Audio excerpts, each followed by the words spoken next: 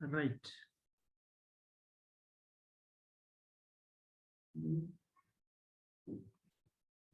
Okay. So all right.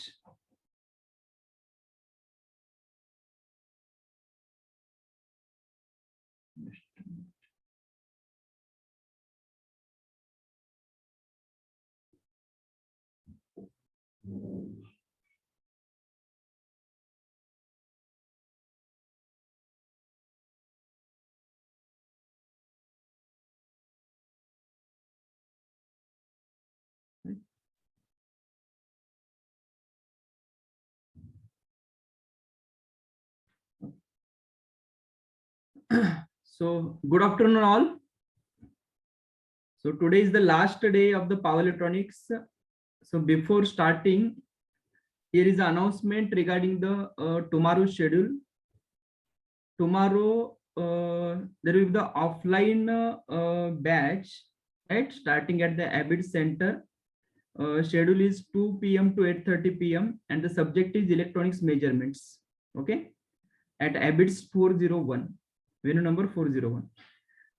For the Dilsukh Nagar Center, tomorrow will be the holiday, and from the 12th September, there will be the batch of 2 p.m. to 8:30 p.m. The electromagnetic fields. Okay, this is at Dilsukh Nagar. At the Kukatpalli Center, tomorrow the schedule is 2 p.m. to 8:30 p.m. and the subject is DC machines. Okay, yes.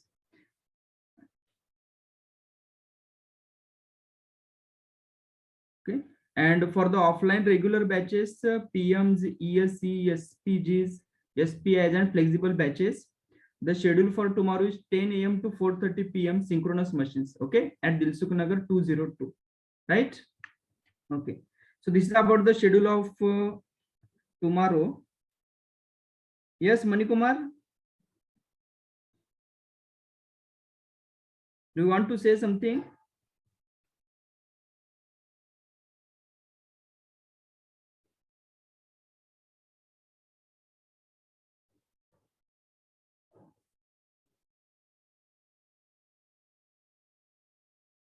Yes.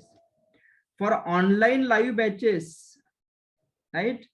Tomorrow will be the holiday, and day after tomorrow 2 p.m. to 8:30 p.m. electronics measurements. Right? Okay. Yes, Vishnu. Yes, sir. The same thing regarding the online classes only I had, sir. Okay, okay. Yes, it is 2 p.m. to 8:30 p.m. electronics measurements day after tomorrow, right? All right, sir. Thank you, sir. Okay, yes. So it's a very fresh day today, right? Energetic day.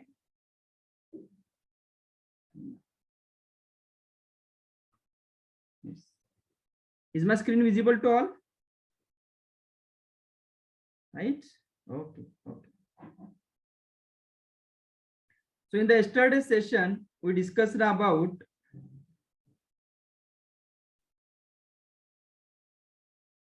yes. So we discussed about the 180-degree conduction mode, three-phase, full bridge inverter. Okay, that is the bridge inverter. Now we are going to discuss about the 120-degree conduction mode, bridge inverter. Okay, so 120-degree conduction mode. Let us put the heading 120-degree conduction mode. 120-degree conduction mode. If you check in 180-degree conduction mode, it was like each switch was conducting for 180-degree conduction mode. It is like each switch was conducting for 180-degree, right? At a time, 3 switches, okay, were in a conduction mode, right? Now let us discuss what is the operation table, okay, for the 120-degree conduction mode and for how much angle each switch will be in a conduction mode, right? So circuit diagram, same as that of the previous case. We're having the 6 switches, controlled switches, and the 6 diodes are connected.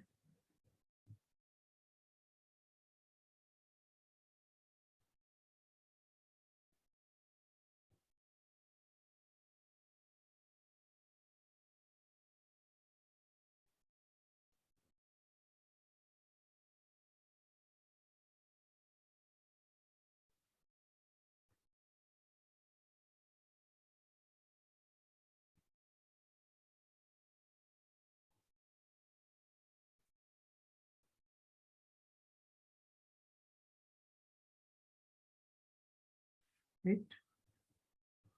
So supply voltage Vs, here it is a capacitor.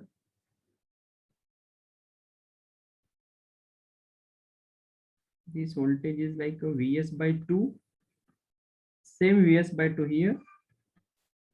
Switches are S1, S3, S5, right? Here it is S4, S6 and S2.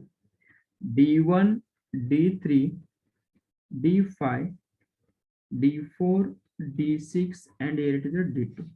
Okay, and we are having a load, that is the 3-phase load. It may be star connected or delta connected, but here we are going to consider the star connection, because in the star connection line and phase voltages are different na. Okay, so in order to analyze the line voltage and the phase voltage, so that's why here we are considering the star connected, right? So suppose the resistive load, so this is the R and R. Here it is a neutral point, right? This is the terminal A of the load, B and the C, right? VAN is the phase voltage, VBN is the phase B voltage, VCN is the phase C voltage, right? Next, same point A will appear here at this point. Let me indicate here. Same point B will appear here and same point C will appear here. Okay. So same circuit diagram as that of the previous case. Now let us check the operation table. So operation table for 120-degree conduction mode. In a 120-degree conduction mode, at a time, 2 switches will be in a conduction mode. Okay. So same, we're having a 6 intervals and conducting switches. Conducting switches, right? Yes. As I said, each interval is of 60 degree. So therefore, we'll be having total 6 intervals. 6 into 60, that is a 360 degree. Okay.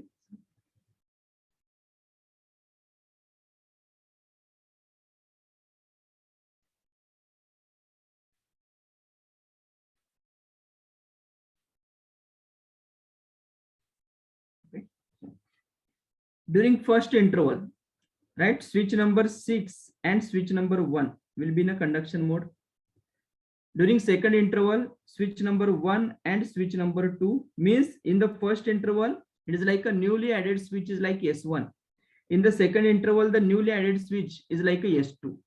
Next, S2, S3, S3, S4, S4, S5, and S5 and S6. After the sixth interval, again it moves to the interval number 1. So you can check. First of all, S6, S1 will be in a conduction mode. After that, at the end of first interval, switch number 6 will go out and the newly added switch will be S2. Similarly, during interval 2, S1, S2 conducts, interval 3, S2, S3, next interval 4, S3, S4, and so on. So you can check here, switch number S1 is there in the interval 1 and interval 2. You can check interval 3, 4, 5, 6, switch number 1 is not present. Means here S1 is in a conduction mode for 2 intervals. Similarly, you can check for S2, you can check for S3, you can check for S5, S4 and S5 also. Okay. Each switch conducts for only 2 intervals. And as I said, each interval is of 60 degree. Okay. So therefore, total 60 into 2, that is nothing but the 120 degree. Okay. So each switch conducts for 120 degree. Let me write. Each switch conducts for 120 degree. Each switch conducts for 120 degree. Okay. And the switch pair conducts for 60 degree actually. Okay. Switch pair conducts for 60 degree. Yes. Each switch pair conducts for 60 degree. But compared to the 180 degree conduction mode, this 120 degree conduction mode is having one advantage. In the interview, they are asked this question. Okay, so what is the advantage of 120 degree conduction mode? Let us understand. Okay, so here, as we know, in 120 degree conduction mode, at a time only 2 switches will be in a conduction mode. So let us consider during first interval. Yes, It is like switch number 6 and 1 are in a on state. So switch number 6 and switch number 1 are in a conduction mode, right? So you can check switch number, that is phase 3 will be like a open circuit only, right? Next, during the second interval, you can check S6 go out and S2 will come in. Okay. So here S6 will turn off. So here S6 is turning off and next S2 is turning on. Now phase B will be open circuit. Here you can check at this during the second interval, okay, or at the end of the first interval, switch number 6 we have turned off. We have turned off the switch number 6, okay.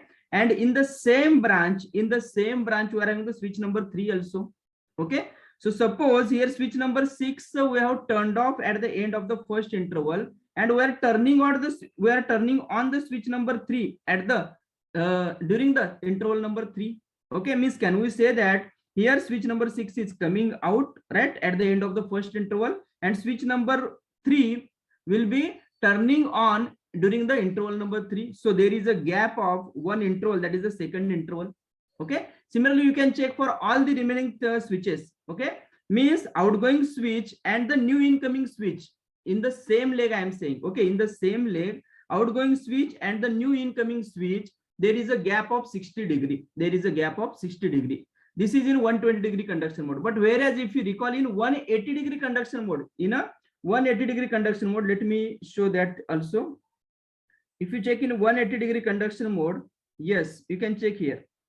S5, S6, S1 are in a conduction mode. Okay, S5, S6, S1. So you can check here S5, S6 and S1. Let me show here.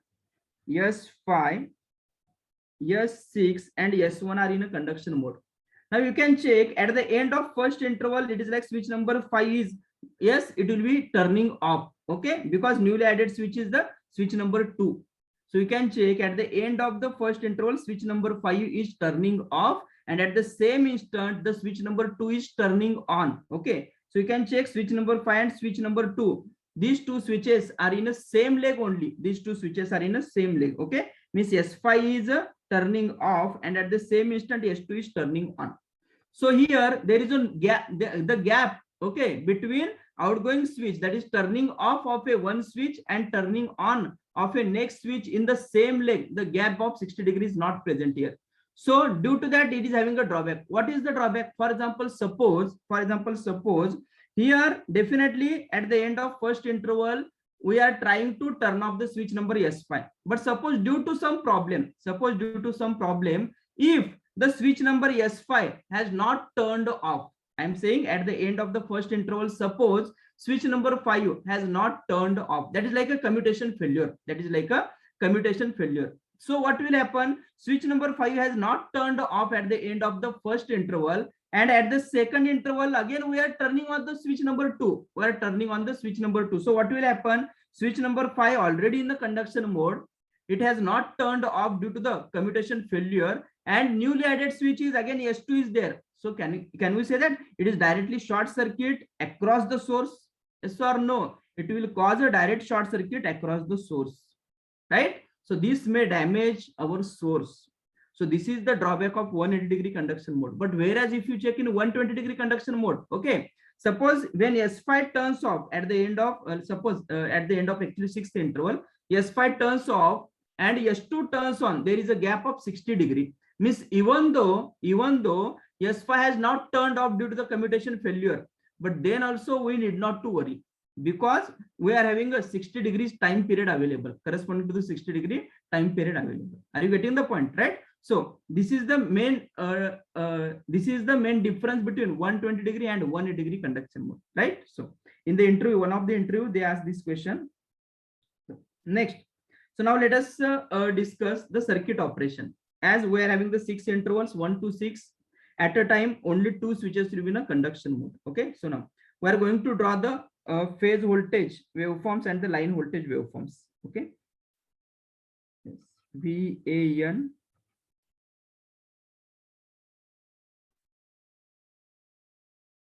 VBN and VCN.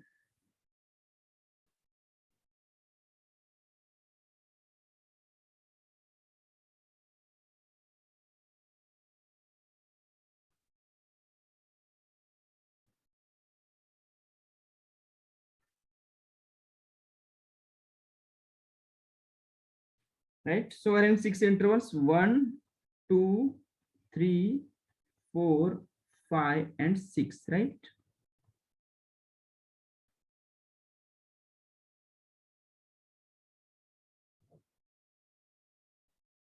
Each interval is of 60 degree, correct? So it is like pi by 3, 2 pi by 3, pi, 4 pi by 3, 5 pi by 3, and 2 pi, right? So let us discuss during the first interval. Switch number 6 and switch number 1 are in a conduction mode, right? S6 and S1 are in a conduction mode, okay? So suppose switch number 6 and 1. So 1 is conduction mode, 6 is also in a conduction mode, okay? So 6 is here conduction mode. So it is like, can we say that phase A of the load is connected through S1 to the positive plate of the supply, right? Phase B through the S6, it is connected to the negative plate of the supply. Phase C is like an open circuit, na? Phase C is an open circuit, okay? So in equivalent, can we draw? Yes, in equivalent, can we draw it as, yes, phase A to the positive of the Vs, phase B to the negative plate of the Vs, okay? So equivalent circuit, let me draw here. Interval 1. Interval 1. Here it is a Vs, phase A to the positive plate, phase B to the negative plate of the supply. This is a neutral point, and here it is a phase C, it is a open. R, and phases are like, this is A phase, this is B phase, this is C phase. This voltage is Vs, na? Right? So now you can check, same phase A to the positive plate of supply, phase B negative plate, and phase C is open. These three are connected in star. Yes or no? Right? Now what is the current which is flowing through the phase C? Current in this resistor, definitely it is a 0 ampere, na? Because it is open circuit here, right? So what current in the phase C is 0 means, can I write it as VCN is equal to 0 volt? Yes or no? VCN is 0 volt. Now how the current is flowing? Current will flow like this only. Yes or no? Clockwise direction. So VAN is positive, VNB is positive, VBN is negative, because current is in downward direction. Okay. So can I write R and R? These are connected in series. So definitely your total voltage will be divided equally, na? Right? So VAN, either you can use the voltage division rule, or directly by observing the circuit also you can write. Okay. Voltage division rule is like R upon R plus R into Vs, na? So it is like a R upon 2R, that is nothing but the 1/2 into Vs. This is your VAN. Similarly, can we write VNB? VNB is equal to Vs by 2, and VBN is equal to minus Vs by 2. Is this clear? So during the first interval, VAN is Vs by 2, VBN is minus Vs by 2, VCN is 0. Right? So let me draw the waveform. VAN is Vs by 2. We are having VAN is a Vs by 2, VBN is minus Vs by 2, and VCN is 0. Right? Similarly, we can write during the second interval, S1, S2 are in a on state. Okay. So S1 and S2 are in a on state. S1 is on, S2 is on now. S6 is off now. So S1 and S2 conducts. So you can check phase A positive plate of the supply, phase B open circuit, phase C negative plate of the supply. Okay. So phase A positive plate, phase C negative plate, phase B open. Okay. So equivalent circuit we can yes, show here. Interval 2, Vs,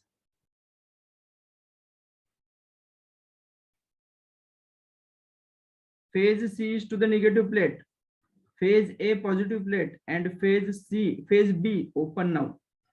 R, and R, right? This voltage is Vs. Now, what will be the value of VAN? Come on, this is neutral point. VAN. Yes, can anyone? What will be the value of VAN?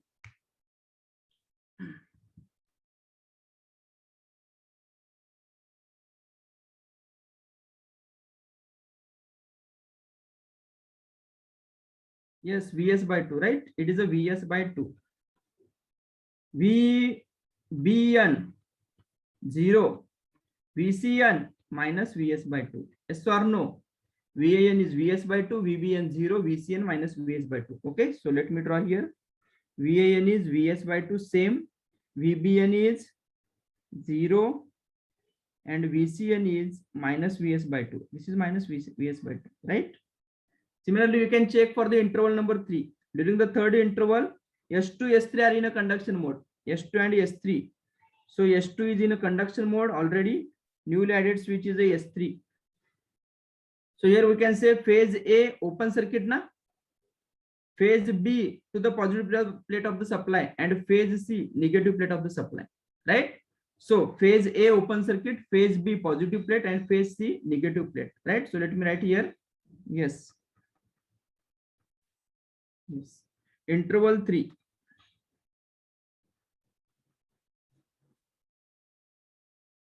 Vs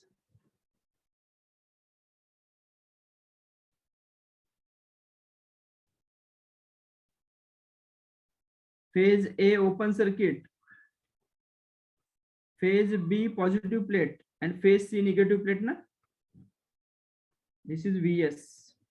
So can I write VAN is a 0, VBN is equal to Vs by 2, and VCN is equal to minus Vs by 2 na, right? So VAN 0, VBN Vs by 2, and VCN minus Vs by 2. Okay, so VAN is 0, VBN is Vs by 2, and VCN is minus Vs by 2. Okay, so this is for first 3 intervals. Similarly, for the next 3 intervals, we'll be getting like this waveform. You can check it.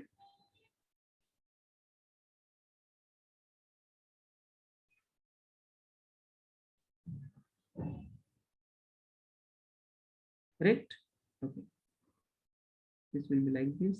Here it is, and this again same repeats. Okay, so this pulse is of Vs by 2 na.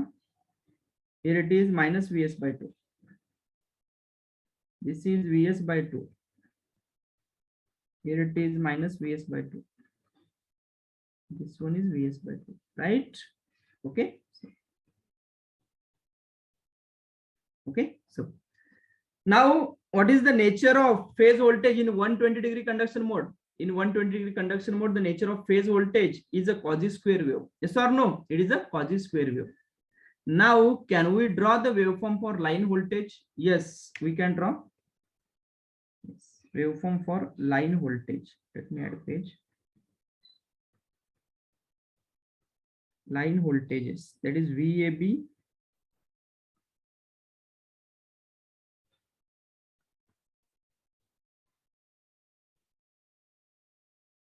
VBC,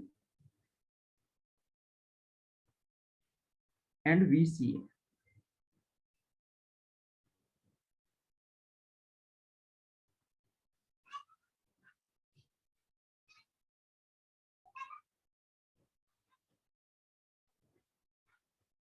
First interval, second, third, fourth, fifth, and sixth, right? So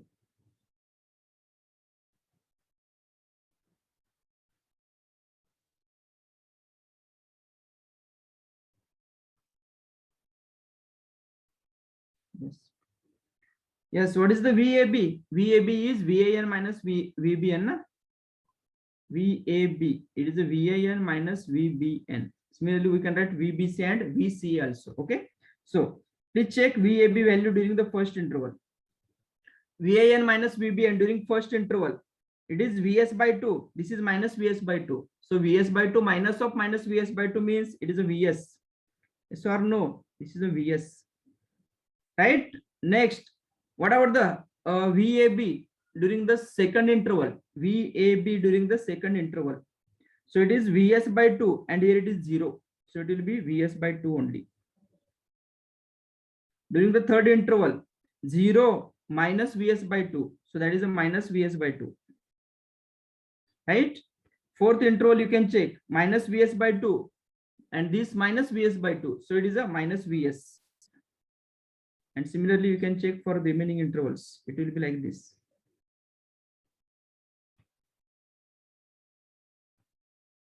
Okay. So this pulse is like minus Vs. This is like Vs by 2. Okay. So Next, check for VBC, VBN minus VCN, minus VS by 2 minus 0. So it is a minus VS by 2. So it will be starting from minus VS by 2. Here it is. Next, during the second interval, 0 minus of minus Vs by 2. So it is a plus Vs by 2. Third interval, Vs by 2 minus of minus Vs by 2. So it is a Vs, right? Similarly, you can check for other intervals. We'll be getting this type of waveform. Okay. And last, VCA, VCN minus VAN, 0 minus Vs by 2. So it is a minus Vs by 2. Okay. So minus Vs by 2. Next, minus Vs by 2, minus Vs by 2. So it is a minus Vs na. So this should be the minus Vs. Next, third interval, minus Vs by 2 minus 0. So it is a minus Vs by 2. Similarly, for the remaining three intervals, it will be like this. Okay, so let me indicate the step values. This is a Vs. This one is Vs by 2. This is also Vs by 2, but negative. And this is minus Vs. Here it is Vs. This step is Vs by 2. Here it is minus Vs. Okay. And here it is minus Vs by 2. Okay. So what is the nature of line voltage? Line voltage is a, yes, stepped wave, na? Right? Strictly speaking, it is a 6-stepped wave. Okay, it is a 6-stepped wave. So let me write here. The phase voltage in 120-degree conduction mode, 120-degree conduction mode is Cauchy square wave. Cauchy square wave. And line voltage in 120-degree conduction mode, 120-degree conduction mode is 6-stepped wave. Okay. So we're having total 6 steps now. You can check 1, 2, 3, 4, 5, and again this 6. Okay. Means before this Vs, definitely yes, we'll be having the Vs by 2 now in order to complete the cycle. Right. So it is a 6-stepped wave. Some of the times they have asked the questions. Right. Now, what about the waveform of pole voltages? Yes, we're having the pole voltage is like this is A, and this point is like a point O. VAO, VBO, and VCO. These are the pole voltages now. You can check when S1 is connected, when S1 is in on state at a time, VAO is equal to Vs by 2 now. When S4 is connected at a time, VAO is equal to minus Vs by 2. Okay, so you can check S1 is in a conduction mode during first 2 intervals only. So during the first 2 intervals, VAO is equal to Vs by 2, right? During the first 2 intervals, I'm saying. Okay. During the third interval, what will happen? You can check in the operation table. During the third interval, neither S1 is in a conduction mode, nor your S4 is in a conduction mode. So what about the VAO? VAO should be 0, because in the third interval, S1 as well as S4 both are in off state. So VAO is equal to 0. Next again, S4 are in on state for interval 4 and interval 5.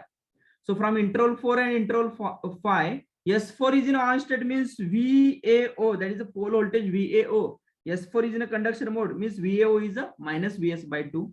And again at the last interval, you can check neither S1 nor S4 is in a conduction mode. So again VAO is a 0. So the VAO waveform you can check, it is like a Vs by 2, Vs by 2, 0, minus Vs by 2, minus Vs by 2, 0. Like that for 6 intervals I'm saying. Okay. So if you check here, this VAO waveform, and here the phase voltage VAN waveform, both are same. You can check. This is Vs by 2, Vs by 2, 0, minus Vs by 2, minus Vs by 2. Okay. So VAN waveform is nothing but your VAO waveform again. It is both are same. Similarly, you can check for VBO also. You can check for VBO also. You'll be getting VBO and VBN. Both are same. And VCN and VCO. Both are same. Okay. So are you getting the point? How to find the VAO waveform? When S1 is in a conduction mode, at that time VAO is Vs by 2. S4 in a conduction mode, VAO is minus Vs by 2. If both are in off state, VAO is 0. Na? In the same way, here you can check. During the third interval, S1, S4 both are off. So VAO definitely will be 0. At the sixth interval, S1, S4 both are off. So VAO 0. So what is during first two intervals, S1 on. During fourth and fifth interval, S4 is in on state. Okay. So same waveforms. Similarly, you can check for VBO, VCO also. Right. Next. So again, let me write the nature of, yes, pole voltage. Okay. Pole voltage in 120-degree conduction mode. 120-degree conduction mode is, again, it is a quasi-square wave. Again, it is a quasi-square wave. Quasi-square wave. Right? Now, can we derive the expression for RMS value of phase voltage? So before that, yes, what is the phase difference between VAN and VBN? Come on. What is the phase difference of VBN and VAN and VBN? Yes, expectedly nature is should be sinusoidal, but we are not getting the sinusoidal. Yes or no? Right? We are getting the quasi-square wave. But let us check whether the phase displacement is 120 degrees satisfying or not. Yes, 120 degree phase displacement is there. Whatever the waveform of VAN is there, Vs by 2, Vs by 2, 0, minus Vs by 2, minus Vs by 2. Same is repeating in VBN after two intervals. Now, after this interval, you can check Vs by 2, Vs by 2, 0, minus Vs by 2, minus Vs by 2. So VBN is lagging to VN by 120. Similarly, we can check VBN and VCN phase difference. Whatever the waveform of VBN is there, it is starting in VCN after two intervals. Na? Second interval means here up to this first interval, second interval. After this, you can check this waveform and this waveform, both are same, right? So VCN is lagging to VBN by 120 degree. Similarly, we can check for VN and VCN also, right? So phase displacement is there of 120 degree. Peak values you can check Vs by 2, Vs by 2, Vs by 2. All are having the same peak value, same frequencies also, right? So apart from the sinusoidal, remaining all other requirements are fulfilling. Next, line voltage you can check VAB and VBC. What is the phase displacement? Phase displacement between VAB, VBC. 120 degree, na? Right? Same waveform is repeating in VBC after two intervals. Vs, Vs by 2, minus Vs by 2, minus Vs. Vs, Vs by 2, minus Vs by 2, minus Vs. Same sequence is there. Okay. So, yes. So phase displacement is 120 degree. Peak value is, here it is Vs, here it is Vs, here it is also Vs. Okay. So, next. Now let us derive the expression for RMS value of phase voltage. Okay. RMS value of phase voltage. Let me write here. Yes. Phase voltage RMS value. Phase voltage RMS value. Yes. Either you can write VAN RMS or VBN or VCN you can find. Okay. Yes. It is like 1 by pi. If you check integration from 0 to 2 pi by 3. It is having a value Vs by 2 now. So Vs by 2. Bracket square d omega t to the power 1 by 2. Please check the waveform, you will understand. Yes. 0 to pi, non-zero, 0, and same negative we are having Vs by 2, here it is negative Vs by 2, again 0. Okay. So I'm taking RMS value over 0 to pi only, right? And 0 to 2 pi by 3, it is a positive, that is Vs by 2, and 2 pi by 3 to pi, it is 0. Na? So that's why I have taken interval from 0 to 2 pi by 3 only. So it is equal to Vs by 2 root pi here as it is into, it is like under root 2 pi by 3. Na?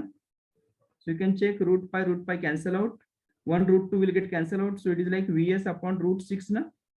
This is your VAN RMS. Yes or no? RMS value of phase voltage, right? RMS value of phase voltage. One root 2 will get cancelled out. This root 3 and this root 2 now. It will become 6, root 6. Okay. So VAN RMS. Now, what about the line voltage RMS value? RMS line voltage. RMS line voltage. Either you can write VAB RMS or VBC RMS or VC RMS. Okay. Anything you can write. Okay. Either we can find by using the waveform of VAB, or directly we can write it as a root 3 into VPH RMS. In both the ways, you will be getting the same answer. Yesterday we discussed this thing. What is VPH RMS? Root VS by root 6. So it is equal to VS divided by root 2. Na? This is your VAB RMS. Right? VAB RMS. Is this clear?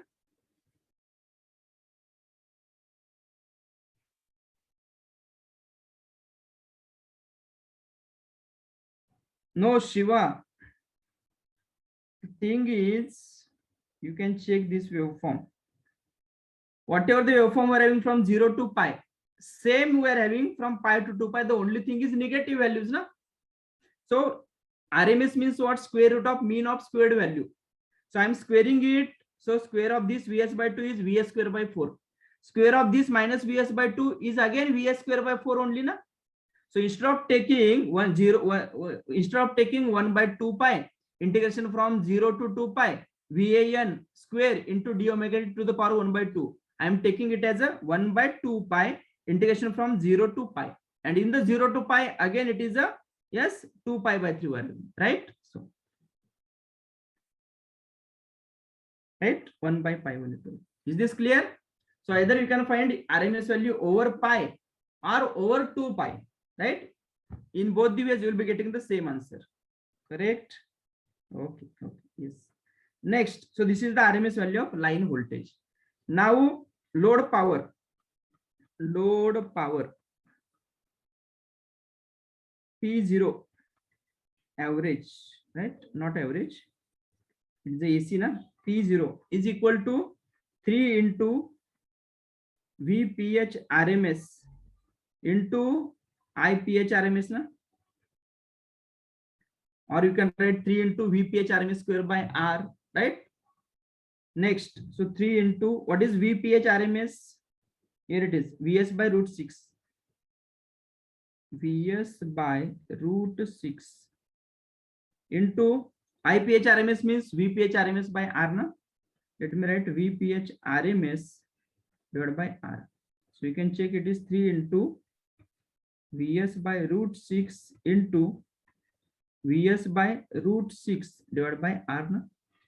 So it is like 3 into VS square divided by 6 into R. So it will be like VS square divided by 2R, right? This is a P0 in 120-degree conduction mode. VS square by 2R. Okay. Next, now you can check. Yes, if I want to write the P0 in 120-degree conduction mode divided by P0 in 180-degree conduction mode. Okay. So you can check in 120-degree conduction mode, just now I written Vs square by 2R. It is a Vs square divided by 2R divided by, what is the P0 in 180-degree conduction mode? Yesterday we discussed. So you can check in 180-degree conduction mode, what is the P0? 2 times Vs square by 3R. Yes or no? 2 Vs square by 3R. So we can write it as, yes, 2 times Vs square divided by 3R. So it is like Vs square will get cancelled out. R will get cancelled out. Okay, so it is like, this will be equal to, I can write it as 3 by 4, na? 3 by 4. So 3 by 4 is nothing but 0.75. Is equal to 3 by 4. So please listen.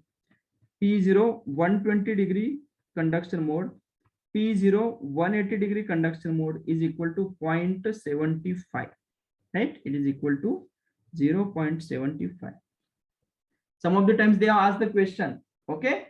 They will give you the circuit diagram and they give the data like for 120 degree conduction mode, if the load is consuming this much of power, then for 180 degree conduction mode, how much power the load will consume. Okay, so for that this one is important. Okay, either you can memorize this, or you can memorize this formula, or you need to understand the operation table, right? Operation table is, strictly speaking, to memorize the operation table is easy, right? Comparatively memorizing these expressions, right? So next, now let us discuss the Fourier series expressions. Okay, Fourier series expression. Fourier series expression.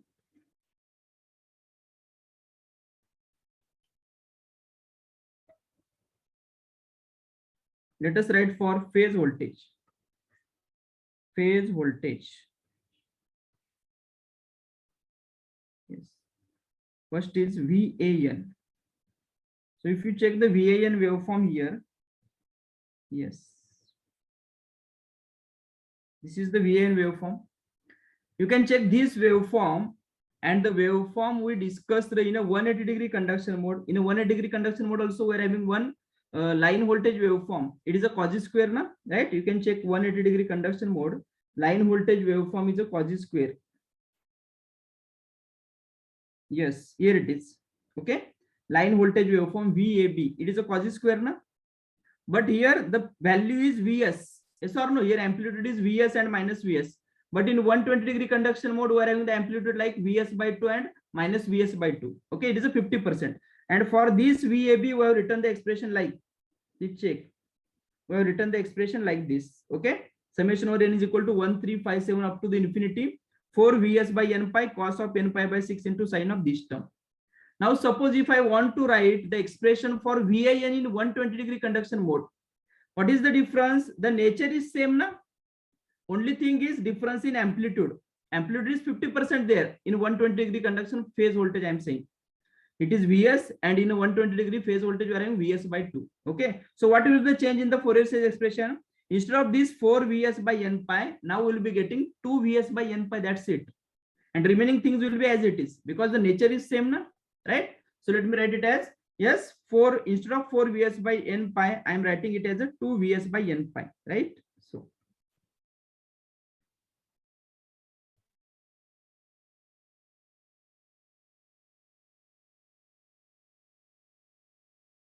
right.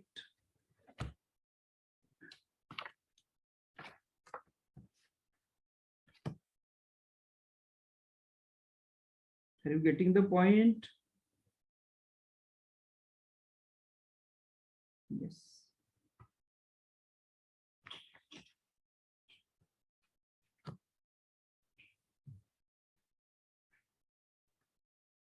Only thing is, yes, I'm writing it as a VAN. Instead of 4, here it is a 2. Here it is a 2. Is this clear?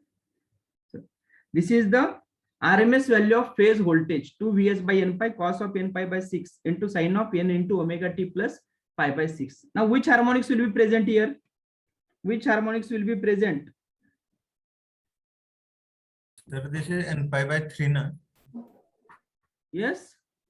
N pi by 3, na? Where? 120 degree conduction means D value is 60 degree.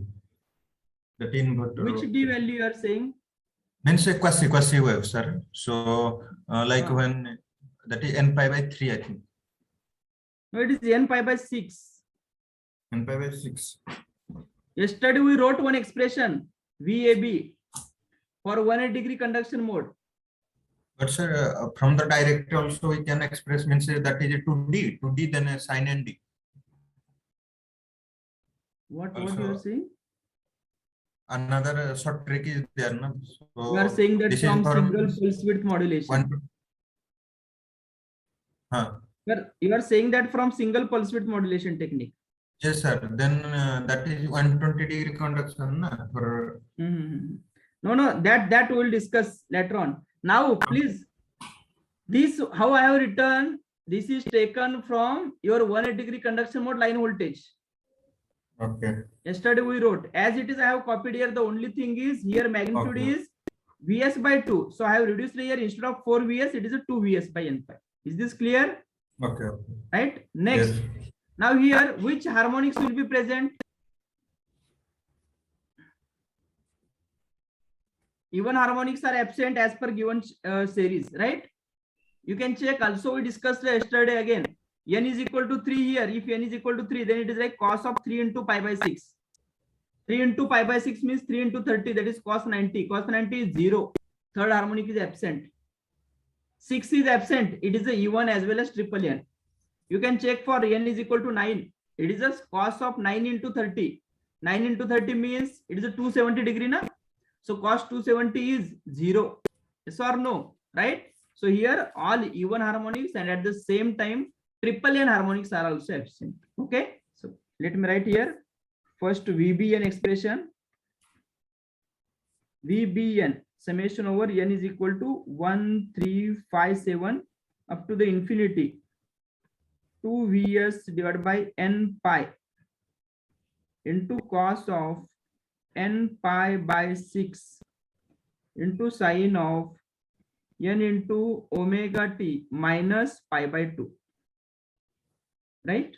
You can check the phase difference between these two. It is a 120 degree. Okay. Next. Similarly, we can write VCN. VCN summation over n is equal to 1357 up to the infinity. 2 Vs divided by n pi into cos of n pi by 6 into sine of, this can be written as n into omega t plus, either we can write plus pi by 2. Okay, sorry, plus 5 pi by 6. So if I write plus 5 pi by 6 means here it is pi by 6, here it is 5 pi by 6. Okay, that is 150 degree and 30 degree. So what is the phase displacement? 120 degree. Okay, so next. So these are VIN, VBN and VCN. That is phase voltages. Now which harmonics are absent? Let me write. In 120 degree conduction mode. Conduction mode. Okay. All E1 and triple N. All E1 and triple N harmonics will be absent or are absent in phase voltage waveform. Phase voltage waveform, right? Phase voltage waveform. Next, now, correct. N is equal to 6, anonymous attendee. N is equal to 6 is your E1, na? Right? So even your cos of that thing is non-zero, but you can check this series. Already for n is equal to 6, your Bn value was 0. So that's why that n is equal to 6 is not there here, right? So n is equal to 6 is already present, already absent. Next, so this is about phase voltage. Now let us write the Fourier series expression of line voltage. Okay, line voltage Fourier series expression. Let me write line voltage Fourier series expression.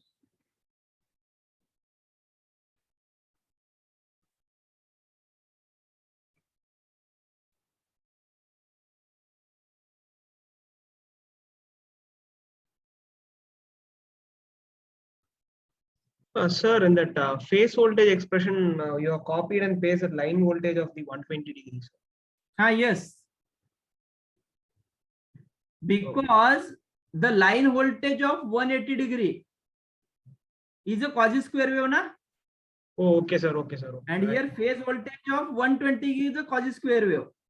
Okay, sir. Okay. So we need to focus on those waveforms, nature of waveform, na? Okay, sir. Right? So that's why I've taken that expression. Is this clear? Yes. Okay. line voltage Fourier series expression. Okay, so now you can check the line voltage waveform. It is a sixth stepped wave na? We have drawn here. Yes, we are having this type of waveform. This value is Vs. Here it is Vs by 2. Here it is minus Vs by 2. Here it is minus Vs. Now you can check this waveform and the waveform of phase voltage in 180-degree conduction mode. This VAB is nothing but line voltage in 120-degree conduction mode. This is a stepped waveform. Again, in the 180-degree conduction mode also, we are having a phase voltage waveform is a stepped waveform. Na? So now, for that waveform, we have already written the Fourier series expression, right? So let us first check that one. So Fourier series expression of 180-degree conduction mode line voltage waveform, right? So phase voltage waveform, right? Phase voltage. So here we have written, yes. This is the phase voltage waveform of 180-degree conduction mode. The steps are like Vs by 3, 2 Vs by 3, Vs by 3, minus Vs by 3, minus 2 Vs by 3, and here it is as it is. Okay, so and for this waveform, we are having the Fourier series expression. You can check, we have written, we have derived actually. So we are having the expression like this, na 2 Vs by n pi into sine of n omega t. Yes or no? And for all odd harmonics, all even and triple n harmonics are absent. Okay, so now for this waveform, I am having this expression. So let me first copy this. Okay, let me first copy this so that it will be easy to compare, right? I'm copying this waveform.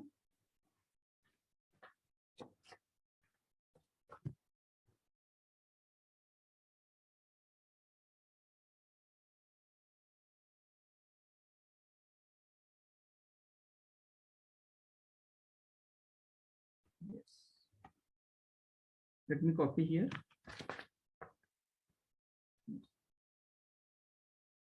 This is, let me write here. Yes. This waveform is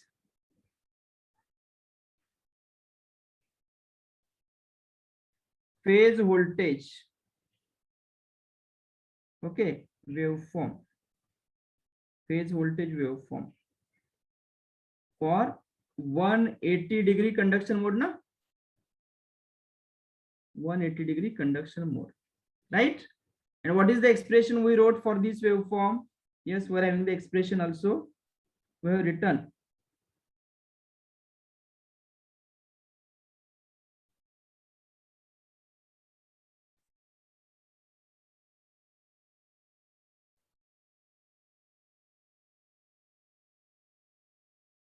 Yes, here it is. This one is the expression. Okay. So,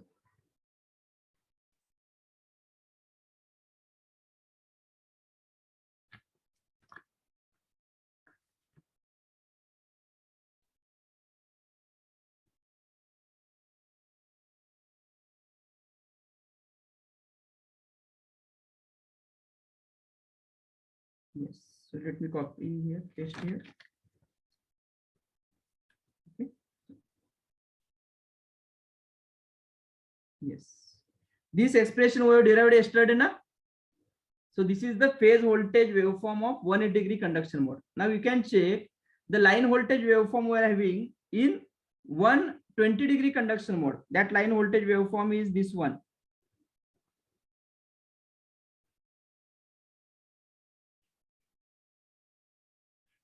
Yes, this is the line voltage waveform. Okay, so let me copy this VAB.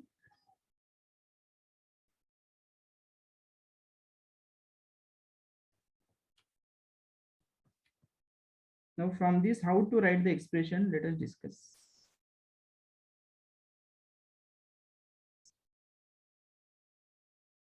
Yes.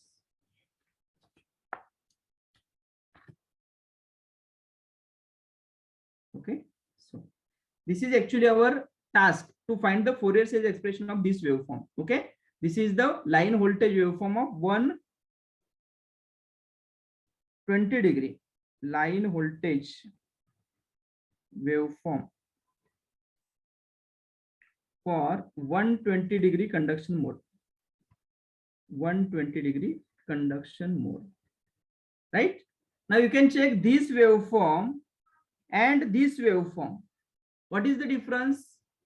It is like, can I say that this waveform VAB is leading to this voltage VAN by some 30 degree?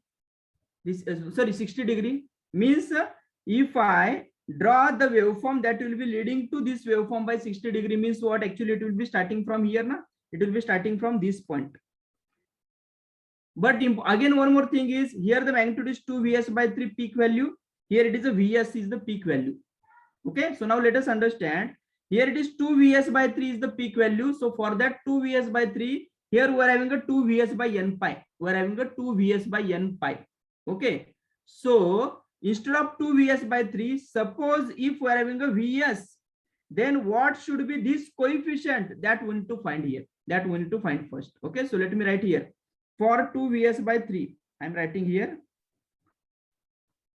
Yes, for 2 Vs by 3, what is the magnitude here or coefficient? It is 2 Vs by n pi. Okay, it is a 2 Vs by n pi. Now here we are having Vs. So for Vs, what will be the coefficient? Let me write it as a x. So can we take the cross multiplication of find x? Yes, therefore x is equal to, I am writing it as a 2 Vs divided by n pi into Vs divided by this thing 2 Vs by 3 now. So if you check, it is equal to 2 Vs cancel out. Okay, so it is like a 3 Vs by n pi. Are you getting the point? The meaning is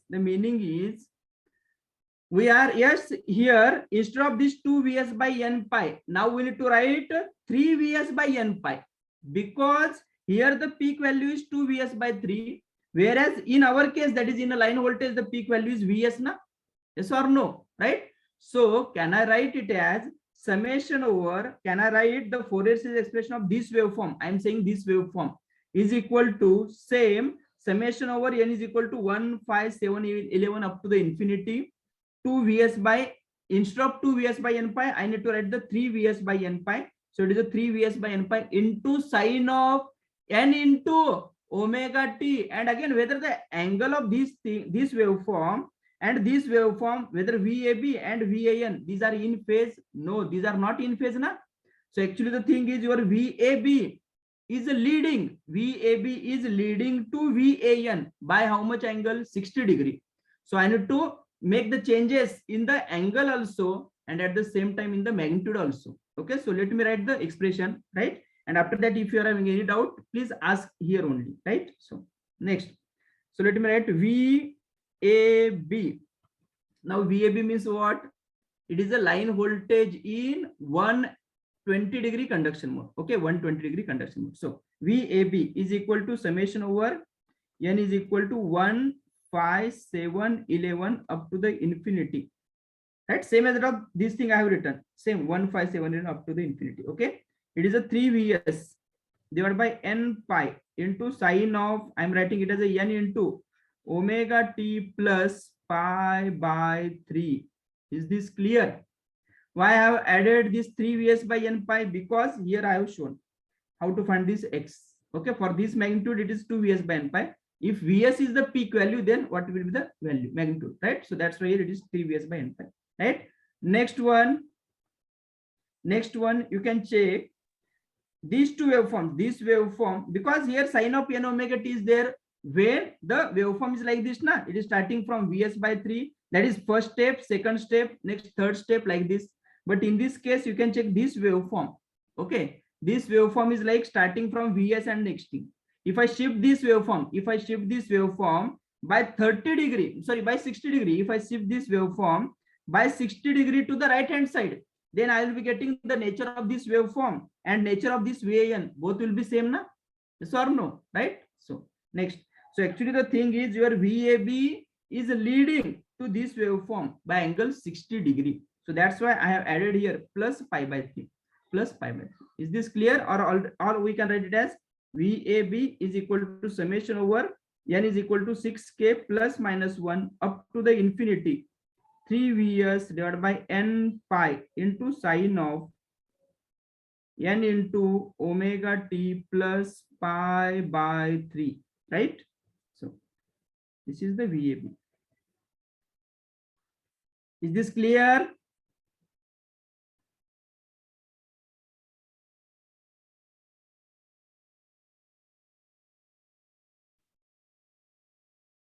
Right?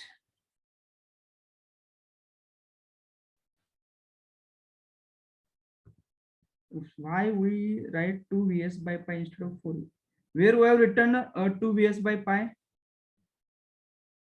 Right? Okay.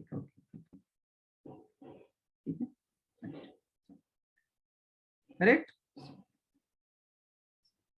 So this is the expression of VAB. Similarly, we can write the expression for VBC also.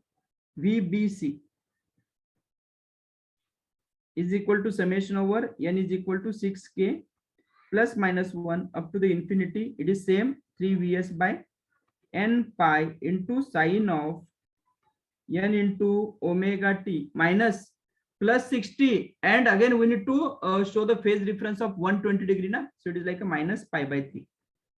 You can check plus pi by 3 minus pi by 3, total phase displacement is 120 degree. Okay, this is VBC.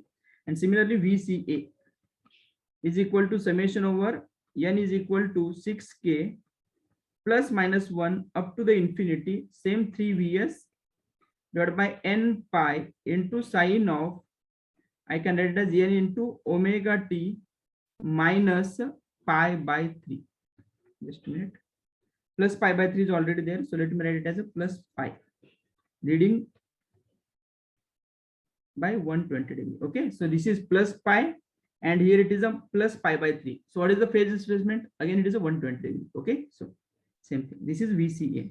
Important thing, yes, in 120 degree conduction mode, 120 degree conduction mode, all even and triple n, all even and triple n harmonics are absent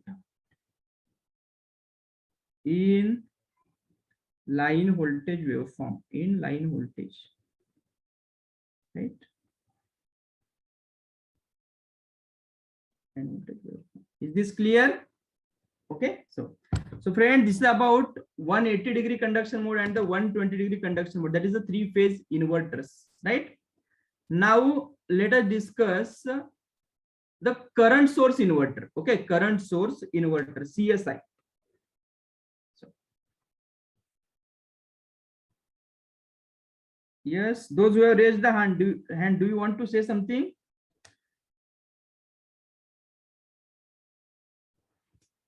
Right? Okay. So next, let us discuss the current source inverter, CSI.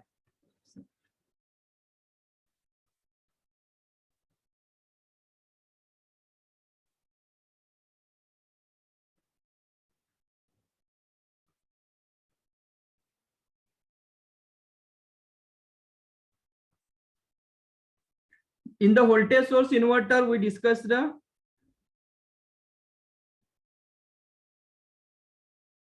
right. In voltage source inverter, we discussed about the conclusion that the output voltage is a square wave na, and it is a constant voltage, right? And the nature of the current waveform, it was depending on the nature of the load. Now in the current source inverter, it is like an input current to the inverter is a constant. Input current to the inverter is a constant. Okay, so that the output current, that is a load current waveform, you will be getting it is a square wave. Load current waveform will be getting is a square wave. Okay, so now let us discuss the circuit operation. Current source inverter circuit diagram.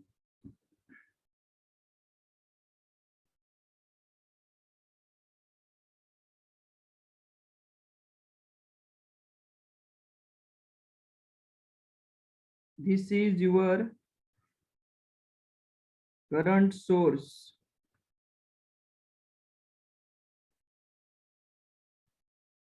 Right? When a high value of inductor is connected in series with your DC supply, right? It will give you the constant current source. Okay, so it is a current source. Next,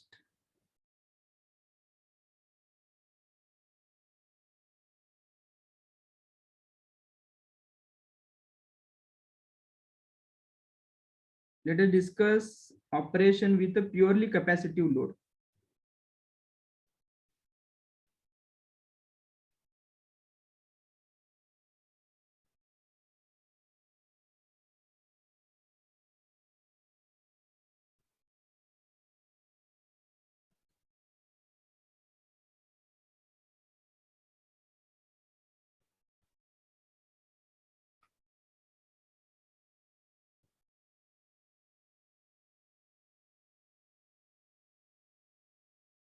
His current is constant because current source inverter na, so input current is constant, right? So let me show here, input current is equal to your capital I. Input current is equal to capital I, right? So this is your V0. Let me indicate the V in also. This voltage is V in.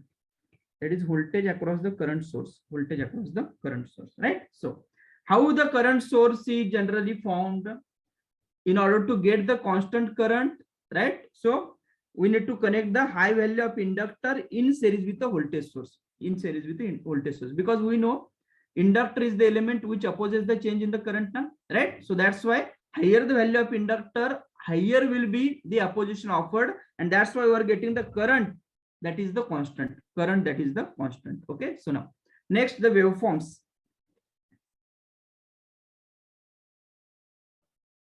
I0 waveform. Suppose this is a T.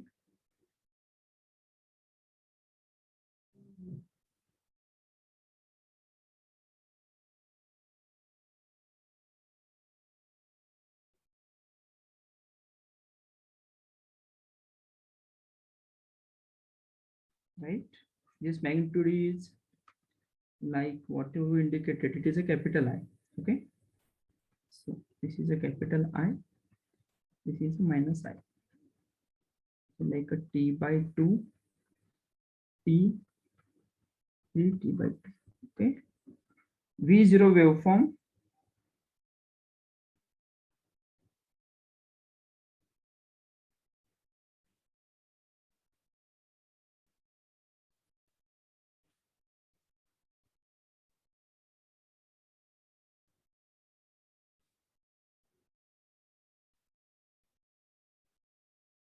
This is a linear decrease.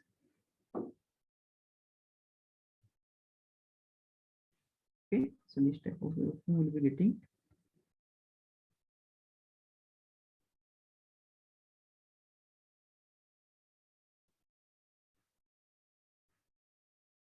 This is like a plus V0, let me use, and this is like a minus V0. Okay, plus V0 minus V0. Next, I in waveform, let me draw here. I'm sorry, V in.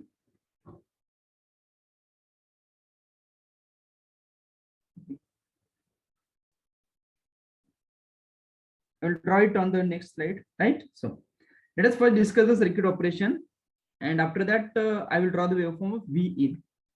So here V I0 and here it is V0. Current source inverter, the output current waveform is a square wave. It is a constant current we are having, right? Constant current, positive, negative, positive, negative. And here we are having a V0 waveform. It is a triangular wave. This is for capacitive load. This is for capacitive load. Okay, so now let us discuss the circuit operation. Now, during T is equal to 0 to T by 2, during T is equal to 0 to T by 2, yes, we are going to apply the controlling signals, okay, controlling signals to the switches S1 and S2, okay, switches S1 and S2. So let me write here, during T is equal to 0 to T by 2, yes, controlling signals or triggering signals, you can say, triggering signals applied to S1 and S2, S1 and S2. Okay, so now let us discuss what will happen in the circuit operation. Okay, so for the very first cycle, definitely our capacitor, when S1 S2 turns on at T is equal to 0, current is flowing like this, current will flow like this. Okay, so when current flows like this, So this current is constant, means definitely current in the load is also constant. Yes or no? Right? So constant current will be flowing through the load. So for the very first cycle, the waveform of current, which is voltage of the capacitor, it will be starting from 0. But for continuous cycle, it will be like this. For continuous cycle, it will be like this. Okay. So what is the meaning of this waveform? Let us discuss. So here, this point indicates, as this is T by 2 now. This point is like a T by 4. This point is like a 3T by 4. And this is T. This is a T. Now, from T by 4 to T, from T is equal to T by 4 to T. Okay. I am saying, I am discussing for continuous cycle here. From T by 4 to T, it is like a switches S1 and S2 will be in a conduction mode. So when S1, S2 conducts, current will flow from Vs, inductor, S1, capacitor, that is a load, S2, and again back to the Vs. In this loop, the current is flowing. Now, as the input current is constant, right? Input current is constant. So can I say that the current flowing through the capacitor, that is the load current, it is also constant? Yes or no? Right? So from T by 4 to T by 2, from T is equal to T by 4 to T is equal to T by 2. What is happening here? T by 4 to T by 2, capacitor go on charging, right? Capacitor go on charging. So how the capacitor will be charging? What will be the nature of the waveform of the voltage across the capacitor? You can check. We know capacitor current IC is equal to C into dVc by dt, na? Right? So let me write IC is equal to C into dVc by dt. What is the IC? In our case, IC is nothing but I0 is equal to C into dVc, means dV0 by dt, na? Because capacitor is connected in the load, right? So here I0 is equal to C into dV0 by dt. Next here, I0 is a constant current, which is equal to I, na? Right? So it is equal to I, because input supply current is constant. So definitely your load current is also constant. So I is equal to C into dV0 by dt. So can I write, therefore dV0 by dt is equal to C, I by C is equal to I by C. Yes or no? dV0 by dt is equal to I by C. Now what is happening here? It is equal to I by C we are having. Okay. Now dV0 by dt is nothing but rate of change of voltage with respect to time, which is equal to current I. Whether current I is changing or constant, current I is constant. C is the value of capacitor. It is also constant. Means can I say that this I by C is a constant, right? So therefore, can I write it as dV0 is equal to I by C into dt, I by C into dt. So this indicates your V0, taking integration, na? V0 is equal to I by C into T. V0 is equal to I by C into T. Out of that, this I by C is a constant, na? So it is like Y is equal to mx again. It is a linear. So that's why the V0, is a linear. V0 is a linear. Are you getting the point? V0 means voltage across capacitor. It is changing linearly. It is changing linearly. Whereas if you recall, in the voltage source inductor, in the voltage source inverter, we discussed the purely inductive load. In the purely inductive load, voltage was a square wave. But what about the current nature? Current nature was sinusoidal. This is not sinusoidal. It was a linearly changing. That is a triangular form. Same here we'll be getting. The load voltage is a triangular form, right? And current is a square wave. But this is for capacitive load. This is for capacitive load. So please try to understand here. Yes, V0 is equal to I by C into T. I by C is a constant, right? So therefore, V0 is totally proportional to your time T, right? Proportional to T, right? So what is happening here? Let me write. Yes. Yeah. During, in a continuous cycle, during T is equal to T by 4 to T by 2. T by 4 to T by 2. What is happening? S1, S2. S1 and S2 will be in a conduction mode. S1 and S2 will be in a conduction mode, right? So when S1, S2 conducts, it is like a capacitor go on charging. Okay, capacitor charges. Capacitor charges. Okay, and what is that? dV0 by dt we have written. dV0 by dt is equal to I by C. Now we have written. It is equal to I by C. That is nothing but the slope. I by C. This indicates your slope. This is the slope, right? Again, from this, we can find the peak value also. We can find the peak value also, right? So if this is the slope, right? So what will the peak value? Can I write? dV0, I'm writing it. dV0 by dt is equal to I by C. So you can check during T by 4 to T by 2. the capacitor voltage is increasing. At T by 2, it is a peak value. At T by 4, it is a 0. So what is the dV0 change in the voltage? V0 minus 0. So it is a V0. Na? So it is a V0 minus 0 divided by dt. What is the time change? T by 4 minus T by 2 minus T by 4. T by 2 minus T by 4 is equal to I by C. So therefore, V0 is equal to like I by C into T by 4, right? So it is like I into T divided by 4C. I into T divided by 4C. Okay, this is your peak value, right? Peak value of capacitor. Okay, peak capacitor voltage or the peak load voltage. This is a peak load voltage. Peak load voltage, right? Next, what is the peak to peak? Peak to peak ripple in the load voltage. Can we write peak to peak ripple? Peak to peak ripple in load voltage. Yes, what is peak to peak ripple? You can check. Peak to peak means V0 minus of minus V0. That is 2 times V0. Okay, so it is equal to V0 minus of minus V0, na? Which is equal to 2 times V0, which is equal to, this is 2 into IT by 4C. 2 into IT divided by 4C. IT by 4C. This is peak to peak ripple in the load voltage. Now, yes, let us coming towards the circuit. T by 4 to T by 2, S1, S2 are in a conduction mode. Capacitor has charged. Okay. So how the capacitor will charge? Whatever the polarity of the voltage across capacitor, it is like a plus here and minus here. Na? Like this, the capacitor will be charging. Right. Next, at T by 2, at T is equal to T by 2, what we are doing? At T is equal to T by 2, we are turning on switches S3, S4. We are turning on switches S3 and S4. So as soon as S3, S4 turns on, what will happen to S1, S2? You can check. When S3, S4 turns on, the capacitor voltage will appear as a reverse voltage for S1. Na?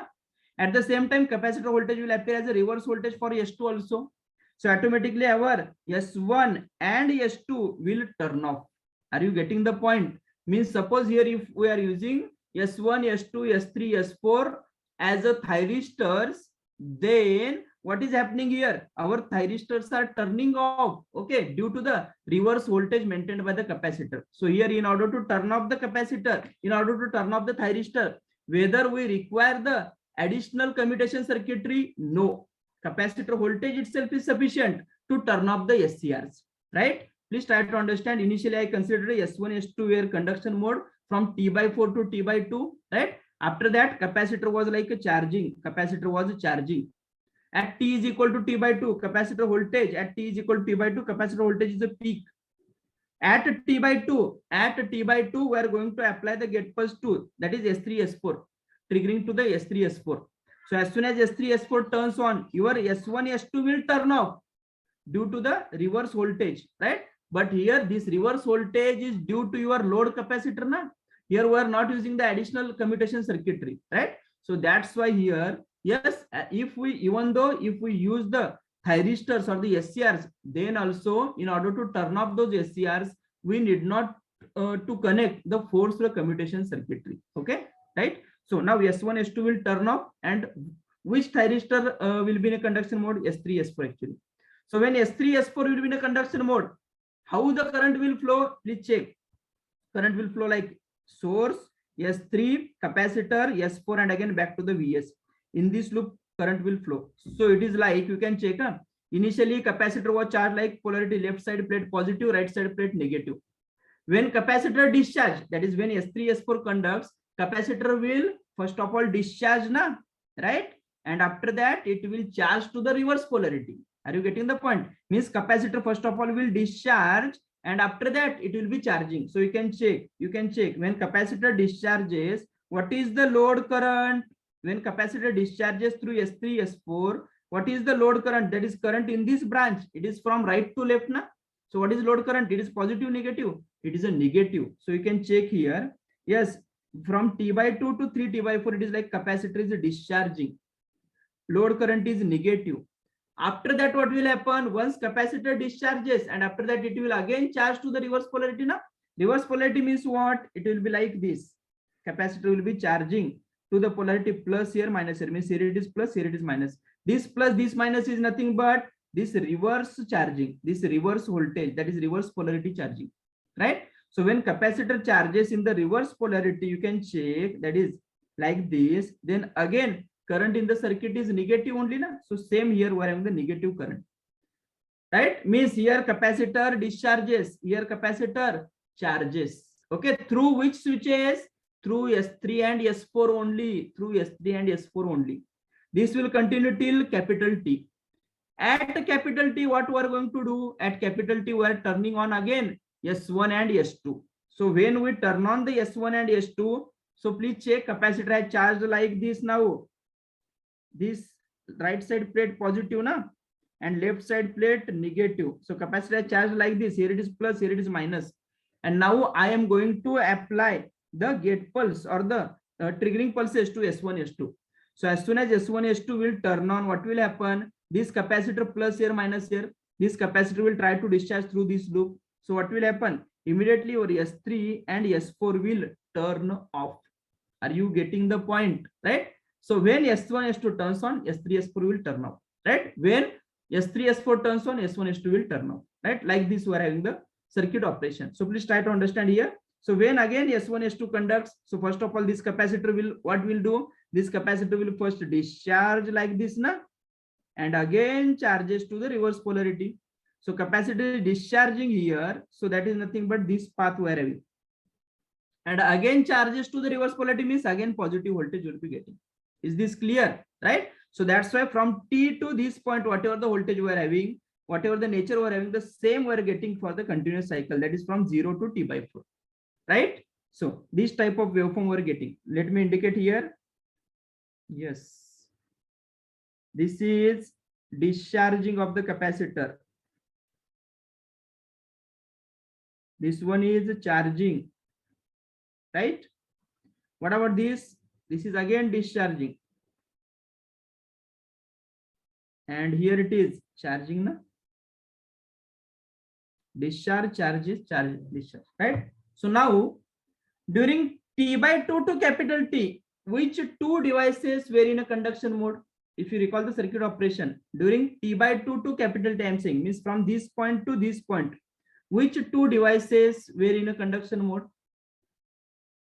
Yes, recall the circuit operation. From T/2 to capital T, which two devices, whether it is S1, S2 or S3, S4? T/2 to T, S3, S4, yes or no? S3 and S4. So here from T/2 to T, S3, S4 conducts, and from 0 to T/2, it is like S1, S2 conducts, no? Right? So because it is discharges, charges, and again same will happen for S1, S2. This is from T to 3 T/2 means for continuous cycle, 3 T/2 means 0 to T/2 again, no? Right? So let me write here. Yes. Yes, here.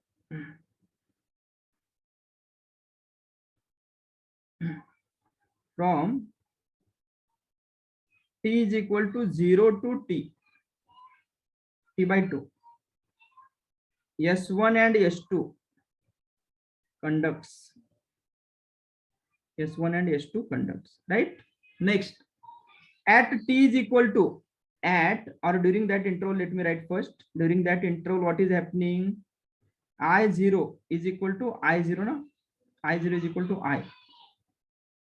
I0 is equal to I, right? We are getting.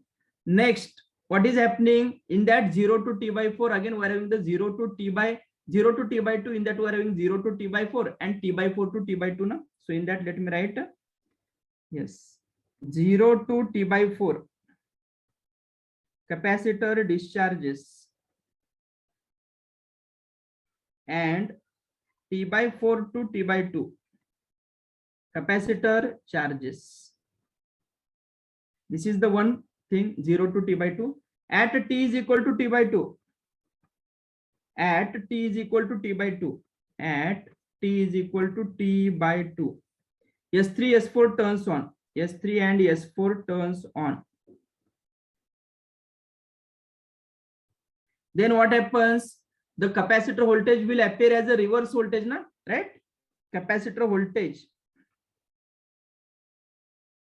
will appear as reverse voltage for S1, S2, for S1 and S2. Therefore, S1, S2 turns off. S1 and S2 turns off due to reverse voltage. Reverse voltage. Right? So now let me write here. If we use thyristor, that is SCR, as a switch, then to turn off, okay, it additional commutation circuitry is not required. Additional commutation circuitry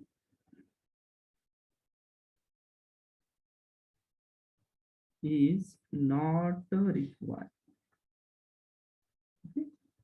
Additional commutation circuitry is not required, right? So means it is like your capacitor will act as an commuting element for the thyristor. Okay, so that's why in current source inverter generally the SCRs are preferred. SCRs are preferred. Okay, so because SCR is having an advantage na, only for small time interval we can circulate the gate current, right? After that we can remove, and in order to turn off, your capacitor is doing the job of turning off the thyristor, right? So same thing. So this is from t is equal to 0 to t by 2. Similarly, what will happen during t is equal to t by 2 to t? Which two devices, S3 and S4, conducts? S3 and S4 conducts. So in that also, for t is equal to t by 2 to 3t by 4, it is like capacitor discharges, na? And next for t is equal to 3t by 4 to capital T, capacitor charges, right? Capacitor charges. Okay, so again at t we are applying the S1, S2, and therefore S3, S4 will turn off. Okay, that is not required. Now here my question is, what is the conduction duration of each switch? I ask the question. Conduction time of each switch. Yes, each switch conducts for 0 to t by 2 S1, S2, and S3, S4 t by 2 to t, na? So it is like a t by 2, that is equal to t by 2, right? Next, now what is the PIV rating of the suppose I'm using the switches, right, that as a SCR? What is the PIV rating? PIV rating of each switch. PIV rating of each switch. If I want to find, how to find PIV rating of each switch? Yes, please check the circuit.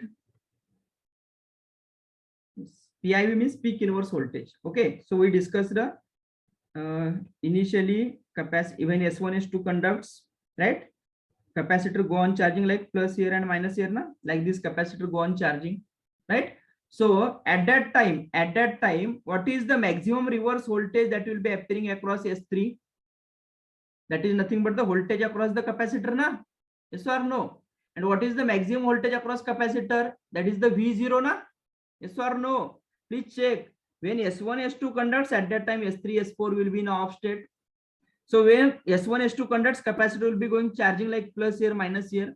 So this is plus, this is in a short circuit mode indirectly. So this higher potential will be appearing here. This lower potential will be appearing here like this. Okay. So therefore, okay, so it is like capacitor will be getting charged. Okay, capacitor will be getting charged. This is not a reverse voltage. We cannot say it as a reverse voltage because this is a higher, this is lower. So higher is appearing here, lower is appearing here. So we cannot say that this is a PIV. So for PIV, what we need to do? Suppose S1, S2 are in a conduction mode, capacitor will be getting charged like plus here, minus here, and to which voltage capacitor will be getting charged? To the voltage of V0 volt. Now suppose if I turn on the S3, S4, if I turn on the S3, S4, that is S3 is on, S4 is on, immediately your S1, S2 will turn off now. S1, S2 will turn off. So now my question is whether when S3, S4 turns off, at that time the voltage across capacitor is V0 na? This voltage we are having. Here it is. This voltage we are having, right? So this voltage will be appearing as a forward voltage for S1 and S2, or it is a reverse voltage for S1, S2. It is a reverse voltage na, because higher is appearing here, lower is appearing at this side. So this voltage across capacitor is nothing but the reverse voltage for S1. Voltage across capacitor nothing but the reverse voltage for S2. So what is that voltage? That maximum value of that voltage is nothing but V0. So here please try to understand the reverse voltage, right? Maximum reverse voltage, that is the PIV, okay, peak inverse voltage, that is appearing across the switch is equal to V0. That is equal to V0. Are you getting the point, right? So this voltage is appearing as a reverse, because after this what will happen? S3, S4 on means capacitor discharges na. So the meaning is the capacitor voltage will go on decreasing. So what is the peak value of that reverse voltage? That is nothing but your V0. That is nothing but the V0. Okay. So the voltage here is V0. This voltage is a V0, right? And what is the V0 value? We have written a V0 expression. Yes. I into T by 4C, right? I into T by 4C. So let me write it is equal to I into T divided by 4C. Either you can write I into T by 4C or you can write I upon 4FC, doesn't matter. Okay. 4FC, right? So this is the PIV rating of each switch. Now, suppose if we are using the switches as a thyristor here, suppose if we are using the switch as a thyristor, then what will be the circuit turn-off time of the thyristor in this case? They have asked the question. Circuit turn-off time of the thyristor. You can check during 0 to T by 2, S1, S2 are in on state. So there is a no point like a circuit turn-off time till T by 2. At T by 2, current flowing through thyristors S1, S2 becomes 0, means they are turning off now because we are turning on S3, S4. So till which instant the reverse voltage will be maintained? Till which instant the reverse voltage will be maintained across each SCR? Yes, till which instant the reverse voltage will be maintained across each SCR? Yes, correct. T by 3, T by 4 or T by 4? You are very close. Please check. Till which instant the reverse voltage apply maintained across SCR? Reverse voltage means from this point to this point, it is a reverse voltage for S1, S2 na. So the reverse voltage will be applied only from T by 2 to 3T by 4, right? So that's why the circuit turn-off time is like 3T by 4 minus T by 2. That is nothing but T by 4, right? So circuit turn-off time for thyristor is equal to T by 4. It is not 3T by 4. Are you getting the point? Reverse voltage is only from T by 2 to 3T by 4, right? So next, circuit turn-off time. If thyristor are used as switches, then TC for thyristor, TC for each thyristor is equal to T by 4, is equal to T by 4. If we want to draw the waveform of voltage across thyristor, we can draw, or the voltage across switch. Let me draw. Suppose this is VS1. Let me draw the VS1. Okay. So this is T by 4, T by 2, 3T by 4, and T na. T by 4, T by 2, 3T by 4, and T. Yes. How is the waveform? During 0 to T by 2, S1, S2 are in a conduction mode. So that's why the voltage will be 0 na. After that, what will happen from T by 2 to T? Yes, you can check this waveform. Capacitor is discharging. Okay, and after that it will charge to the reverse polarity. Okay, so in this circuit, if you check, capacitor will discharge. So during discharging, capacitor voltage is changing from V0 to the 0 na, and that will be like your reverse voltage for S1, S2. Once capacitor will be started charging like this, that is plus here and minus here. Once capacitor started charging like plus here, minus here, this is not the reverse voltage for S1, S2. So reverse voltage is only till, yes, T by 2 to 3 T by 4. Okay, so the waveform will be like this. Initially it is a negative, that is like minus V0. From that the waveform will be like this. Okay, next it will be positive, this type of waveform. Is this clear? This is like your minus V0. Here it is like a plus V0. So your TC means this indicates TC. This indicates TC, right? That is 3 T by 4 minus T by 2. Is this clear? So if thyristors are used as a switch, then TC for each thyristor is equal to T by 4. Okay, T by 4. Right? Next, last waveform we need to draw, that is the V in, input voltage, that is the source voltage. Okay, so source current we know it is a constant. So V in, how to find the V in waveform? Let us understand. Suppose, yes, when S1 and S2 are in a on state, when S1 and S2 are in a on state, at that time what is V in? Current is flowing like this, na? Current is flowing like this. So can I say that V in, simply apply KVL to this loop, only to this part. It is plus V in minus V0 is equal to 0, na? Plus V in minus V0 is equal to 0. So what is V in? V in is equal to V0, right? So when S1, S2 is are in a conduction mode, V in is equal to V0. Similarly, you can check when S3, S4 are in a conduction mode. When S3, S4 are in a conduction mode, how the current flows? Current flows like this: Vs, S3, load, S4, and again back to the Vs. In this loop, current flows, na? So you can check in this loop, current is flowing like this, na? So it is like negative of the load is connected to the positive of the V in. Positive of the load is connected to the negative of the V in. Or simply you can apply KVL to this part. KVL to this part. It is a plus V in plus V0 is equal to 0. Plus V in plus V0 is equal to 0 means V in is equal to minus V0, na? Right? V in is equal to minus V0. So please let me write. When S1, S2 are in a conduction mode, V in is equal to V0. When S3, S4 are in a conduction mode, V in is equal to minus V0. V in is equal to minus V0.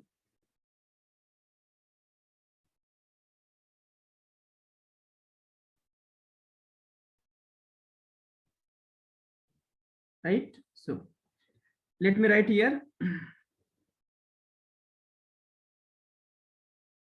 TC means circuit turn of time.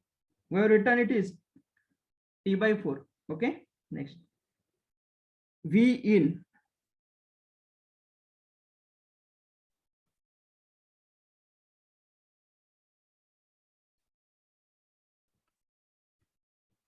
T by 4, T by 2, 3 T by 4, and here it is a T, right? So when S1, S2 conducts, S1, S2 conduct, that is on state, at that time we discussed the V in is equal to V0. When S1, S2, sorry, S3, S4, when S3, S4 conducts, at that time V in is equal to minus V0, na? So check the 0 to T by 2. How is our V0 waveform? It is changing from minus V0 to the plus V0, na? So when S1, S2 are in on state, at that time the V in will be same as that of your V0, na? So the waveform will be like this type of nature. But from T by 2 to T, S3, S4 conducts, then V in is equal to minus V0. V0 is like this. Okay, it is like this V0. So V in should be negative of that thing, na? So it will be like this. Okay, so again it will start. The waveform will be like this. Right? And after that, again the same repeats. This is the V in waveform. This is the V in waveform. Please try to understand this thing. You will understand.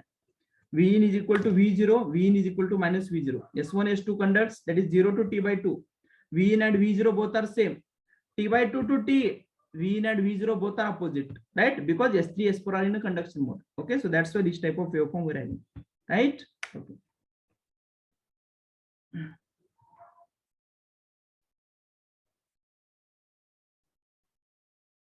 Yes, yes, yes. Right? Okay. So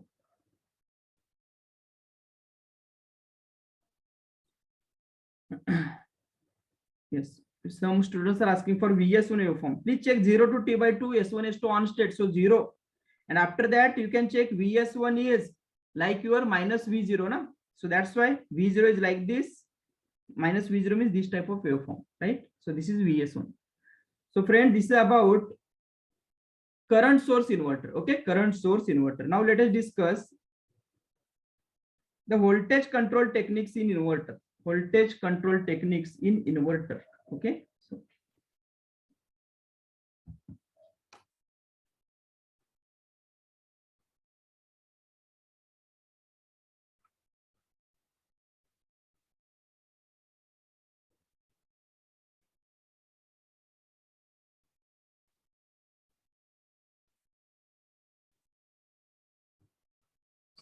strictly speaking, there are two ways of voltage controlling the voltage in the inverter. First one is the external control, and second one is the internal control. Internal control, right?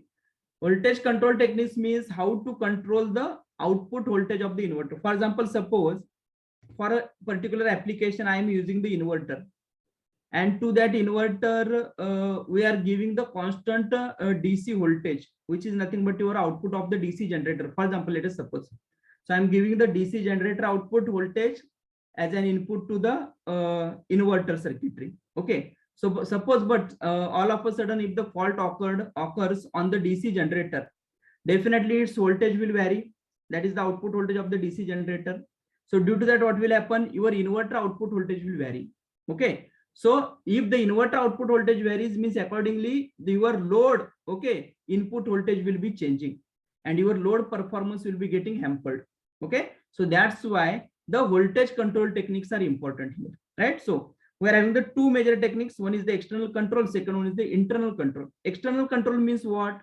Connecting the additional block, connecting the additional circuitry, okay, either at the input side of the inverter or at the output side of the inverter. And internal control means what? Internal control is nothing but the control within the inverter circuitry itself. Internal control means I am saying control is within the inverter circuit itself. And whereas the external control means we are connecting the additional circuitry either at the input side of the inverter or at the output side of the inverter. Okay. So let us understand first external control. Okay. External control.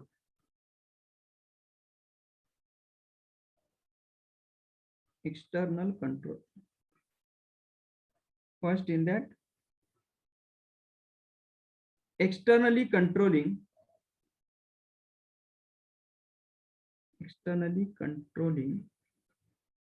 input voltage to inverter, right? So for example, suppose we're having the inverter block.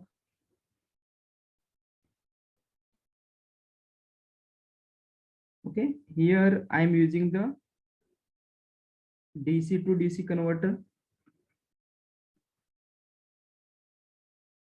It is a chopper, and the output of chopper is given as an input to the inverter, right? And here input to the DC to DC converter is, suppose it is a fixed DC. If here it is fixed DC, I am getting it as a variable DC here, right? And the output, suppose even though your input to the DC to DC converter is changed, okay, due to some problem, but in the DC to DC converter, can we control the output voltage of the DC to DC converter? Yes, we can control now by using that your duty cycle. Okay, so we can control the output of the DC to DC converter by controlling the duty cycle, so that here we'll be getting some constant voltage, fixed voltage here, and that voltage will be given to the inverter, right? And accordingly our inverter will give the output as the AC output, right? AC output. This is not the unique circuit. Again, you can check. Suppose we are having the single phase AC supply as an input. If I give it to the diode rectifier, okay, after that I can use the filter. Then it will be like from AC to DC converter, and that DC input I can give to the inverter again. Okay, or I can connect the rectifier block also in between AC supply and the inverter. Okay, so this is not the unique circuit. As long as your exam is considered on the external control, they have not asked the question. It is a simply theoretical bit, but internal control is very important, right? Internal control is important because internal control means your pulse width modulation techniques. Second, externally controlling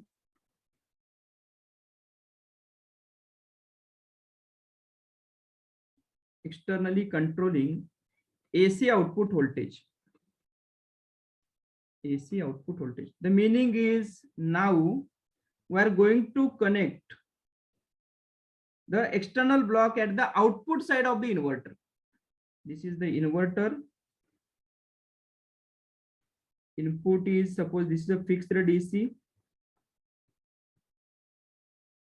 I'm giving it to the,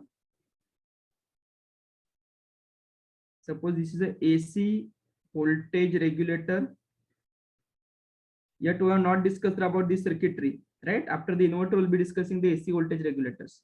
And here we'll be getting the output as a controlled AC. Controlled AC, right? So means inverter output and this load in between we have connected the AC voltage controller or AC voltage regulator block, right? So this is the externally controlling the AC output voltage. Now let us discuss the internal control. Internal control. Internal control. Now, in the internal control, that is nothing but the pulse width modulation control. Okay, PWM techniques. PWM techniques. Yes. In the PWM, we are going to discuss single pulse width modulation technique. Second one is multiple pulse width modulation, that is multiple PWM technique. And third one, sinusoidal pulse width modulation. Sinusoidal PWM technique, right? Single PWM, multiple PWM, and sinusoidal PWM technique. Okay, so let us first discuss the single pulse width modulation technique. Okay, so before that, the block diagram of PWM technique. Block diagram of PWM technique, or how it works, right? Yes. Here we are having the comparator block. Input to the comparator is, one is the reference signal, okay, and second one is the carrier signal. Carrier signal and a reference signal. Carrier signal and reference signal, and output will be given to the trigger pulse generator. It as a trigger pulse generator. And accordingly, the trigger pulse generator will give triggering pulses. Triggering pulses to respective switches. Respective switches in inverter. So, right? So block diagram of PWM technique. So simple block diagram we're having the two blocks. One is the comparator, second one is the trigger pulse generator.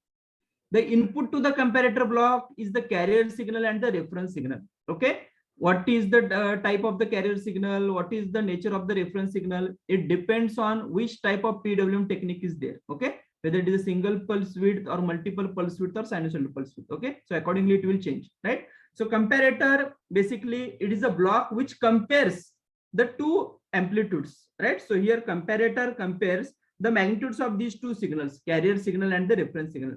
Accordingly, the comparator signal gives the output, right? And depending on the output of the comparator signal, the trigger pulse generator will generate the triggering pulses, and it provides the triggering pulses to the respective switches. Okay, and those switches are present in the inverter circuitry. Are you getting the point? Means this we are using, this block diagram we are using in order to provide the triggering pulses to the switches which are present in the inverter circuitry. Are you getting the point? Means suppose if we are using the half bridge inverter here, then I will be having the two switches na, S1, S2.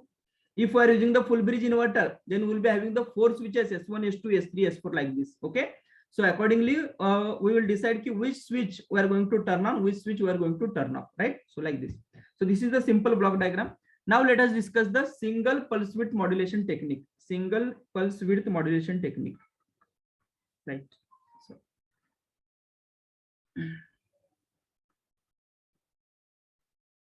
single pulse width modulation technique.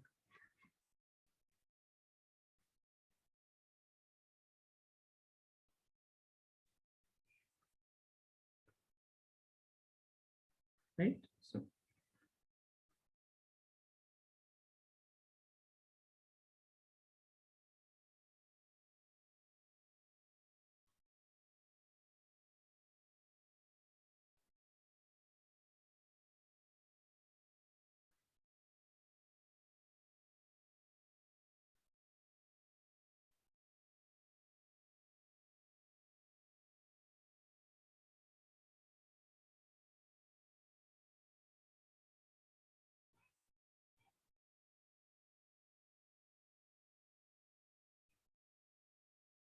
okay, and again the same repeats. So here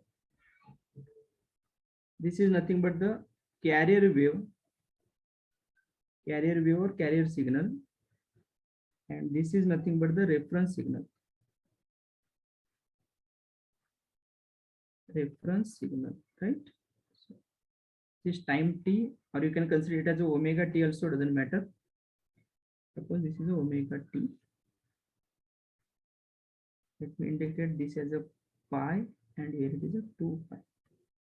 So let me show the V0 waveform.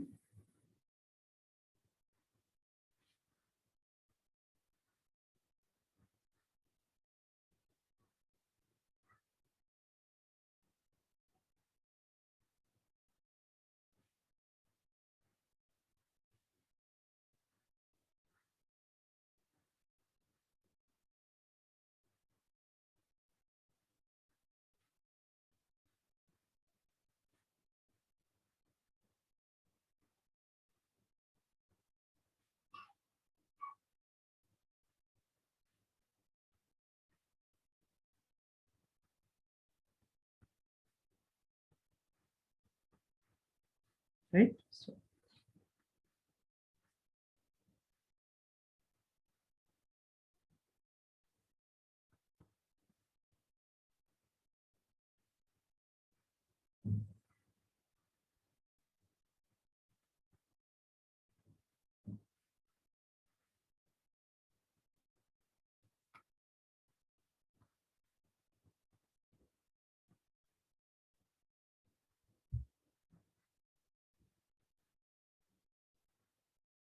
current source inverter with a different loads, it is not there. Okay, generally the thing is as long as your current source inverter is considered. Suppose if I connect the resistive load, what will happen? I0 and V0 waveform will be same or different, right? So if the resistive load is there, then the I0 waveform and V0 waveform both will be same in the current source inverter, right? So I0 is a square wave, so V0 will be getting the square wave only, right? For R load I am saying, right? And generally for inductive load, the current source inverter is not preferred. Just like if you check for capacitive load, our voltage source inverters are generally not preferred because they are giving the constant voltage na, and current source inverters are giving the input as a constant current. So that's why the inductive loads are not preferred on the current source inverter, right? So, because if you circulate the constant current through the inductor, what is the voltage across the inductor? That will be zero, na? Yes, this is a output voltage without modulation. Without modulation. That is 1 degree square wave. Na? This we discussed. Na? And this is output voltage or modulated output voltage. Let me write. Modulated output voltage.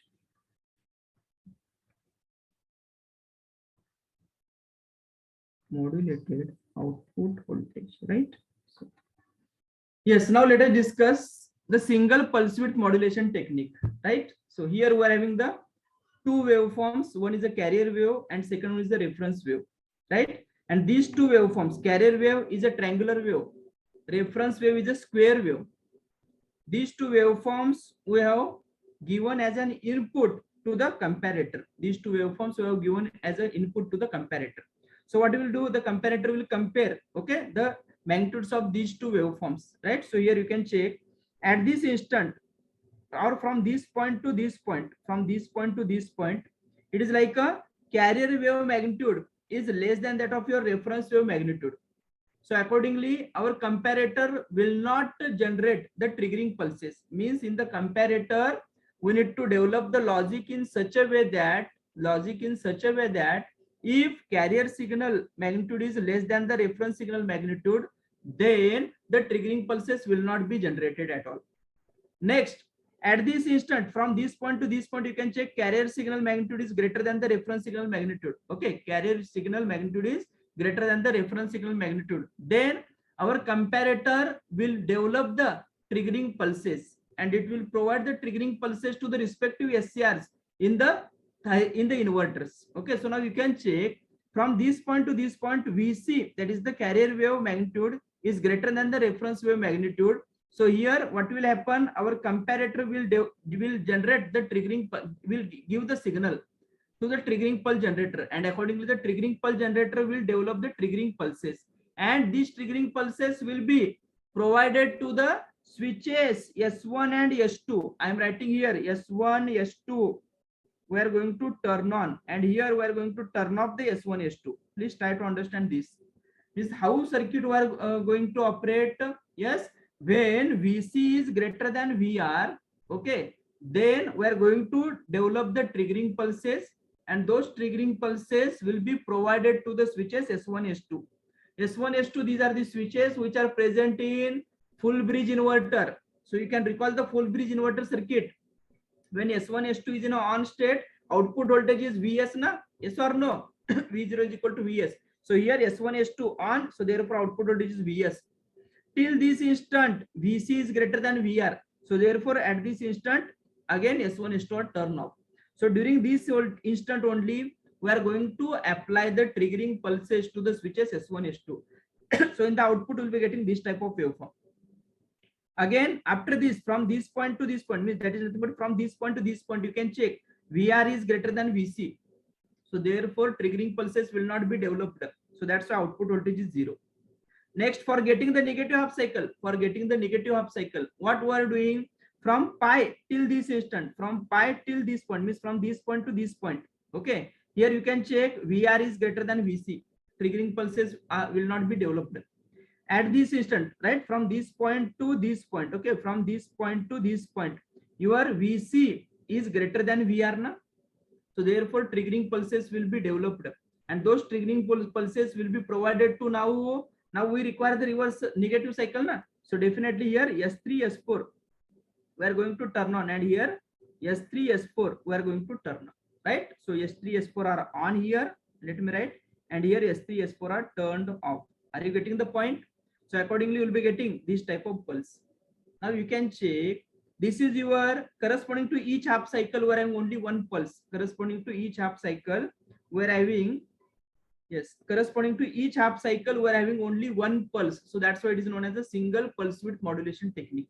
Right now, this is the modulated output voltage.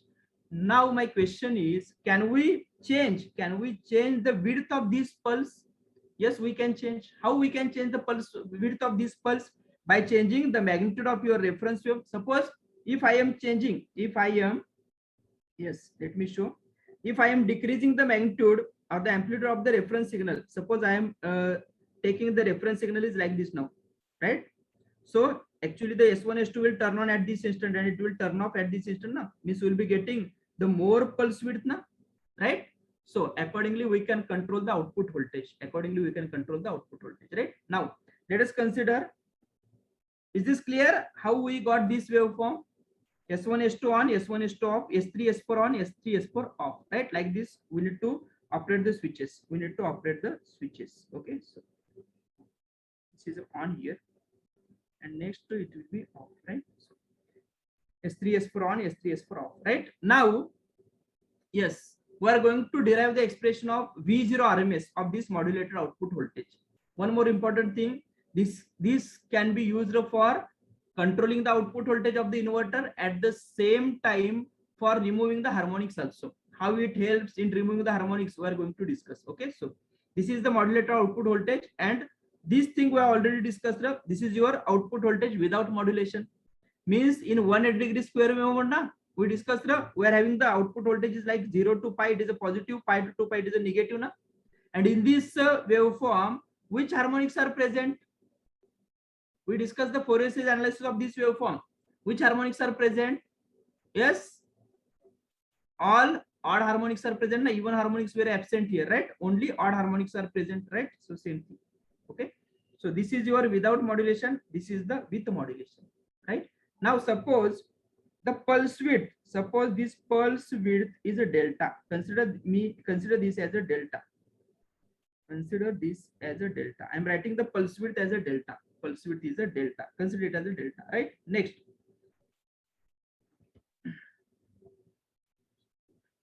Okay. So it is 0 to pi we are having.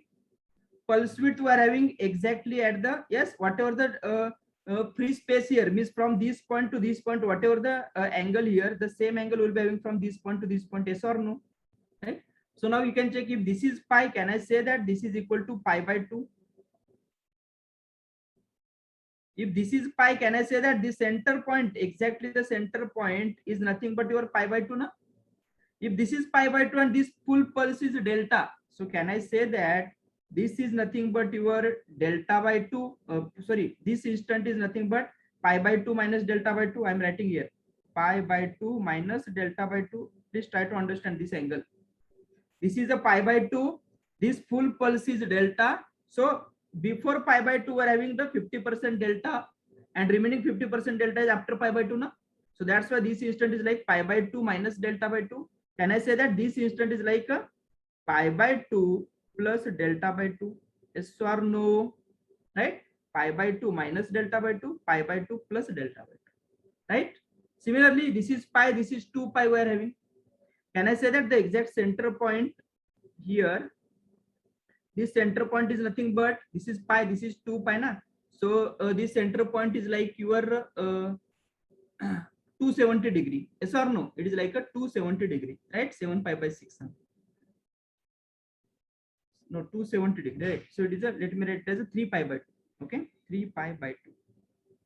Yes. I'm writing here 3 pi by 2. If this is 3 pi by 2, this angle and this angle, this will be like a 3 pi by 2 minus delta by 2. This is 3 pi by 2 plus delta by 2. Okay, so I'm writing 3 pi by 2 minus delta by 2, and here it is 3 pi by 2 plus delta by 2. Okay, so we're having the instant split check.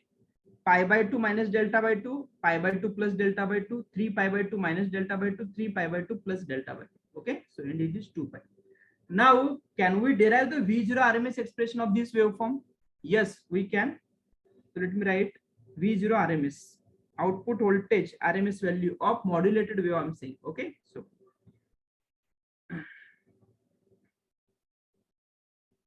RMS value, RMS output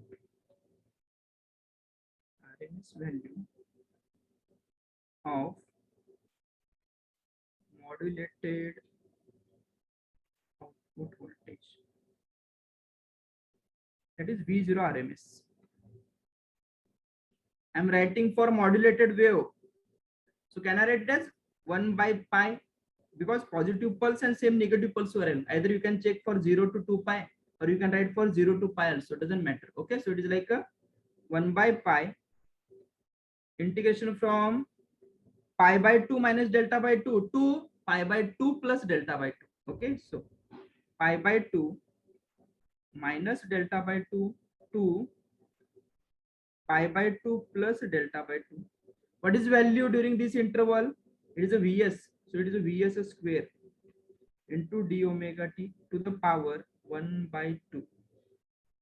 So therefore V0 RMS, therefore V0 RMS is equal to, can I write it as Vs by root pi into bracket, this is like a, you can check, pi by 2 minus delta by 2 minus in bracket pi by 2 minus delta by 2. So it is like pi by 2 minus pi by 2 cancel out, delta by 2 plus delta by 2, it is a delta to the power 1 by 2. So it is equal to Vs into under root delta by pi, delta by pi. Okay, this is your V0 RMS. What is delta? Where delta is the pulse width. Pulse width. Okay. Now, by changing this pulse width delta, can we change the RMS value? Yes. Right. So that's why we can control the output voltage by controlling the pulse width. By controlling the pulse width. And how to control the pulse width? We know how to control the pulse width by changing either, yes, we can change the magnitude of this reference wave, na, right? Or you can change the slope of this carrier wave also, carrier signal, right? Accordingly, it will change, right? So this is the V0 RMS expression. Okay, so we'll take a break here. After the break, we'll discuss the Fourier series expression of single pulse width modulation technique, next multiple pulse width modulation technique, and sinusoidal pulse width modulation technique. Okay, and we'll discuss the numericals. These are the few points regarding the inverter, right? And after the inverter, we'll be discussing about AC voltage controller. That is a very short, small chapter, AC voltage controller. Hardly will finish it within 1.5 hours, right? Yes. Yes, sir. Sir, do you need to remember all the Fourier series expressions of inverters? Please. During. Sir, do we need to remember all the Fourier series? Will you please speak a bit louder? Please speak a bit louder. Sir, do we need to remember all the Fourier series expressions? Yeah, because some of the time they ask the questions. Okay. Okay. Yes. Okay. So we'll take a break here. We'll start at 4:30. Okay, 4:30.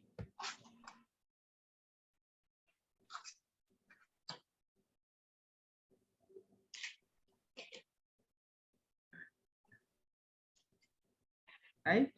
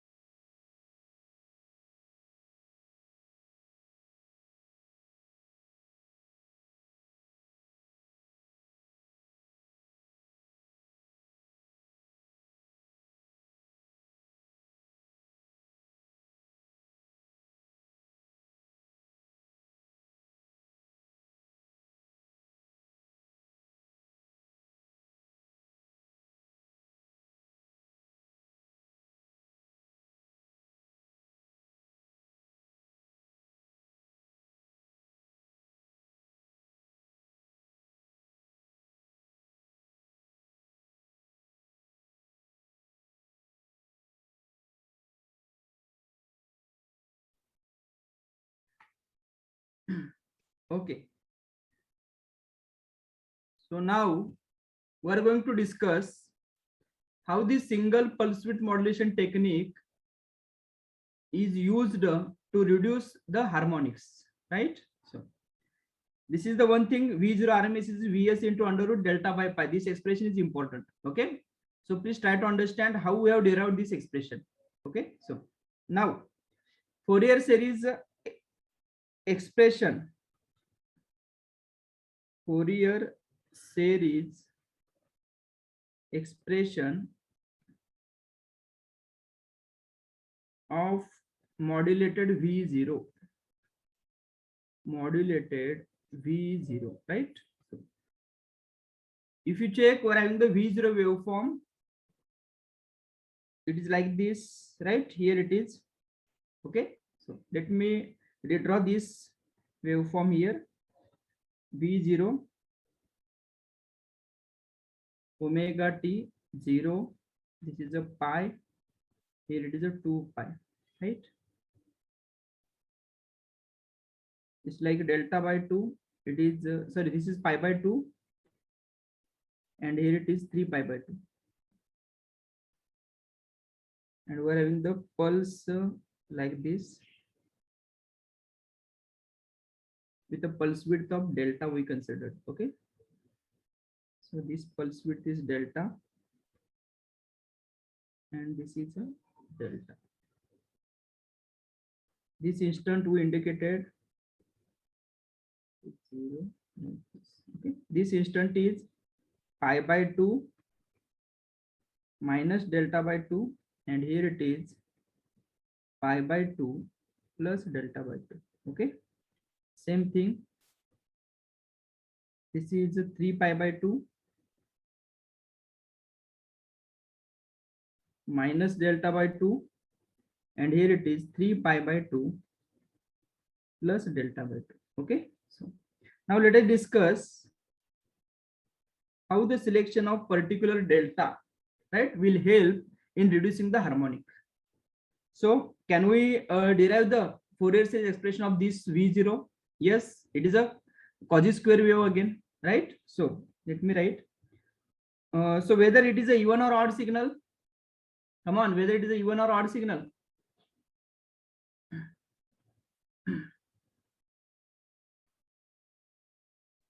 Odd, right? Again, it is also having the half wave symmetry.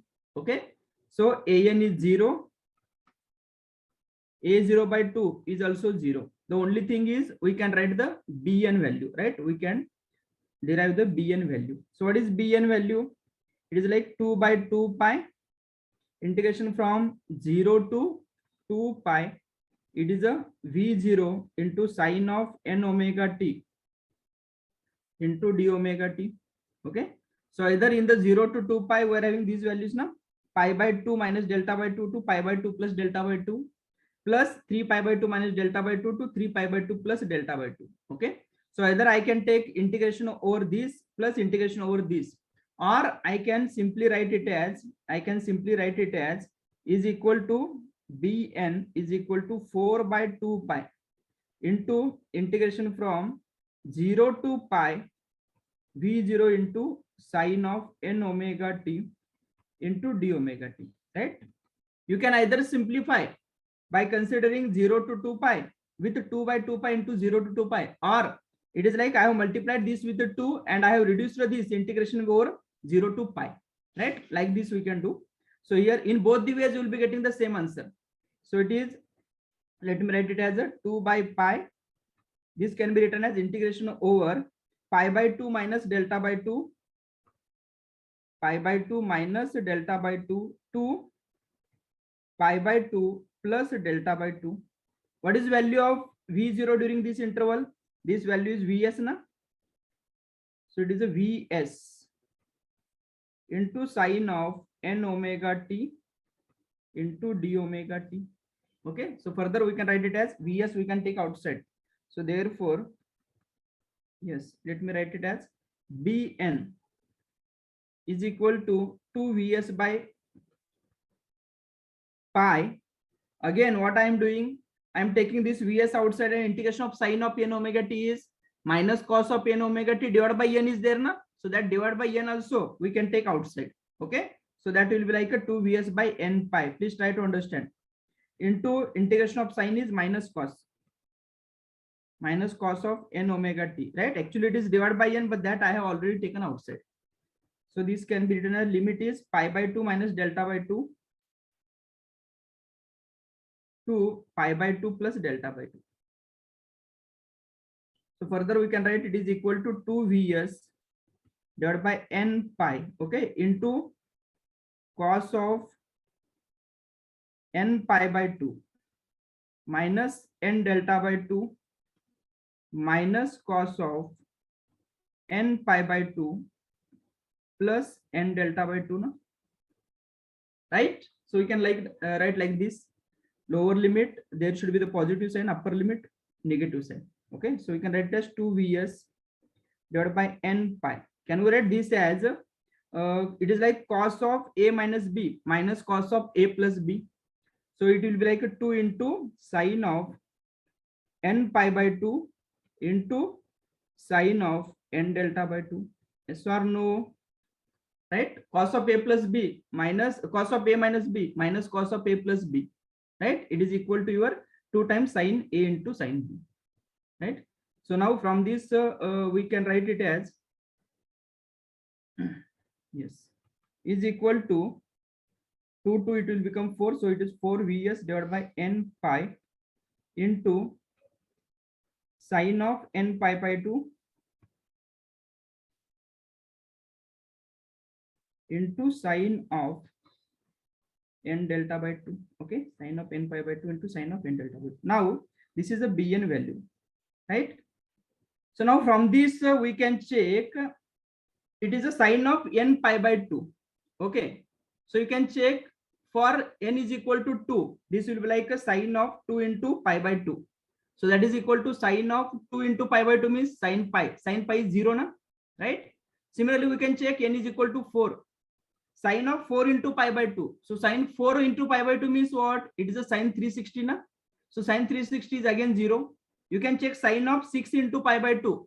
Sine 6 into pi by 2, again it is 0. Yes or no, right? So can I say that yes, for all even values of n, bn is 0. Yes or no, right? So let me write bn is equal to 0 for all even values of n, for all even values of n. Okay, and bn is equal to what? We can write 4 vs by n pi into sine of n pi by 2 into sine of n delta by 2. This is for yes all odd values of n. Okay, so let me write it as 4 vs divided by n pi into sine of n pi by 2 into sine of n delta by 2. Okay, this is for all odd values of n, right? So now therefore can we write v0? Therefore v0 is equal to summation over n is equal to 1357 up to the infinity. It is a 4 vs divided by n pi into sine of n pi by 2 into sine of n delta by 2, right? Into sine of n omega t as it is na, because we are having bn into sine of n omega t na, so that's why this n omega t will be as it is. Okay, so this is the Fourier series expression. This is the Fourier series expression of single PWM, that is single pulse width modulated output voltage waveform. Right now let us discuss by using this expression and by selecting a particular value of delta, how we can remove that particular harmonic. Okay, how we can remove that particular harmonic. For example, suppose what is the meaning of this expression? It consists of only odd harmonics. Okay, and in that also fundamental is a component. Whether fundamental is a harmonic? No, fundamental is a component. Now in that, which is the most dominant harmonic? Yes, it is a third harmonic na. Third harmonic is the most dominant harmonic. Okay, most dominant means what? The harmonic which is having a more effect on the output voltage. That is nothing but your most dominant. That is the third harmonic. Now if I want to remove the third harmonic, from the output voltage, the meaning is this sine of 3 into delta by 2 we need to select the delta in such a way that sign of these 3 into delta by 2 should become 0 na. Please listen it carefully. If I want to remove the third harmonic from the output voltage of the modulated output voltage, then I need to, yes, remove this sign of n into delta by 2. We need to select the delta in such a way that sign of 3 delta by 2, because n is 3 we are considering. Okay, so sign of 3 delta by 2 should become 0. Okay, so let me write here, for removing third harmonic from output voltage,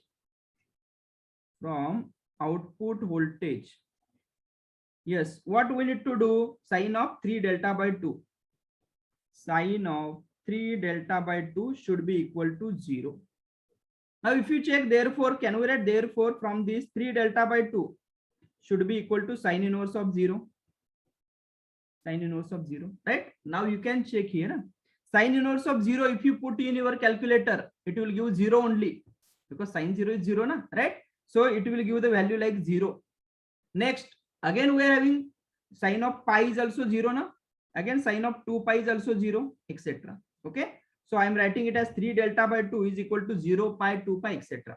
Now out of these we need to select one value for this, right? For this we need to select one value. So please try to understand. Okay, suppose I am selecting 0. What will happen? 3 delta by 2 is equal to 0. So what is the delta? If 3 delta by 2 is equal to 0 means delta means what? Delta is a 0 na. Delta 0, the meaning is, can you imagine if delta is 0? If delta is 0 means your output voltage will be, pulse width is 0 na. So if pulse width is 0, so your overall output voltage is 0. So whether keeping delta equal to 0 is having any it is like a senseless na, it is a meaningless. Are you getting the point? Please try to understand. I am repeating it. 3 delta by 2 is equal to 0 if we select, because sine inverse of 0 means it is sine 0 is 0, sine pi is 0, sine 2 pi is 0, sine 3 pi is 0, etc. Okay, so value will be 0, pi, 2 pi, 3 pi, etc. Now out of these we need to select one value, so that we will be getting the particular delta. Okay, now please check here. If we select a 0 value here, then delta 3 delta by 2 is equal to 0. The meaning is delta is equal to 0. If delta 0 is nothing but your waveform will be like, yes, delta 0 means pulse width 0. So your V0 will be 0 only. Output voltage, overall output voltage of your inverter is a 0. So it is a meaningless, right? So we cannot select delta is 0, right? Next, second possibility is we can select pi. So 0 we cannot select. Next, second is, can we select the pi? If I select the pi, then what will happen? Suppose I'm writing here, yes, for 3 delta by 2 is equal to pi. So what is delta? Delta is equal to 2 pi by 3. What this indicates? Delta is equal to 2 pi by 3. Means delta pulse width is equal to 2 pi by 3. That is nothing but 120 degree. Na? So whether pulse width 120 degree, whether it can be accepted? Yes, because you can check positive half cycle pulse width, negative half cycle pulse width we are having, and your positive half cycle pulse width should be less than pi radian na? And 120 degrees less than pi radian, that is 180 degree. So that's why delta is equal to 2 pi by 3, means 3 delta by 2 is equal to pi. This can be acceptable. Okay, so we can accept this. Now let us check for 2 pi what will happen. Suppose if I select 3 delta by 2, I am writing here for 3 delta by 2 is equal to 2 pi. Suppose. So therefore, what is delta? Delta is equal to 4 pi by 3. What is 4 pi by 3? 4 pi by 3 is 240 degree. So can you imagine if your delta is 240 degree? Delta is 240 degree means it is greater than 180 degree. Means your positive pulse, right? Delta means what? It is a pulse width. Okay, corresponding to each half cycle we are discussing. Half cycle means it is having a limit till pi only na. If you select the delta is 2 pi, then if you select 3 delta by 2 is equal to 2 pi, then we are getting delta is equal to 4 pi by 3. Delta is 4 pi by 3. It is not acceptable. Yes or no? Delta is greater than 180 degree. It is not acceptable at all, right? So therefore, we cannot accept this. So which value we need to consider? We need to consider this value only. Is this clear? Right? So therefore, 3 delta by 2 should be equal to pi, and therefore delta is equal to 2 pi by 3. So what is the meaning of this thing? Please try to understand. If I keep the delta value, that is the pulse width, is equal to 120 degree, then this sine of 3 delta by 2 will become 0. If sine of 3 delta by 2 is 0, okay, if sine of 3 delta by 2 0 means in this expression n is equal to 3, that is the sine of 3 delta by 2 will become 0. If sine of 3 delta by 2 will become 0 means what? Your third harmonic corresponding to n is equal to 3, this term will become 0. If this term is 0, so what about this overall product? That will become 0. Means output voltage corresponding to the third harmonic component will become 0. The meaning is third harmonic component or third harmonic will be absent in your output voltage. Are you getting the point, right? So if I want to remove the third harmonic from the output voltage, then I need to keep delta is equal to 2 pi by 3. I need to select delta is equal to 2 pi by 3. Is this clear? Are you getting the point? Okay, so that's why here I have written, for removing the third harmonic from the output voltage, sine of 3 delta by 2 should be equal to 0. Similarly, suppose if I want to remove the fifth harmonic, let me write, for removing fifth harmonic from output voltage,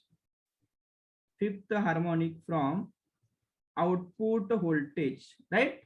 So which term should be equal to 0 in this expression? Sine of 5 delta by 2, na? Fifth harmonic means n is equal to 5. So sine of 5 delta by 2 should be equal to 0, na? So sine of 5 delta by 2 should be equal to 0. So therefore 5 delta by 2 is equal to sine inverse of 0, na? Again we discussed the sine inverse of 0 means which value we need to select? We need to select pi. So therefore delta is equal to 2 pi by 5, right? Means if I select delta is equal to 2 pi by 5, that is 72 degree, then in the output voltage the fifth harmonic will be absent. Is this very clear to all, right? So for removing the third harmonic, required pulse width is 2 pi by 3. For removing the fifth harmonic, required pulse width is 2 pi by 5. Are you getting the point, right? Means by selecting a particular delta, I can remove any one harmonic. I am saying any one harmonic we can remove. We cannot remove altogether third and the fifth at a time because the required pulse widths are different now, right? So therefore, please keep it in mind. They have asked the question, in a single pulse width modulation technique, for removing the third harmonic, the required pulse width is, and they will give the options. Okay. So for third harmonic, the required pulse width is 2 pi by 3. For fifth harmonic, required pulse width is 2 pi by 5. So in general, can we write for removing the nth harmonic, the required pulse width is 2 pi by n, right? 2 pi by n. Is this clear? Sir. Yes, please. Sir, just one thing. Why do we need to remove harmonics from the pulses, sir? It is already going to exist for only a very short time. Then why do we bother removing third and fifth harmonic? Okay. Please listen. What is expected output of the inverter? It's sinusoid. Sinusoidal. We are getting sinusoidal? No, sir. No. So in order to get closer to the sinusoidal, we need to remove the harmonics. Yes, sir. That is in the output side, no, sir. But yes, that is what in the output side only, not I am saying, because in the inverter itself, if you do the changes like this, accordingly in your output, okay, your those respective harmonic can be removed. Oh. I cannot blindly accept the output voltage of the inverter with a large number of harmonics, na? Okay, sir. Right. So that's why we need to always think about for getting nearer to the ideal thing. Okay, sir. And for ideal thing means what? We require the sinusoidal output, right? Yes, sir. So for sinusoidal output, we need to give the pulses as sinusoid. What you are saying? Sir, all these analysis, what you have done is for producing, these are pulses to the input, no, sir, like pulses to the this thing, SCRs, no, sir. Yes. What I am asking is, our concern is to make the output voltage as sinusoid. Correct. But then why do we bother of making inputs? I mean, the input pulses are sinusoid. I mean, like making it as fundamental component. Anyway, the thing is, if you give the gate pulse, SCR is going to be on. and it is going to work. Then why to bother of removing? But the thing is, this is what your expression is telling. You can check. This is the Fourier series expression. Yes, sir. This is the expression of output voltage, na? Yes, sir. And from this expression, what we understood in our output voltage, this expression is for this waveform. Yes, sir. I can vary the delta. Yes, sir. Now, accordingly, this waveform, and from this expression, can we say that 1, 3, 5, 7, these are the harmonics which we are present in our output voltage. If Yes, I sir. want the waveform more closer to the sinusoidal, the meaning is my 100% share will be fundamental only. Yes, sir. So that's why I need to remove the harmonics now. Yes, sir. So you can check by changing this delta. Can we change the output voltage? We are changing the output voltage now. Yes, sir. And you are in addition, what we have concluded, if I select the delta is equal to 2 pi by 3, then this third harmonic will be absent in my output voltage. Okay, sir. The meaning is, and you can check the third harmonic having a more share in the output voltage na. Yes, sir. After the fundamental, we are having the largest share is like a third harmonic. Okay, sir. After that, fifth, 7, 9, and etc. Right? Yes, sir. So, We are from triggering the SCRs according to your delta. No problem, no matter. But the thing is, in the output voltage, the harmonics are reducing, na? So we are based on these equations, we are concluding that if the output voltage pulses are also around 2 pi by 3 width, then we can eliminate the third harmonic from Third that. harmonic.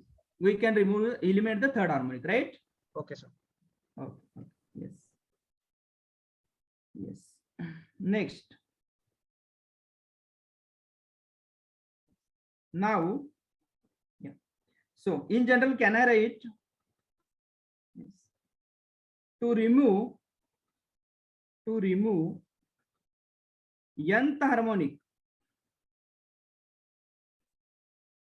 from output voltage, required pulse width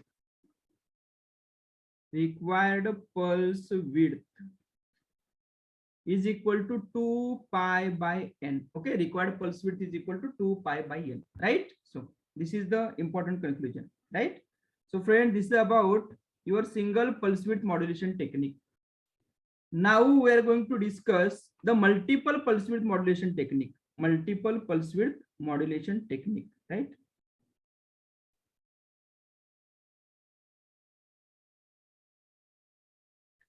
Delta equal to 4 pi by 5. Okay. You can check 4 pi by 5 means how much? Yes. It is a 144 degree. Okay. So yes, delta is equal to 4 pi by 5. You can put here and accordingly check whether that term is 0 or not, right? So there can be possibilities. Okay, there can be possibilities of delta values, right? For the different values of delta, we can get the respective output voltage of that harmonic will be 0, right? So next.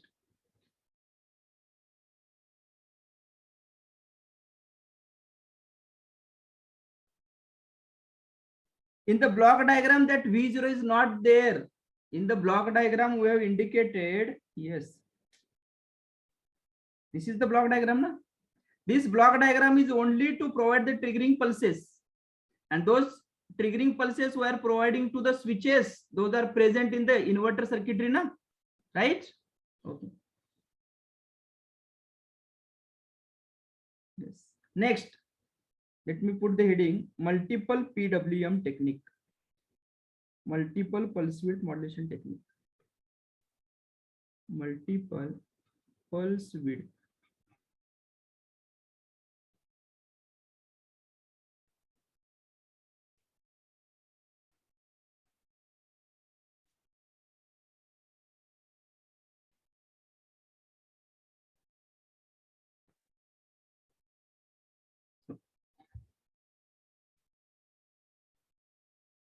We have discussed in single pulse width modulation technique corresponding to each half cycle. We had only one pulse. Na? In a multiple pulse width modulation technique, we are having the multiple number of pulses. and each pulse will be having the same pulse width.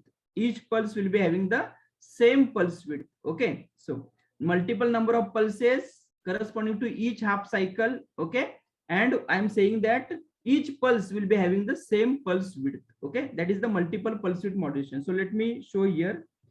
Suppose, yeah, we are having the output voltage of the multiple pulse width modulation technique, for example, like this. Let me first discuss this, and after that we will discuss how to produce these pulses, right? Or how to get this output voltage. This is like, let me show, consider this is a 3 pulses per half cycle.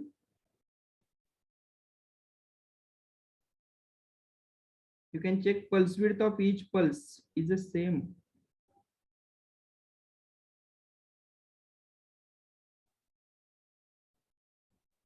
Two pi.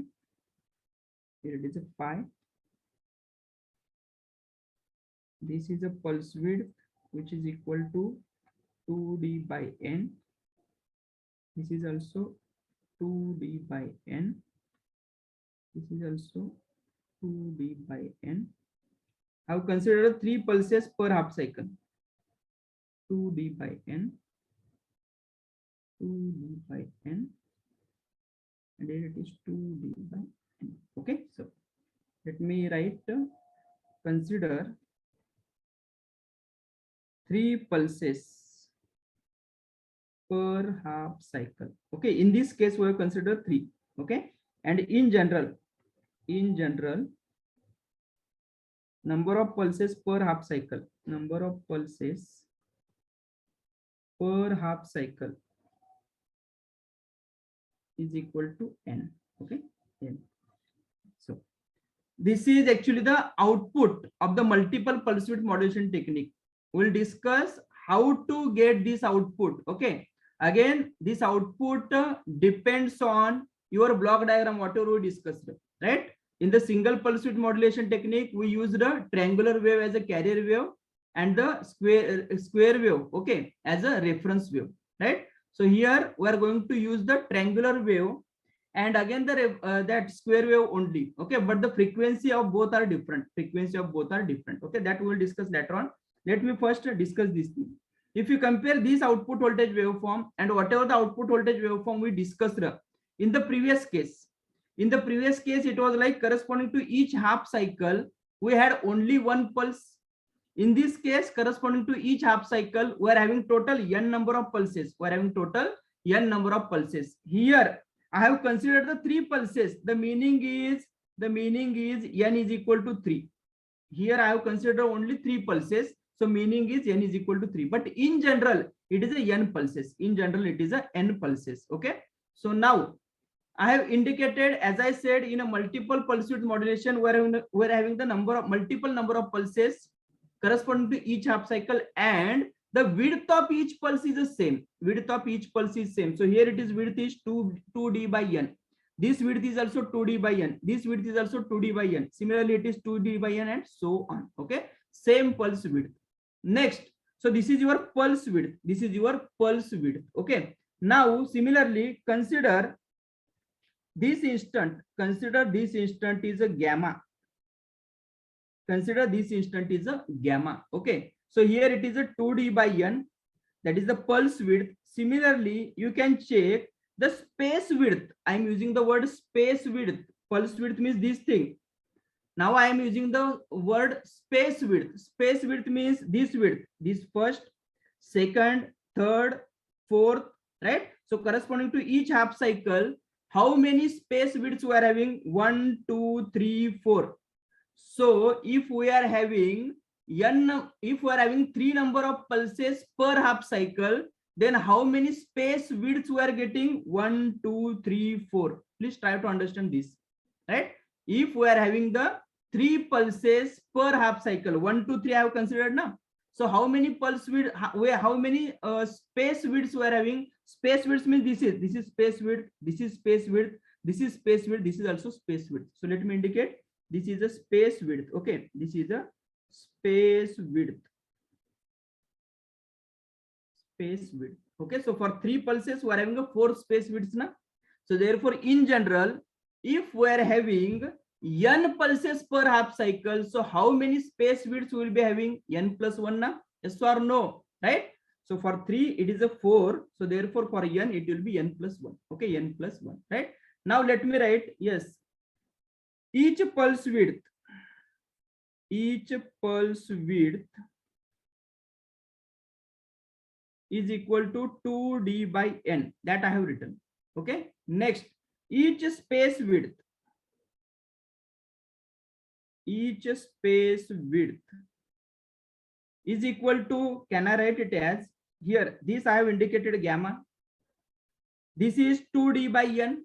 So can I say that before gamma it is like a 50% of this space width is this side, 50% will be at this side. So can I say that if this is gamma, so gamma minus this point, okay, so gamma minus 2d by n divided by 2 na, right? Gamma minus this interval is nothing but your space width na, right? So can I say that it is gamma minus 2d divided by n divided by 2. So can I write it as is equal to gamma minus 2 will get cancelled, it is a d by n. Okay, this is each space width. Please try to understand what is the space width and what is the pulse width. Pulse width means this thing, space width means this thing, and we are having same space width here, same and same space width. Okay, so therefore gamma minus d by n, right? Now total number of space widths,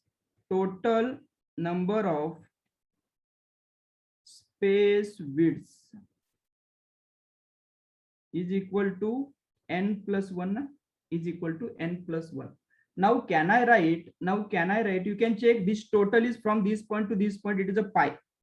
From this point to this point, it is a pi radian na? So can I write it is a n plus 1 space width into space width of, yes, each space, n plus 1 space width into each space width plus we are having total n pulses and each pulse is having 2d by n, right? And that addition will be equal to your pi. Are you getting the point? Means I am adding these space widths and these pulse widths and I am equating it to the pi, right? I am equating it to the pi. So can I write it as, therefore, so can I write it as, yes, let me write it as, it is a n plus 1, okay, into, because we are having n plus 1 space widths and each space is gamma minus d by n, okay, gamma minus d by n plus, yes, it is a 2d by n, each space, each pulse width 2d by n into number of pulses, that is n, which is equal to 180 degree, that is a pi radian, Is this clear? That is a pi. Yes or no? Right? So n plus 1, these are the space widths into each space width plus 2d by n is the pulse width of each space, each pulse, and into total number of pulses, that is equal to pi, right? That is equal to pi. Now further we can write it as, and from this we can find the gamma. So let me write it as, therefore gamma is equal to, this is like n will get cancelled out, so it is a pi minus 2d, okay, pi minus 2d divided by this n plus 1, okay, plus d by n. This is your gamma, right? Gamma is equal to pi minus 2d, you can check, pi, this minus 2d, this n plus 1 divided, plus this minus will shift right side, so it is a d by n. Okay, so this is your gamma. Gamma indicates, yes, this instant. Gamma is nothing but this instant. Okay, this gamma we require in order to find the RMS value of output voltage na, and as well as for Fourier analysis, we require this gamma, right? So here now let us find the V0 RMS. Right? So how many pulses we are having corresponding to each half cycle? We are having the n pulses we have considered. N pulses. So let me write here, yes, V0 RMS. So now V0 RMS output voltage, that is a V0 RMS. how many pulses we are having corresponding to each half cycle? N pulses, na? So I'm writing it as n by pi corresponding to each half cycle. So that's why it is n by pi, right? N by pi. Next, now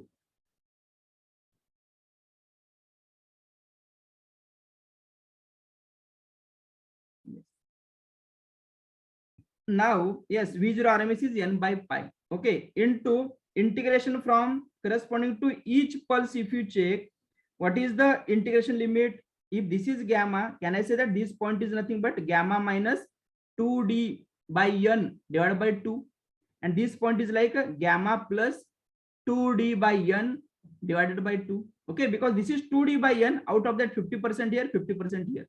So this point is like, let me write here this point. This is like a gamma minus 2d divided by n divided by 2 na, and this point is like gamma plus 2d by n divided by 2, like this. Okay, now we need to put it, therefore integration 2 will get cancelled, so it is gamma minus d by n and gamma plus d by n. Okay, we'll be getting, so integration from gamma minus d by n and gamma plus d by n, gamma plus d by n. During this interval, what is the output? Output is same as that of your supply voltage, na? So this voltage is like a Vs. Why it is Vs? We'll discuss. Okay, so Vs square into d omega t to the power 1 by 2. So if you check, it is a Vs into under root n by pi. Okay, into gamma plus d by n minus in bracket gamma minus d by n. Gamma gamma cancel out, so it is like a 2d by n to the power 1 by 2. So can I write it as, which is equal to Vs into under root, I'm writing it as n into 2d by n divided by pi, right? Definitely this n will get cancelled out. Okay, so but I am keeping as it is because, yes, please try to understand what is this expression. RMS value of output voltage is nothing but Vs into under root number of pulses per half cycle into pulse width of each pulse. Pulse width of each pulse is 2d by n, na? So that's why it is a pulse width of each pulse divided by pi, divided by pi. So let me write, therefore V0 RMS, therefore V0 RMS is equal to supply voltage into under root number of pulses per half cycle, number of pulses per half cycle, per half cycle. This is the one thing. Into what we are having, pulse width of each pulse, into pulse width of each pulse. Let me write pulse width of each pulse, okay, divided by this pi, divided by pi. Okay, they have asked the question in a multiple pulse width modulation technique. Okay, simply they will give you the number of pulses per half cycle. Okay, and they give the V0 RMS, and accordingly they ask the number of pulse width of each pulse and those things, right? So this expression is important.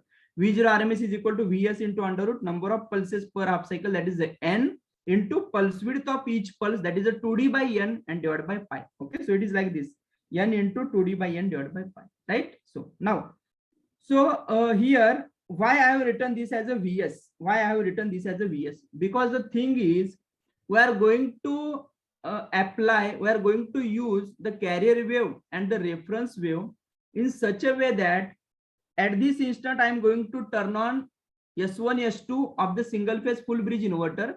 Here I am going to turn off S1, S2. Again, here it is S1, S2 turns on, here it is S1, S2 turns off. S1, S2 turns on, S1, S2 turns off. Next, for getting the negative half cycle, S3, S4 we are going to turn on. S3, S4 turn off, S3, S4 on, S3, S4 off, and similarly. Okay, so we know when S1, S2 conducts, output voltage is Vs, na? S3, S4 conducts, output voltage minus Vs. Recall the single phase full bridge inverter, right? Next, now, so this is the expression of V0 RMS we are having, right? Now, let us discuss how to generate these pulses, right? How to generate the pulses. Let us discuss.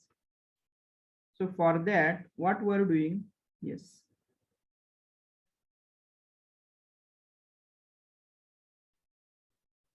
How to generate pulses, that is output voltage. Okay, how to get output voltage in multiple PWM technique. Multiple PWM. So what we are doing, yes.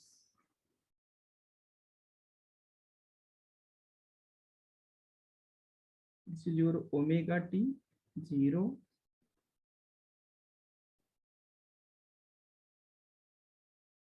Suppose this is a pi and here is a 2 pi, right? So,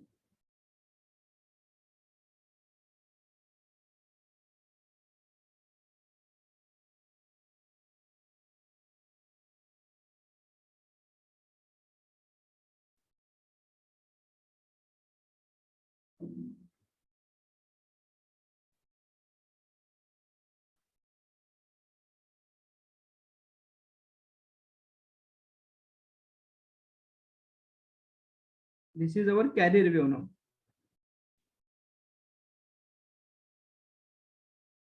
This is the carrier wave.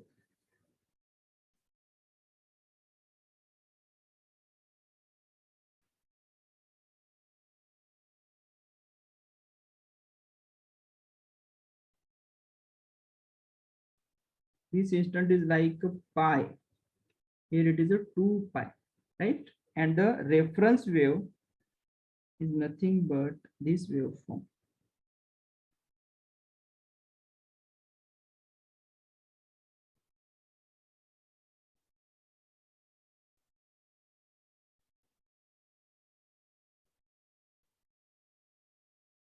These are the inputs to the comparator. These are the inputs to the comparator. Okay, so let me write it as a VC carrier wave, and this is a reference wave, right? Carrier wave and the reference wave.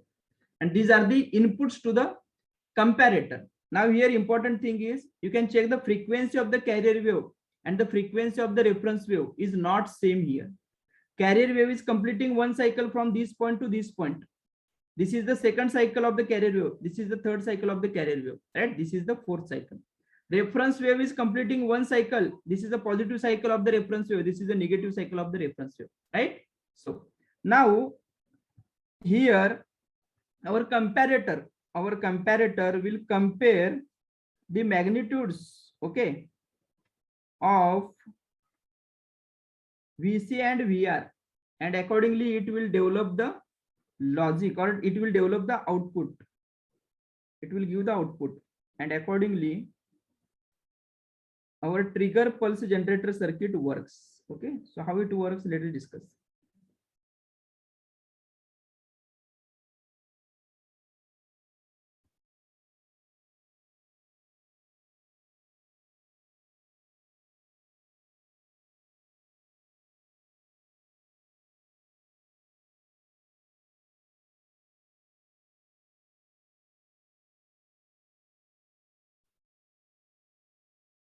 Right, so our output voltage will be like this.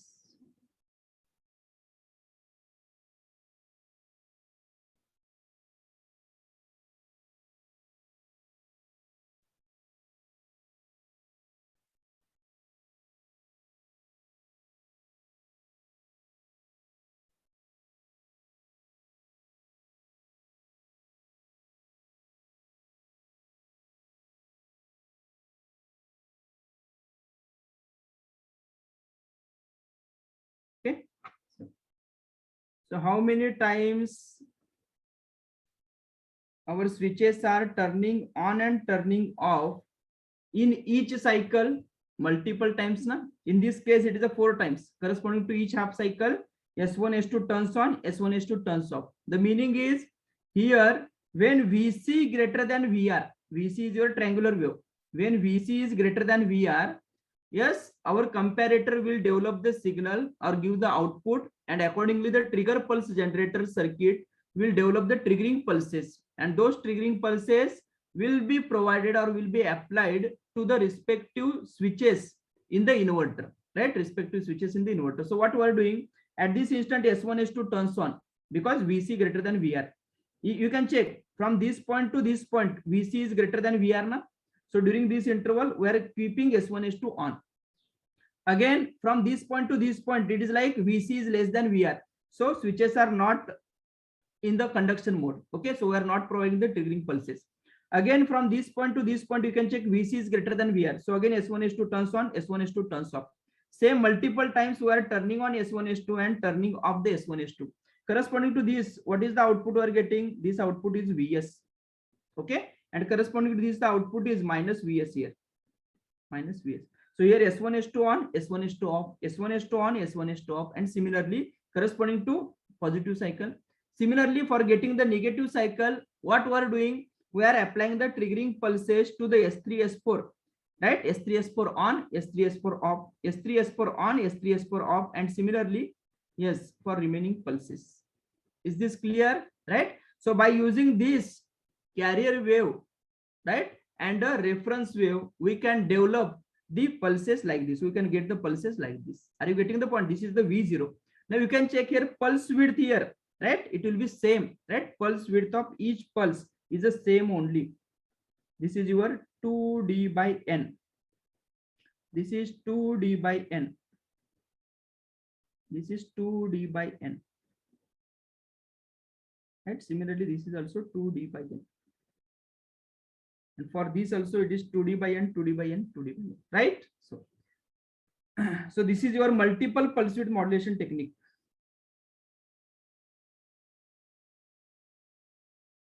Yes, yes, for gate point of view, I will give you, right? Yes, right, okay. So multiple pulse width modulation technique. Now, for the multiple pulse width modulation technique, right? Let us check how to find the number of pulses per half cycle. That is a N. Okay, how to find the number of pulses per half cycle. So please check here. Number of pulses per half cycle, right? So you can check. Suppose VR or FR. Suppose FR is the frequency of the reference wave. Let me write here. Consider frequency of reference wave or reference signal, you can say it is a FR, right? Next, frequency of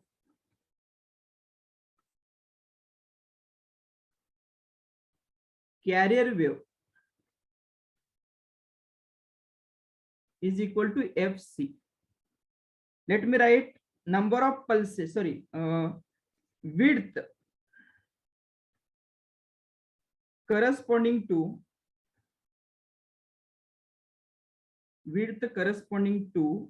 half cycle is equal to 1/2 FR. Please try to understand this. I have written the frequency of the reference signal is a FR. So 1/FR means what? It is like this point to this point, whatever the time interval, okay, whatever the length here we are having, that will indicate your 1/FR. 1/2 FR means what? This width corresponding to the half cycle. Now from this point to this point means it is a 1/2 FR. So I have written it as 1/2 FR, right? Now FC is the frequency of the carrier wave. FC is the frequency of the carrier wave. Okay, so can I write it as from this point to this point? Yes, this is equal to 1/FC. Can I write? This is equal to 1/FC. Frequency of the carrier wave, right? Inverse of that frequency is nothing but your time taken to complete one cycle now. So it is equal to 1/FC. 1/FC. Now you can check here corresponding to each cycle of carrier wave. In the output we are having only one pulse now. Corresponding to first cycle we are having one pulse. Corresponding to second cycle we are having one pulse. Corresponding to third cycle we are having one pulse. Yes or no, right? So if I want to find the number of pulses per half cycle, if we want to find the number of pulses per half cycle, can I write this width divided by, yes, width corresponding to each half cycle of the carrier wave? Yes. So please listen. Width, number of pulses per half cycle is equal to width corresponding to half cycle divided by width of one cycle of carrier wave. Okay, carrier wave. So it is equal to, you can check, 1/2 FR divided by 1 by FC. Na? 1/2 FR means from 0 to pi, whatever the length is there, that will be your 1/2 FR. And 1/FC means this one. Okay, so if I divide this length divided by if I divide this length with this length, I will be getting total number of pulses, right? So here I have written is 1/2 FR divided by N/FC, 1/FC. Okay, so which is equal to this can be written as your FC upon 2 FR, which can be written as M/2. What is this M? Where M is equal to FC by FR. FC by FR. It is known as frequency modulation ratio or index. Frequency modulation ratio. Right? That is nothing but your carrier wave frequency divided by reference wave frequency. Okay. And let me write here. Therefore, number of pulses per half cycle is equal to M/2. Okay, M/2, and M is nothing but FC by FR. So how many number of pulses we want to right, corresponding to each half cycle, that can be selected accordingly your FC and FR, right? Accordingly FC and FR, right? So that is equal to M/2. Is this clear? Next, let me write the Fourier series expression. Okay, Fourier series expression of output voltage of multiple pulse width modulation. Okay, so Fourier series expression. Till now, they have not asked a single question regarding this Fourier series expression of multiple PWM, but they have asked the question regarding your single pulse modulation as well as sinusoidal pulse modulation. Okay, so please, Fourier series expression.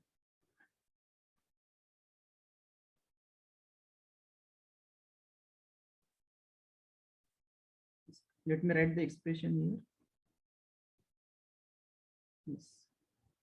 I'm writing directly. V0 is equal to summation over N is equal to 1357 up to the infinity 4 into N into VDC or VS divided by N pi into sine of N into gamma, sine of N into gamma into sine of ND, right, divided by N into sine of N omega t, right, N omega t. This is the expression of V0. Okay, yet they have not asked any question, right? Not a single question based on the Fourier series expression. But please keep it in mind. They may ask like in the multiple pulse width modulation technique, output voltage, which harmonics are absent. So here again, even harmonics are absent, right? Only odd harmonics are present, right? So 4N into Vs by N pi sine of N gamma into sine of Nd by N into sine of N omega t, right? So friends, this is about your multiple pulse width modulation technique. Regarding the multiple pulse width modulation technique, please, number of pulses per half cycle is equal to M/2. That is, M is nothing but FC by FR. Okay. Next thing, here we discussed the, yes, this expression V0 RMS Vs into under root number of pulses per half cycle into pulse width of each pulse divided by pi, right? That this expression is important, right? Next. Now let us discuss the sinusoidal pulse width modulation technique. Okay, sinusoidal pulse width modulation technique, right? So in sinusoidal PWM, sinusoidal pulse width modulation technique.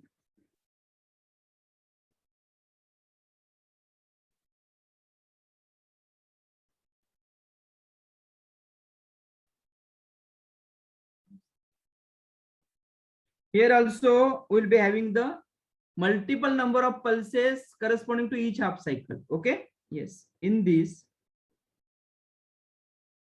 PWM, yes, number of pulses, yeah, let me write, multiple pulses per half cycle,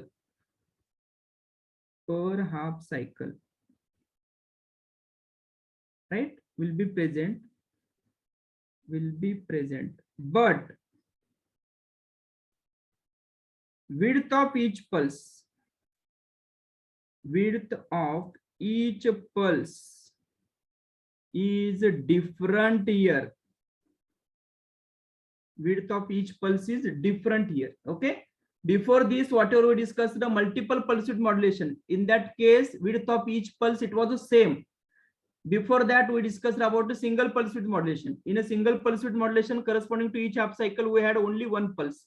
In a multiple, we are having the corresponding to each half cycle multiple pulses, but width was same. Here we are having the multiple pulses only, but width is different now. Width is different. Okay, so in this case, here we are using, okay, here we are using, yes, carrier wave is nothing but your triangular wave. Carrier wave is nothing but the triangular wave. Let me write here. This carrier wave is this is the carrier wave, and this is the reference wave, right? Sinusoidal is nothing but the reference wave. This is your reference wave. Reference wave. Okay, so let me write here. In this PWM technique,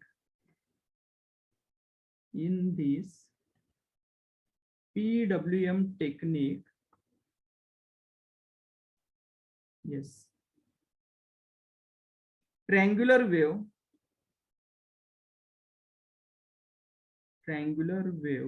is a carrier wave, and sinusoidal wave is a reference wave. Right? Reference wave. Now you can check if you are having this type of thing, that is triangular wave is a carrier wave and reference wave is a sinusoidal wave. Okay, then we'll be having this type of waveform. This red one is nothing but your sinusoidal waveform. It is a reference wave, and this is a triangular wave. Now in this again we are having the two cases, right? The first case is like the peak value of carrier wave. This is the peak value of carrier wave. It is coinciding with the zero value of the reference wave, right? I am saying peak value of the carrier wave coincides with the zero value of the reference wave. Okay, and second we are going to discuss is like this, where the zero value of the carrier wave, in this, let me write here, this is the carrier wave, and here it is a reference wave. Reference wave is a sinusoidal wave, right? Reference wave. So we are having two cases, okay, right? So first let us discuss this case, that is peak value of carrier wave coincides with zero of the reference wave. Okay, peak of the carrier wave coincides with the zero of the reference wave. Okay, so accordingly we have drawn this waveform. Now here you can check we are having the number of pulses, right? Now that is multiple pulses, but the width of each pulse it is not same here. Width of each pulse is not same here. Here please check what logic we need to develop here. When your VR, that is the reference wave, is greater than, magnitude of the reference wave is greater than the carrier wave, okay, then we are going to develop the triggering pulses, and those triggering pulses will be applied to the respective switches. The meaning is you can check from this point to this point, from this point to this point, it is like this point is means here and this point is here. Okay, so during this interval we are turning on S1 here, S1 S2 here, and at this instant we are turning off S1 S2. Okay, so when VR is greater than VC, let me write, when VR is greater than VC, VR means reference wave, VC means carrier wave, then S1 S2 are on, and when VR is less than VC, S1 S2 are turned off. This is only for getting positive half cycle. Okay, for positive cycle. For positive cycle. For getting negative cycle, what we need to do? When VR is greater than VC, then S1, S3, S4 should be on. VR less than VC, S3, S4 should be off, right? Like this. So you can check at this instant S1 is to turn on, at this instant S1 is to turns off. Again, S1 is to on, S1 is to off, S1 is to on, S1 is to off, like this. Okay. So if you draw it accordingly, because this is not exactly sinusoidal, if you take the exact sinusoidal wave, you will observe that, yes, the pulse width, okay, pulse width, it will be like, first of all, it will be minimum. This pulse width will be first of all minimum.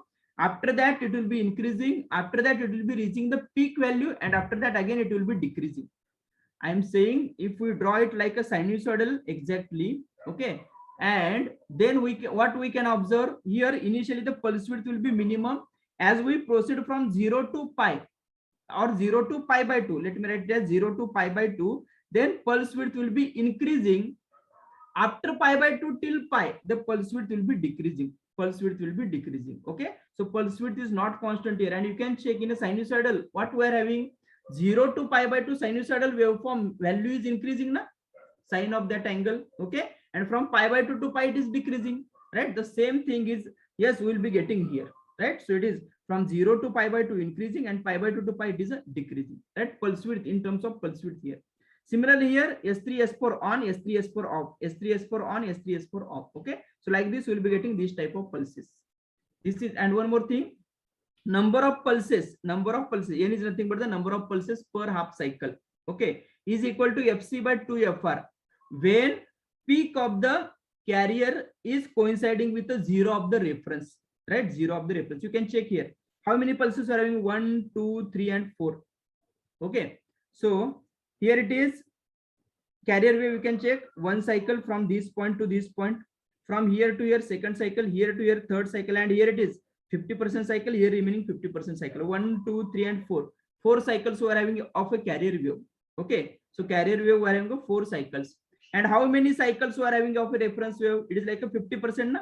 That is only half cycle we are having. Okay, so you can check here corresponding to each how many pulses we are getting. It is a 4 pulses we are getting. Okay, so FC by FR will be having a N, right?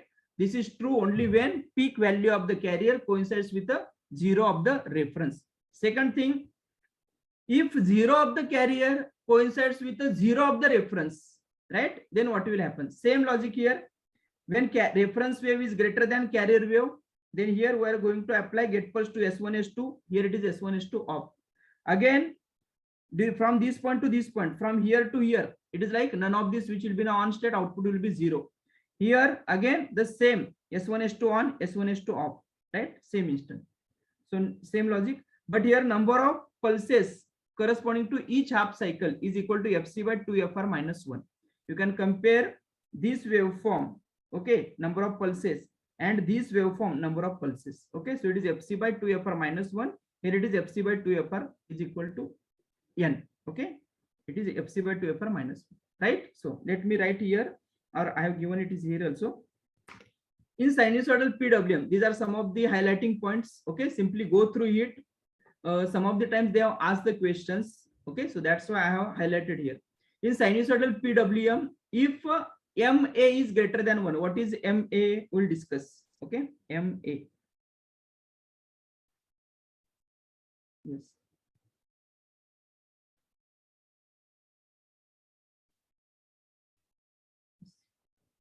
MA is equal to peak of reference wave divided by peak of carrier wave. Peak of reference divided by peak of carrier. Okay, that is the MA. In the numerical, they will give the directly peak value or they will give the MA value. Okay, next. In sinusoidal PWM, if MA is greater than 1, okay, then only single pulse produce. Okay, MA is greater than 1 means what? Here you can check if peak of the reference wave is greater than the peak of the carrier wave. Okay, so you can check here. In this case, peak value of the reference wave means this is peak value of the reference wave. Na? If this peak is greater, if the peak value of this thing is greater than the peak of the carrier wave, then corresponding to each half cycle will be getting only one pulse. That is like your 180 degree square wave output voltage will be getting. Okay, you can check. We can increase the peak value of the sinusoidal. Suppose I am drawing the peak value of the sinusoidal. It is like this. For example,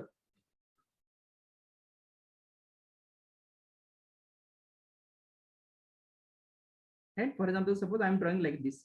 So peak value is this one. Peak of the reference is greater than the peak of the carrier.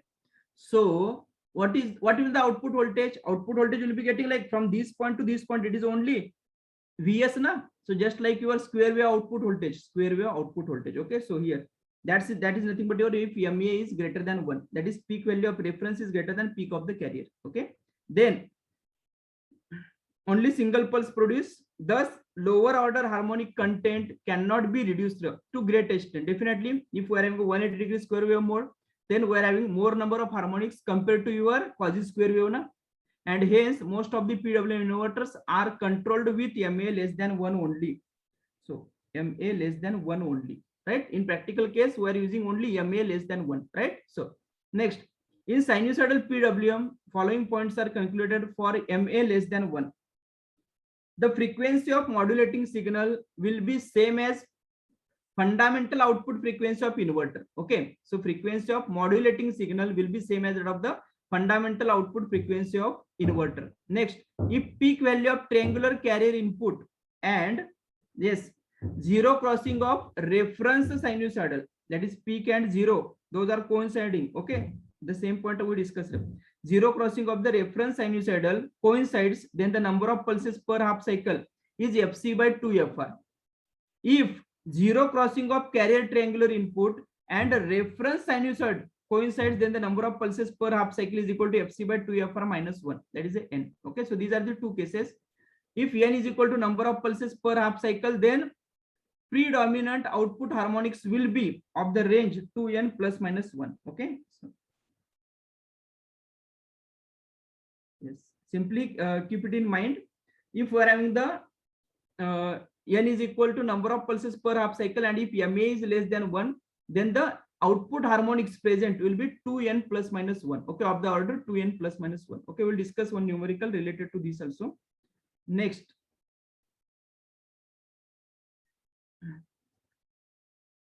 Yes. Yeah.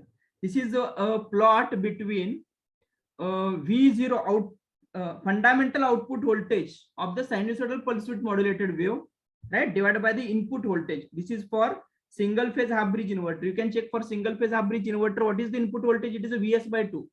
And for single phase full bridge inverter, what is input? It is a Vs na. So it is the plot between V01 divided by Vs by 2, V01 divided by Vs. This means this same plot is there. That is the ratio of V01 means output voltage at fundamental frequency. V01 is the output voltage at a fundamental frequency. Fundamental frequency of sinusoidal PWM, right? So the plot is like this: 0 to 1, that is nothing but under modulated. Okay, MA less than 1 is nothing but under modulated. Okay, under modulated, and 1 to 3.24, it is a over modulated. This indicates over modulated.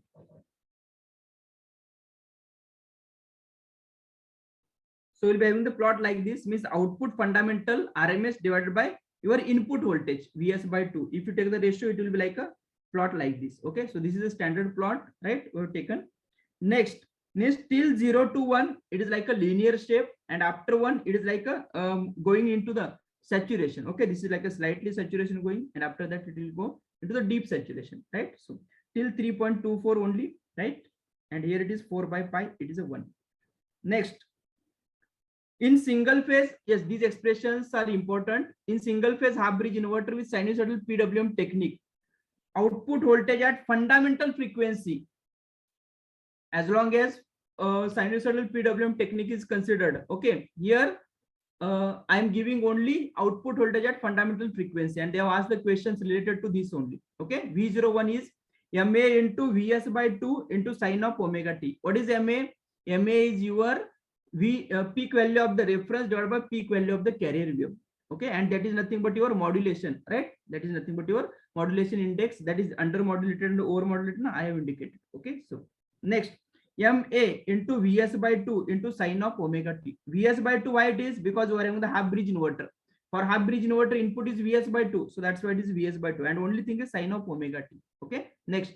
So fundamental frequency is same as that of the frequency of the modulating waveform. Okay, that is like your reference wave, right? Frequency of the reference wave. V01. If MA is greater than 3.24, then this expression 4 by pi into Vs by 2 into sine of omega t. If you check the previous questions regarding MA greater than 3.24, okay, or MA greater than 1, they have not asked the single question yet, but only thing is check, keep it as a reference. Okay.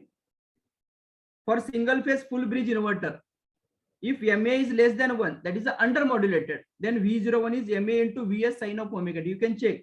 Half bridge, we had a Vs by 2 here. In a full bridge, the change is only Vs. We are having a Vs here. Okay. So output voltage expression, fundamental frequency output voltage expression of single phase full bridge in single phase inverter is very simple. It is a modulation index, that is MA into, I am saying modulation index.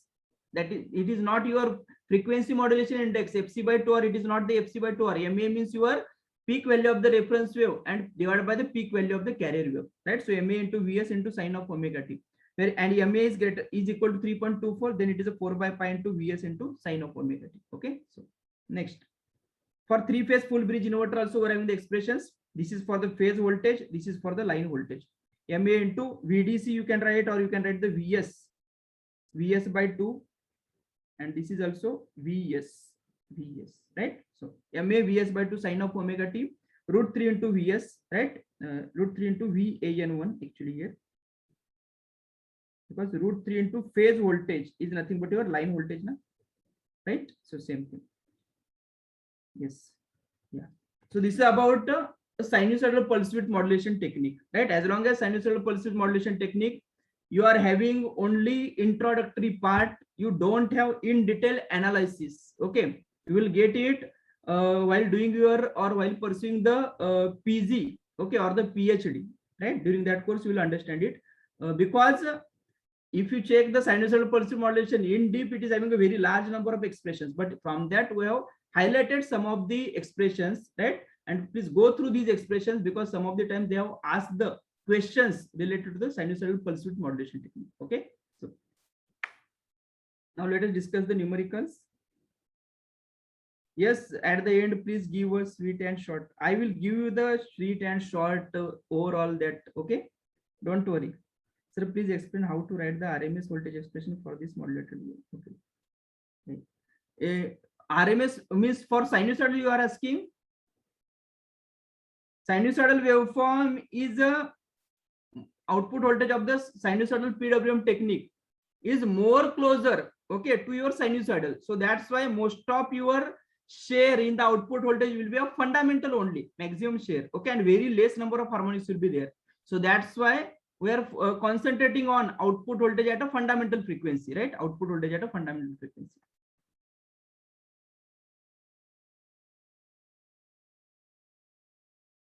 Yes, V0 is the output of the inverter. Ashish, I have denoted FC by 2FR, that is your frequency modulation index. MA is the different thing, M is the different thing. Okay. Yes. Yeah, I will tell you about cycloconverter after this, right? So let us discuss some numericals regarding the inverters, right? Yeah, one by one let us discuss.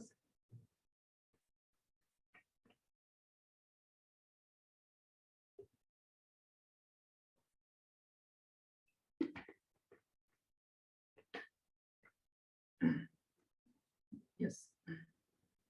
A single phase voltage source inverter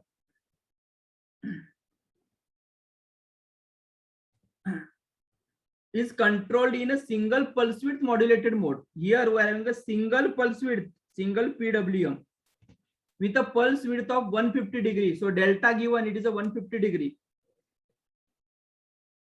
Right? Next, in each half cycle, total harmonic distortion is defined as percent THD is equal to under root V RMS square minus V1 square divided by V1 into 100. They have given where V1 is the RMS value of the fundamental component of output voltage. V1 means what? RMS value of the fundamental component of output voltage. And the THD of output AC voltage waveform is. Our task is to find the THD. Okay, so please let me write here. They have given V RMS is nothing but RMS value of output voltage of inverter. RMS value of V0, okay, overall output voltage of the inverter. Next thing, V1 is nothing but RMS, yes,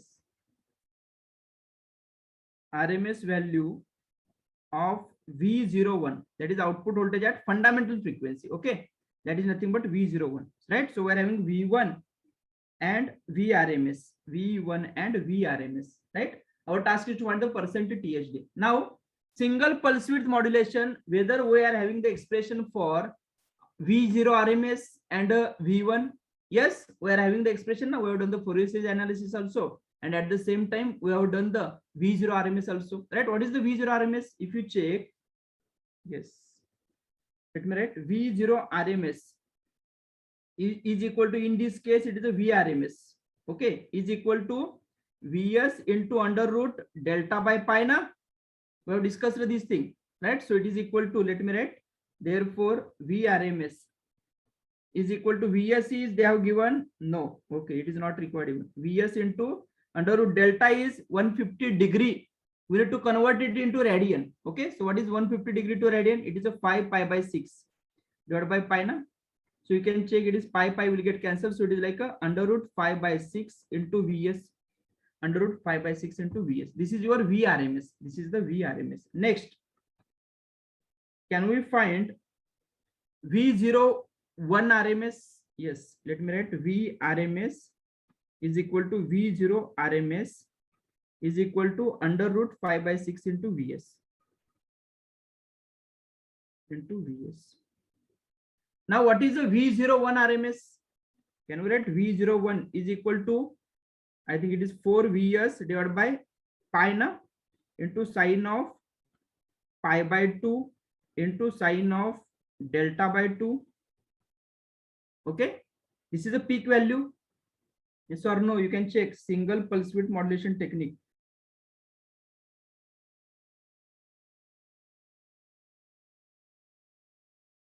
Right, 4 Vs by pi sine of pi by 2 into sine of delta by 2. Okay, next, they have given delta value. They have given the delta value. Yes, so it is equal to 4 Vs divided by pi into sine of omega t should be there, right? So can I say that the peak value is nothing but this one? This indicates the peak value now. This is nothing but V01 peak. V01 peak, right? So therefore it is a 4 Vs by pi. Let me first find the V01 peak. V01 peak. 4 Vs by pi into sine pi by 2 is 1 na? Into sine of delta by 2, that is 150 by 2. So it is like 4 by pi into sine of 75. 1.23 into Vs na, right? So this is V01 peak. Now can we find V01 RMS? 1.23 into Vs divided by root 2 na. So it is equal to divided by root 2. 0.87 into Vs. This is your V01 RMS. Now what is THD? We can write, therefore percent THD is equal to under root, we are having V0 RMS, right? So it is equal to under root 5 by 6 into Vs. It's a square. So it is like 5 by 6 into Vs square minus 0.87 into Vs square. 0.87 into Vs square divided by V01, that is 0.87 into Vs into 100. So if you check, it is equal to, we can take Vs square outside. So it is a Vs into under root 5 by 6 minus 0.87 square. So let me check 5 by 6 square minus 0.87 square. Right?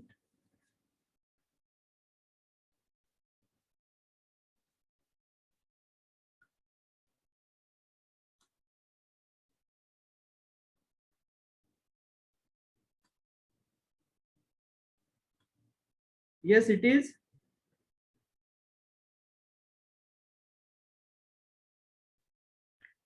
(48.42) or 31.77.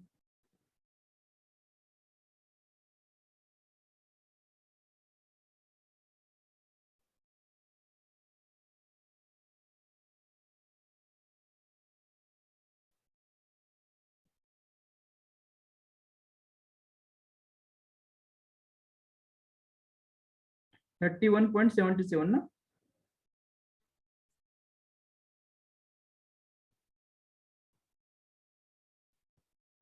Right? That is 31.83 approximately. Okay.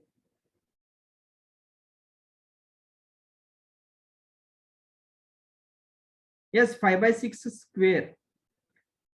We have to take, no, it is 5 by 6 only, not square, because we are having it is under root 5 by 6, na? So already, yes, taken the square of that thing, right?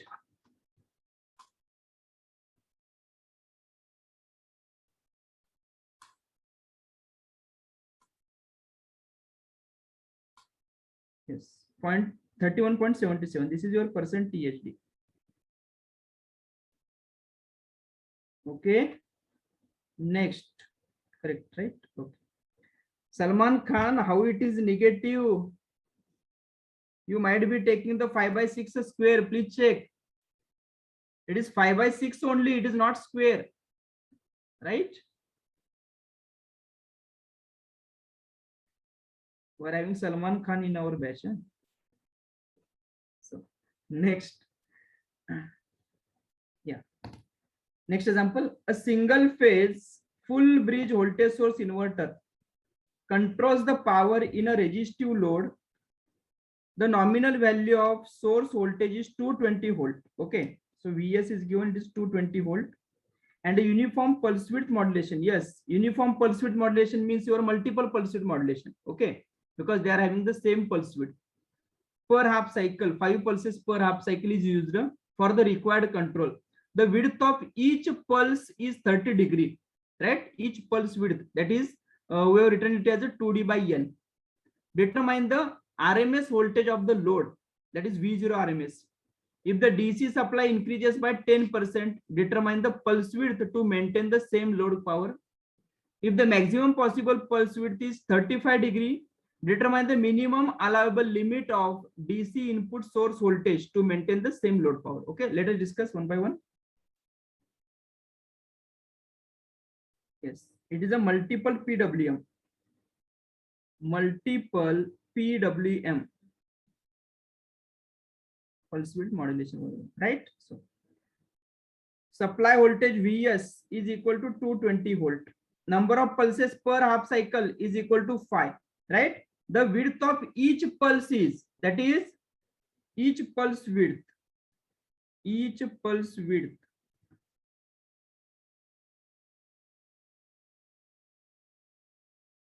We are having, it is equal to 2D by N, which is equal to 30 degree, right? So first thing is, our task is to determine the RMS value of load voltage.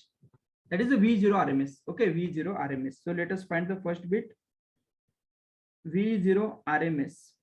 What is the expression? We have written Vs into under root number of pulses per half cycle, na? Into, it is 2D by N divided by pi, right? This type of expression we have already written.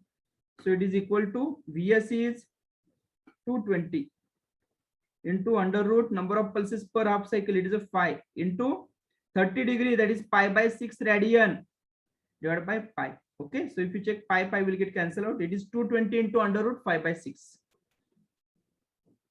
Yes, therefore V0 RMS. 220 into under root 5 by 6. Yes, how much?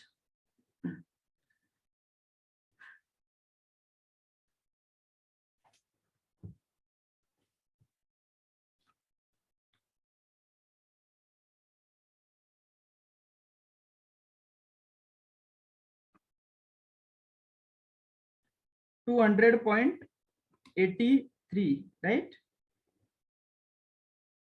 Shravan Kumar.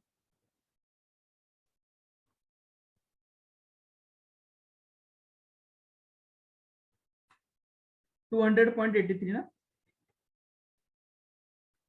This is our V0 RMS, right? Next thing is, if the DC supply increases by 10%, means now Vs becomes 10% increment, means it is 1.1 into 220. Yes or no? Right? For the second bit, please check. If the DC supply increases by 10%, means now supply voltage is equal to 10% increase, means what? 1.1 into 220. Because initially it was a 220, na? Now 10% increase means it is a 1.1 into 220. Okay. Determine the pulse width to maintain the same load power. To maintain the same load power, what will the pulse width? Okay. So now let me write here first. Yes. For this V0 RMS, what will the load power? They have not given anything regarding the load register and those things. Okay. So let me write directly, because they have given only resistive load, right? Resistive load they have given. So let me write here load power. Therefore, load power is equal to P0 is equal to V0 RMS square divided by R, na? So it is 200.83 square divided by R. This is your load power, 200.83 square divided by R. Okay. Now second bit, let us discuss. For the second bit, what is Vs? Let me write it as Vs dash is equal to 10% increase, na? So it is 1.1 into Vs. It is 1.1 into what is Vs value? Vs we are having, it is a 220. 220. So if you check, it is 1.1 into 220. 242 volt. Right? This is your Vs dash, means Vs for the second bit. Vs for the second bit. Okay. So now our task is to determine the pulse width to maintain the same load power. Load power were required to be same, and our task is to find the pulse width. Okay. So pulse width. Now you can check if this is Vs dash we are having. So what is V0 RMS? V0 RMS, let me write it as is equal to same thing we have written, it is Vs into under root this thing, na? Right? So pulse width, now they have not given. Pulse width they have not given. Our task is to find the pulse width. Okay. So let me write it as into number of pulses per half cycle, that is N into pulse width. I'm writing it as a pulse width. That is nothing but your 2D by N. Okay. 2D by N, which is equal to 2D by N divided by, this is a pi. This is a pi. Okay. So which is equal to, I can write under root number of pulses per half cycle. This is 5 only into 2D by N divided by pi. Right? This is your V0 RMS. Now with this V0 RMS, we need to maintain the same load power, and our task is to find this 2D by N. That is the pulse width. Right? That is the pulse width we need to find. Okay. Now let me write for same load power. For same load power means what? P0 is equal to, we need to find the load power with this, na? So it is equal to V0 RMS square divided by R. Or let me denote it with the V0 RMS dash, so that this V0 RMS and this V0 RMS, okay, it will not get confused. So V0 dash RMS square. So P0 we are having this thing, we are keeping the same load power. So 200.83 as it is divided by R is equal to, yes, V0 RMS square divided by R, na? What is V0 RMS? This thing under root 5 into, this should be into Vs dash, na? Yes, under root 5 into 2D by N divided by pi into Vs dash square divided by R, na? Same load power we need to maintain. So RR will get cancel out, right? The only thing is you can check here, Vs dash we know na, we have written Vs dash 242. Put here Vs dash is 242 and find the 2D by n value. 2D by n is nothing but your pulse width na, each pulse width, that is 2D by n, right? So we can write 200.83 square is equal to under root pi into 2D by n divided by pi into Vs dash is 242. It's a square we are having, so definitely this under root will go out, right? And this is 242 square. Okay, 242 square. Please check what is the value of 2D by n. Is nothing but your pulse width, which is equal to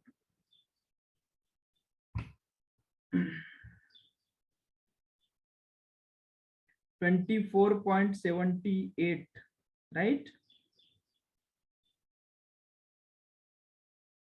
24.78 degree, right? Are you getting the point? We are interested in keeping the constant load power. So that's why the P0 we need to maintain the same. That's why I've written this P0 is equal to this expression. Okay. So it is 24.78. Next, third bit. If the maximum possible pulse width is 35 degree, now they have given the pulse width means 2D by n they have given. Determine the minimum allowable limit of DC input source voltage. Our task is to find now Vs, right? That we need to find to maintain the same load power. Okay, to maintain the same. Again, the load power is maintained the same. Okay, so let me write here 2D by n. Now they have given it is a 35 degree. Right? 2D by n is equal to 35 degree. Yes. Third bit. Pulse width is equal to 2D by n is equal to 35 degree. Okay, this is a pulse width. Next, we need to maintain the same load power. Okay, we need to maintain the same load power. So P0 is equal to, let me write it as a Vs double dash. Okay, we need to find the Vs value na. So it is a Vs double dash into under root number of pulses they have maintained the same 5 only. Pulse width it is a 35 degree. Okay, so 35 into pi by 180 na. 35 is in degree. We need to convert it in radian divided by this pi as it is divided by pi. Okay, so this is your output voltage square divided by R na. Are you getting the point? This is new voltage, supply voltage we need to find. They have given the 5 pulses as it is 35 degree. So that's why I have written it as a pulse width in terms of radian and this pi as it is. Okay, divided by R. So P0 means what? It is equal to, we have written P0 means this thing. Same we need to maintain 200.83 square divided by R. 200.83 square divided by R, which is equal to this Vs double dash we need to find into this thing. You can check under root pi cancel out. So 5 into 35 divided by 180. 0.97. Okay. Divided by, yes, this square divided by this R. R cancel out. Now from this we can find Vs double dash. Okay. So for given pulse width, in order to get the same output power, right? What is the required input voltage they have asked? 203.678, right?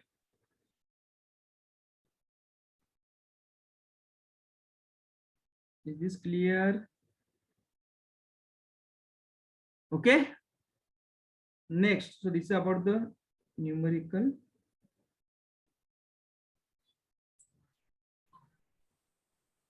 Hello. Yes. Sir, after completion of this power electronics, please share some MSQ type of question in a PDF format so that it will be conceptual. Okay. Yes, multiple select MSQ na? means only multiple select questions. Only MSQ and some difficult questions, sir. Yeah. I will give you some examples of those MSQs. Okay. Actually, we are not because for not concentrate on MSQ. Okay. Right. We'll discuss it. Okay. Next, this numerical is related to the three-phase inverter. A star connected resistive load of 15 ohm per phase, right, is fed from 420 volt DC source. VS is given, load resistor is given through a three-phase full bridge voltage source inverter. For both 180 degree and 120 degree, determine RMS value of load current, RMS value of switch current, load power, and source current. Okay, these things they have asked.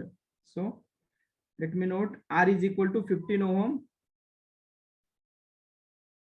VS is given, it is a 420 volt three phase full bridge we are having, right? Let us first find for 180 degree mode. 180 degree, right? So first bit is RMS value of load current. Yes, what is the RMS value of load current? How to find? It is a star connected, so your line current, phase current, both will be same. So can we find the phase voltage first? VPH RMS. What is the expression we have written yesterday? VPH RMS is equal to VS by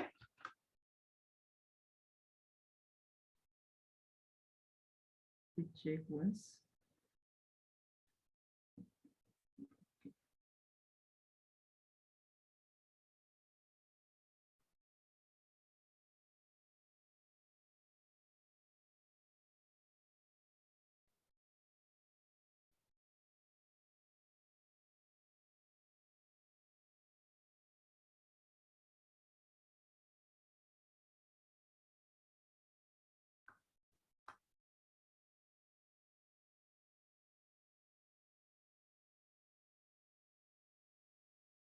Yes, this one, root 2 into VS by 3. Root 2 into VS by 3, right?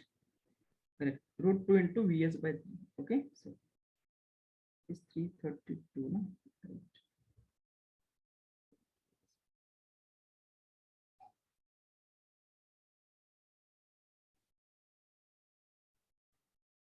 Yes. Root 2 into VS divided by 3. So you can check it is a root 2 into what is VS? 420 divided by 3. So therefore VPH RMS.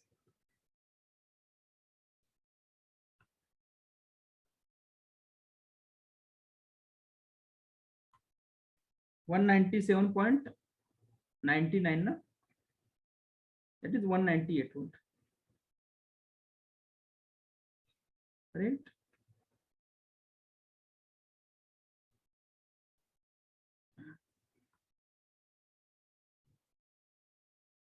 Okay. So next, RMS value of load current. So load current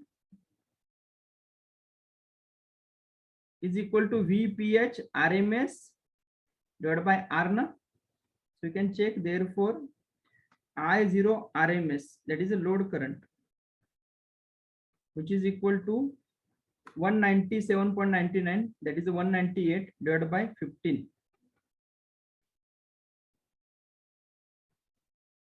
Yes, how much it is?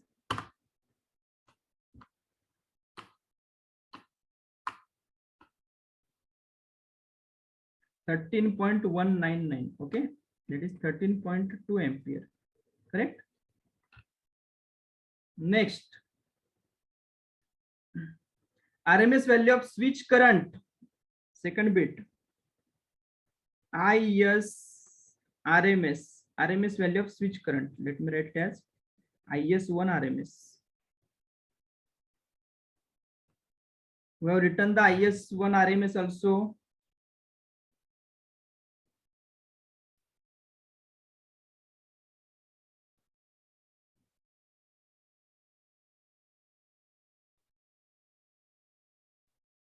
Yes, here it is. VS by 3R, na? VS by 3R.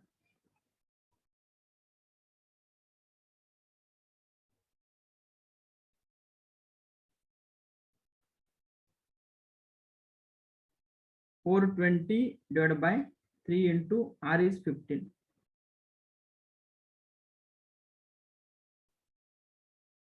Yes.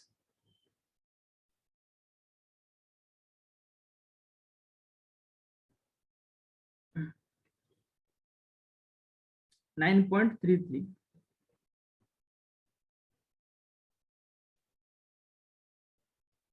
Third bit, load power P0. So it is a V0 RMS, that is VPH RMS 3 into VPH RMS into I RMS, na, that is I0 RMS. So it is 3 into, this is 197.99 into what is I0 RMS? It is a 13.2. Yes, how much?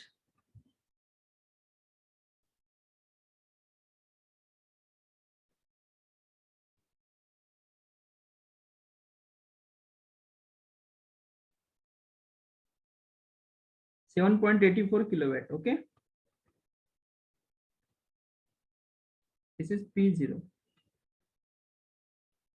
Right, next, fourth bit, the source current. Fourth bit, source current. We discussed the source current is constant now, and its value is Vs upon 3R by 2 na. For 180-degree conduction mode, in each interval across supply, yes, how much equivalent resistance will be connected? It is R in parallel with R plus R na, that is 3R by 2. So it is 420 divided by 3 into 15 by 2. Please check.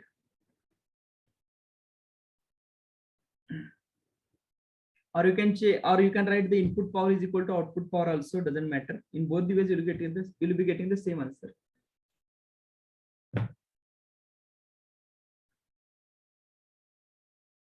$18.66. Correct. This is your IS. Okay. Next, for 120-degree conduction mode, can you find the 120-degree conduction mode? We have already written the expressions. Yes or no? Right? Okay. Okay. So please simplify this. This will be the homework for you. 120-degree conduction mode. Straightforward expressions we are having. Right? So from that you can. Okay. Thank you. Next. Yeah. So let us discuss this example. A single phase current source inverter. Yes, this example is related to the current source inverter with ideal switches has the following data. Current I is equal to 30 ampere, constant current 30 ampere, frequency is equal to 500 hertz, and load capacitance C is equal to 20 microfarad. For this inverter, calculate the circuit turn of time. We have written circuit turn of time. It is a T by 4. Second, the peak value of reverse voltage that appears across thyristor, that is a PIV rating. Okay, so come on. The thing is I is equal to 30 ampere, frequency is equal to 500 hertz, C is equal to 20 into 10 to the power minus 6. Our task is to find TC. TC is equal to T by 4 na? Yes or no, right? So what is T? It is a 1 by 500 divided by 4. So please check 1 by 500 divided by 4. 500 microsecond. Yes or no? This is your TC. Correct.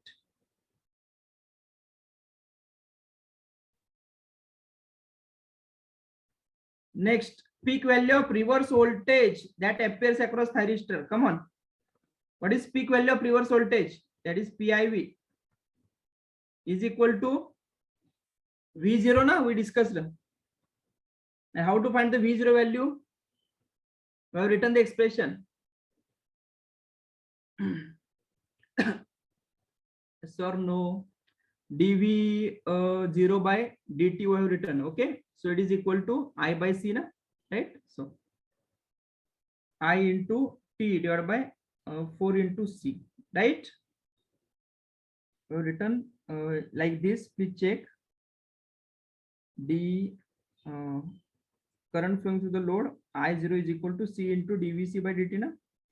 So I0 is nothing but your I, which is equal to C into how the voltage is changing, 0 to the V0. So it is a V0, and within how much time? It is a T by 4, na? This thing we have written. So therefore V0 is equal to I into T divided by 4 into C, right? This thing we have written. So it is IT by 4C. So it is I is 30, T is 1 by 500 divided by 4 into C value. It is a 20 into 10 to the power minus 6. Please check how much? 750 volt, right? 750 volt. So let me write PIV. Therefore, PIV is equal to 750 volt. 750 volt. Is this clear? Next. Yes, this example let us discuss.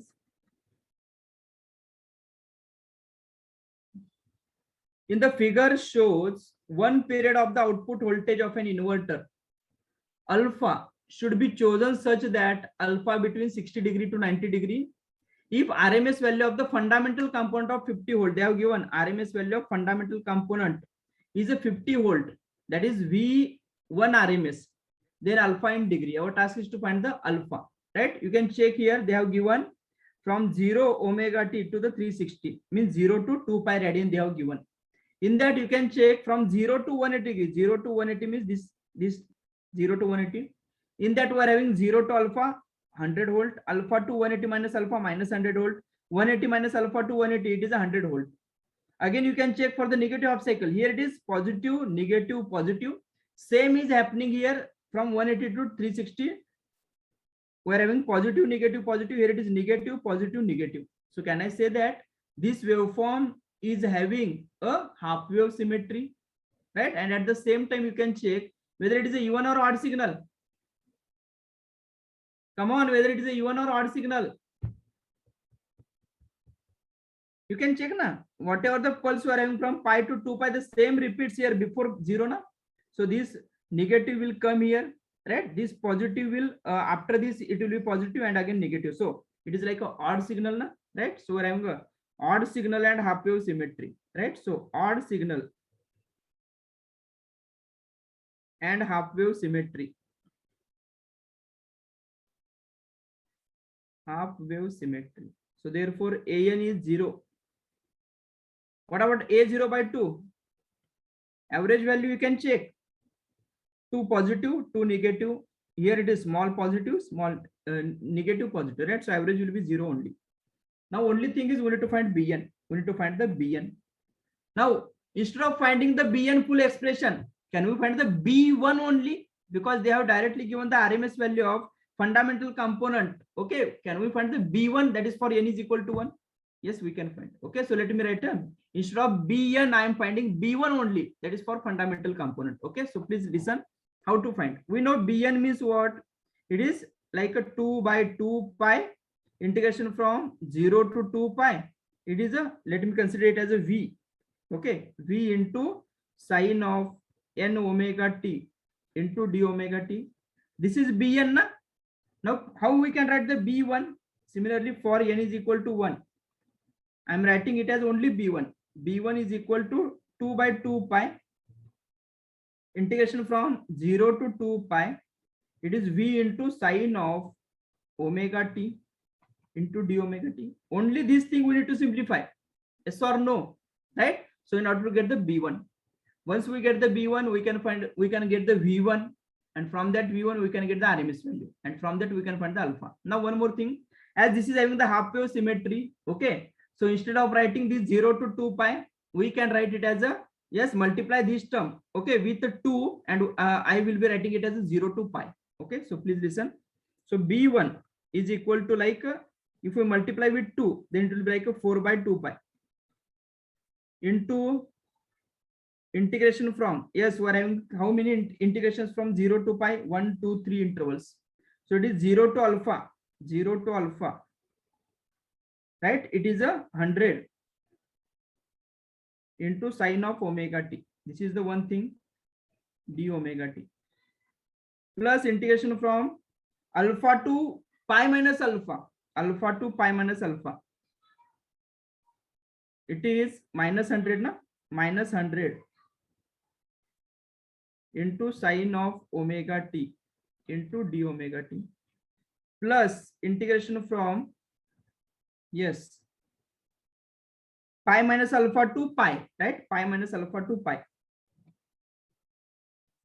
It is again 100 into sine of omega t into d omega t, right? So it is equal to, we can write 4 by 2 pi means it is like a 2 by pi. We can take 100 outside, right? Into 100. Okay. Now let me simplify these integrations into integration of sine is minus cos of omega t. Limit 0 to alpha.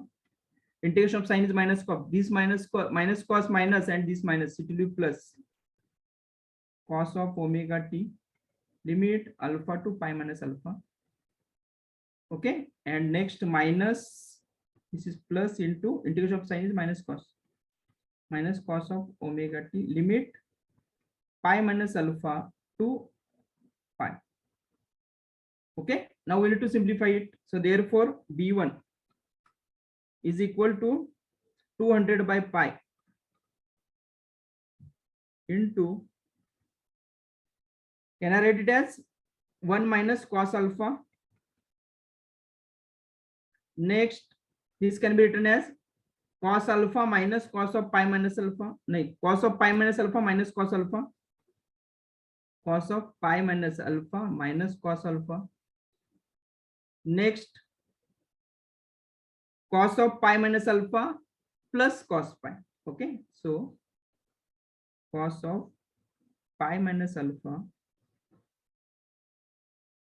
minus cos pi, sorry, minus cos pi. So you can check, it is 200 by pi into, this is 1. This here it is 1. Cos of pi is minus 1 na? So that minus 1 and this minus, so it will become plus na? So that will be, it is a 2 like. Okay, so let me write it as a 2 minus, this is cos alpha, that is minus cos alpha. Here it is cos of pi minus alpha is minus cos alpha. This is minus cos alpha and this is cos of pi minus alpha. So again it is minus cos alpha. So let me write it as, first thing, do you get this 1 and cos of pi is minus 1. So minus 1 and this minus, it will become plus 1 plus 1, 2. Okay, minus cos alpha. Here it is a cos alpha minus cos alpha minus cos alpha, again minus cos alpha. So if you check, it is 200 by pi into 2 minus 4 into cos alpha. It is equal to your b1 na? Now you can check here. Yes, if this is the b1, if this is the b1, can we write v1? So therefore v1 is equal to what? b1 into sine of omega t na? Only for fundamental, right? N is equal to 1. So it is b1 sine omega t. So therefore what is v1 RMS? This is only sinusoidal term now we are adding. So v1 peak is nothing but b1 na? Can I say that this is nothing but your v1 peak? So therefore v1 RMS is equal to b1 by root 2. What is b1? b1 is this thing, 200 divided by pi into, we can write it as 2 minus 4 cos alpha. 2 minus 4 cos alpha. And v1 RMS they have given na? Yes, it is for fundamental, they have given 50 volt. So it is a 50 volt. So from this find alpha, right? If they give the fundamental value, yes, 77.1546. Okay.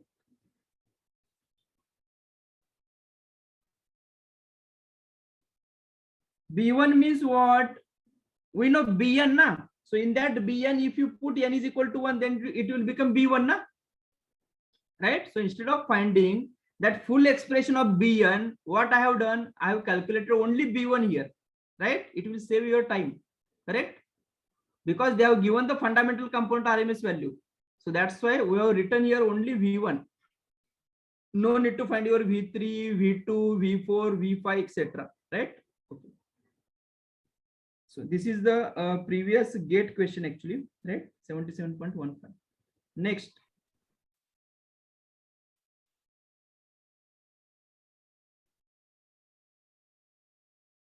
Okay. Root 2 term in the denominator. This is peak value, na? So RMS is nothing but peak divided by root 2. Okay. So that's why I have written here root 2. Is this clear? Now here you are saying here it is root 2, na? Correct. Thank you. So here it is a root 2 required. This term divided by root 2, na? Correct? Okay.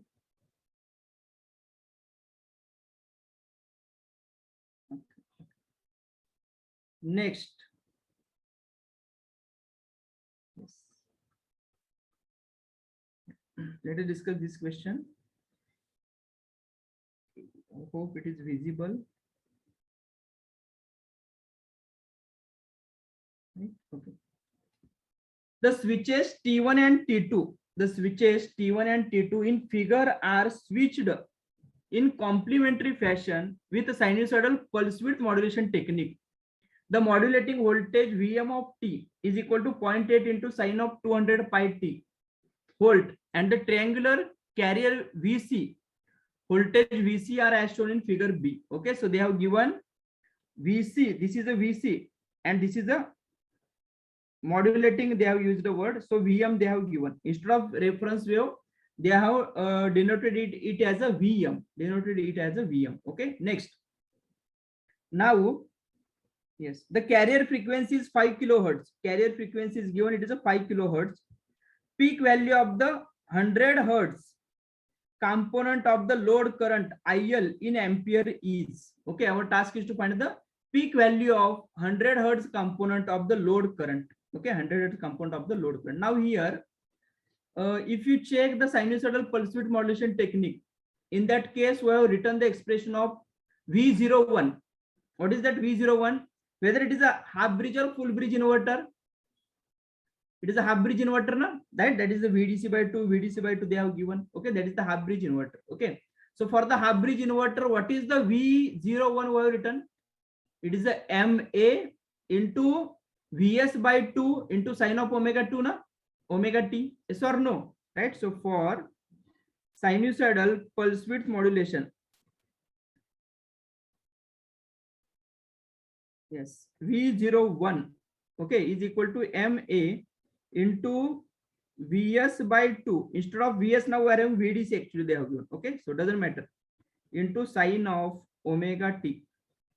And what they given, if you recall the previous things, whatever the highlighting points I have given, okay, in that I have mentioned that this omega is nothing but frequency of the fundamental component, which is again equal to the frequency of modulating wave. Okay, so this omega is nothing but frequency of modulating wave or modulating signal, you can say. Modulating wave, modulating signal, anything you can write. Okay, so now here Vm of T is nothing but the modulating voltage they have given. Okay, modulating voltage is equal to Vm of T, which is equal to 0.8 into sine of 200 pi T, na? So from this, can I say that omega is nothing but 200 pi? So therefore, frequency of modulating voltage is equal to 200 pi. And frequency of modulating voltage and your frequency of fundamental component voltage both are same, na? Right? So as frequency of modulating voltage is equal to frequency of fundamental component output voltage. Okay, fundamental component output voltage. So therefore I can write it as, therefore frequency of fundamental component output voltage, fundamental component output voltage is equal to omega, which is equal to 200 pi, na? 200 pi. So therefore in frequency F can we write, which is equal to omega by 2 pi, na? So it is equal to 100 hertz. So frequency of fundamental component output voltage is 100 hertz, and they have asked, if you check here in the question, they have asked the peak value of the 100 hertz component of the load current. Means for the same frequency we need to find the peak value of the output current. Okay, that is the load current, right? Now for the load current they have given the impedance R is 12 ohm, and XL also they have given 16 ohm for 100 hertz.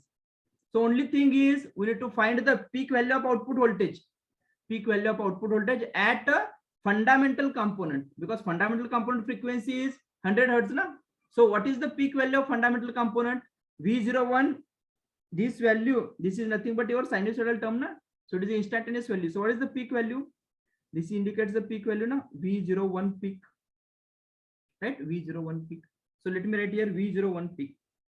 So now V01 peak is equal to MA into Vs by 2. What is MA? MA is nothing but peak value of reference wave divided by peak value of your carrier wave. Okay, so you can check what is the peak value of reference wave in this question. Reference wave, carrier wave is nothing but this triangular wave. So this sinusoidal is nothing but your reference wave. What is the peak value of reference wave? 0.8. So let me write it as, or let me first find MA. MA is equal to peak value of reference wave, or the reference signal, you can say reference voltage, okay, divided by peak value of carrier. What is the peak value of reference? It is 0.8. And what is the peak value of carrier? You can check, it is a 1, na? They have given this is 1, means peak value is 1, and its peak value is 0.8. So it is 0.8 divided by 1, means what? 0.8 only. This is a 0.8, right? Next, so now we know MA, we know Vs by 2. So what is V01 peak? Therefore V01 peak is equal to 0.8 into Vs by 2. What is Vs by 2? 250. 250. So please check how much? 200, no? 200 volt. This is V01 peak. Now what is I01 peak? Therefore I01 peak is equal to V01 peak divided by impedance, na? Which is equal to 200 divided by under root, what is impedance? R square plus XL square. So it is equal to 200 divided by, what is R? 12, and XL is 16. So it is under root 12 square plus 16 square, right? So please check how much.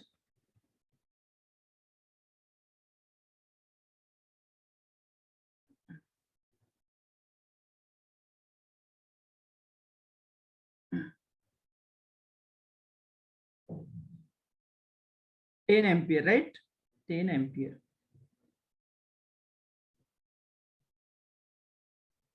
This is the I01 peak, right? It is a 10 ampere, correct? Next,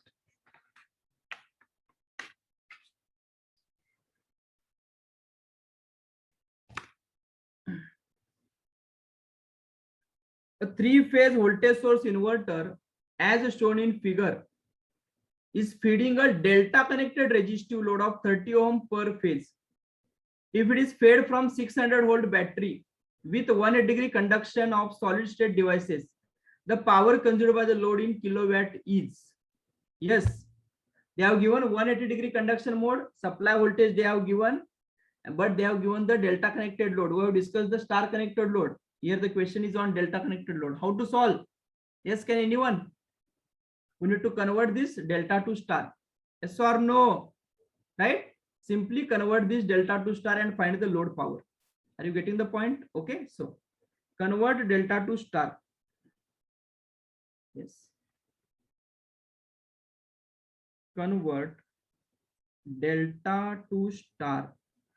Okay, delta to star. So 30, 30, 30 we are having in delta connection. So star will be, it is like a 30 into 30 divided by 30 plus 30 plus 30 na. So it is 30 into 30 means 900 divided by 90. So it is a 10 ohm. Yes or no? So resistance in star branch is equal to, I am writing it as 30 into 30 divided by 30 plus 30 plus 30. You can check delta to star transformation, okay, from network. So it is a 10 ohm. So now we are having per phase load is a 10 ohm. So from this, can we find the load power? Yes or no? Right? Load power we can directly find, right? Okay. It is a 120 degree, 180 degree conduction mode now. So let me write load power. Therefore, P0 is equal to Vs into it is like Vs upon 3 by 2R na. You can check whatever the expression we have derived, or I'm writing it is from source side now. Okay, so it is equal to Vs square, that is 600 square divided by 3 by 2 into R 10. Yes, how much?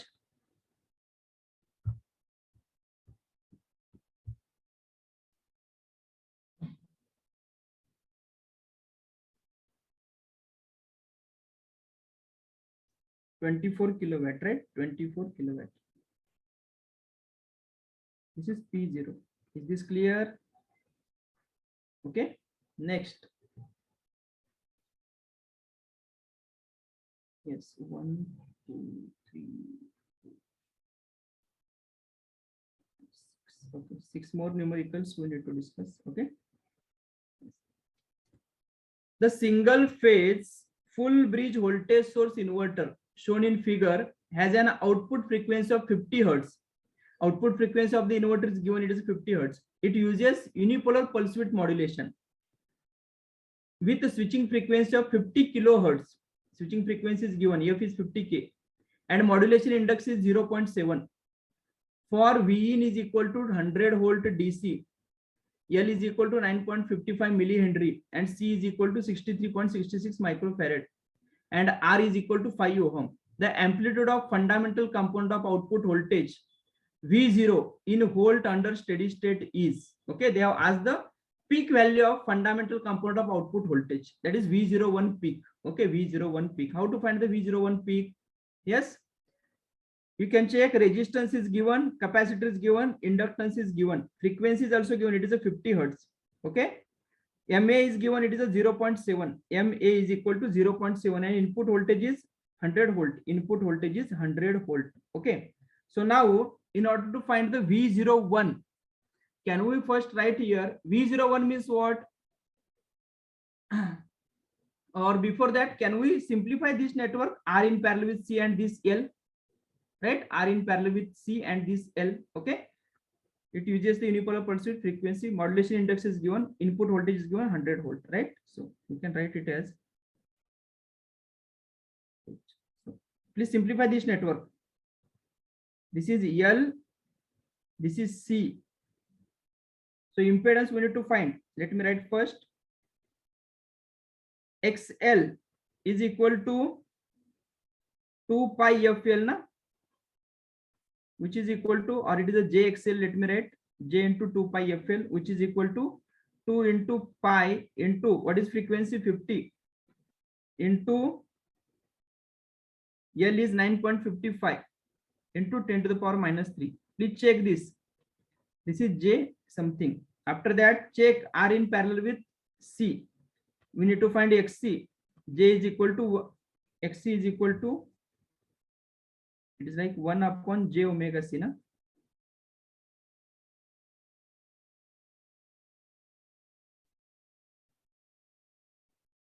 XC is equal to 1 by J omega C, right? So it is equal to 1 upon J into omega is 2 pi into F into C value they have given. It is a 63.66 microfarad. Please check this XC value. After that, we need to check these two are connected in parallel.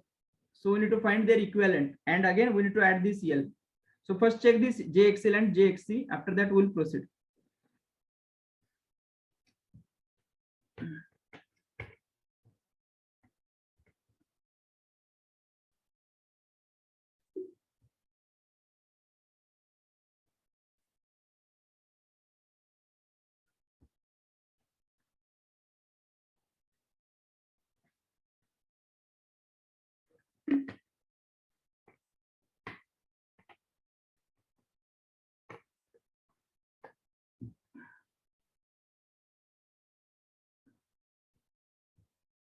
Yes, how much JXL? J3, na? It is a J3 ohm and XC is minus J50. Good, minus J50 ohm. So now we are having XC, we are having JXL. Now, what is the equivalent of this R and C? Let us find. Why we have done this, you will understand. Okay, so R in parallel with XC is equal to, it is minus J50, na? So let me write it as R into minus J50. I'm writing it as R. Let me write directly. What is value of R? 5 ohm. No? So it is a 5 into minus J50 divided by 5 minus J50. Please check this one. R in parallel with JXC.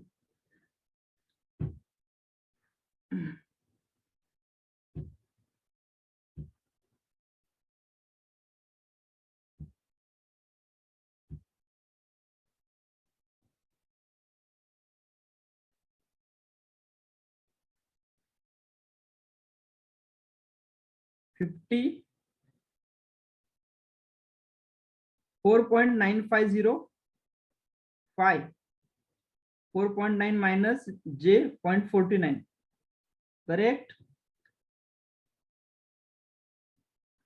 Yes, 4.9 minus J.49 na? Ohm. This is your R in parallel to XC. Now please try to understand this circuit here. This circuit, it is like VR means output voltage of the bridge inverter. In this bridge inverter, we are using the sinusoidal pulse width modulation technique. MA given it is a 0.7. Okay, so can I redraw this network as, please check. Here we are having a VS. It is given to the bridge inverter. Okay, single phase full bridge inverter. Okay, this is VS. Here we are getting the output as a VR. And next at this side we are having the impedance, and here that is the inductive reactance, and here it is impedance. This inductive reactance we have calculated it as a J3 ohm na? And this equivalent is 4.9 minus J.49. And our task is to find, you can check, our task is to find the power. Yes, not this one. Task is to find the output voltage V0. V0 is this one. They have given this as a VR. This is a V0, right? So V0 means voltage across this branch. These two are connected in parallel. So therefore, I can write it as a V0, means this voltage. Now simply, first thing is, can we find the VR? Once we find the VR, can we find V0 by using the voltage division rule, right? So let me write here. First thing is VR. In that also they have asked the amplitude of the fundamental component of the output voltage. That is the V01, right? That is the peak value. V01 peak we need to find. So for that, let me write VR1. VR1. How to find VR1? It is a MA into, it is a full bridge inverter, na? VS into sine of omega t. So VR1 peak is equal to MA into VS. What is MA? It is given 0.7. 0.7 into what is Vs? Vs or V in, you can check 100 into 100. So it is equal to 70 volt, right? This is VR1 peak. So therefore, can I write V01 peak by using voltage division rule, right? We can use VR1 peak, we know. So can we write V01 peak? It is equal to 4.9 minus J, 4.9 minus J 0.49 into V01 peak divided by, yes, we are having the this addition of these two impedances. Okay, so 4.9 minus J 0.49 plus J3 na J3. So please check this one. V0, this is VR1 peak. This is VR1 peak. We know VR1 peak. So from this point, V01 peak, right?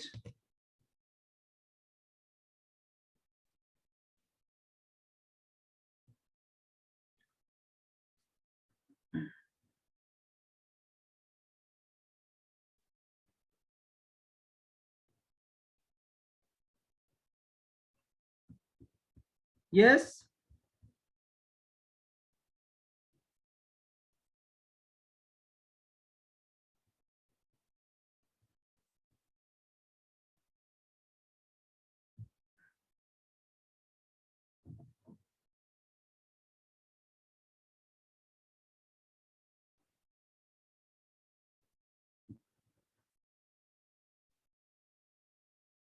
Sixty-two point 61, na?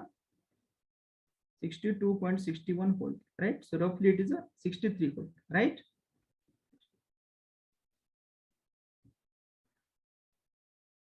Means in this question, first thing is we need to, they have asked for V01 peak, but between V01 and VR, we are having the inductor is present here. Okay. Suppose if the inductor is not there, then directly we can write VR1 peak is equal to V01 peak, right? But due to the presence of this thing, we need to simplify this network. Okay. The final answer is 62.61 volt. Next,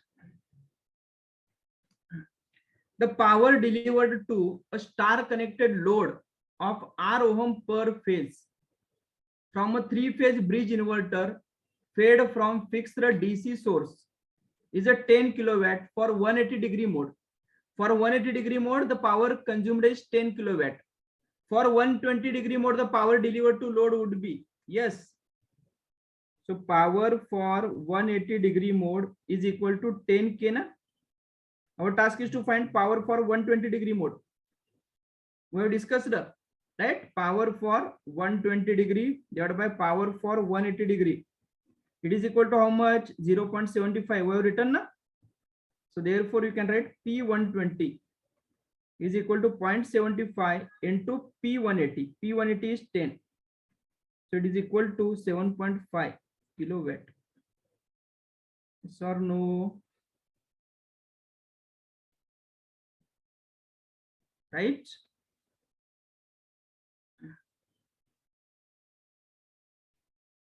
Next.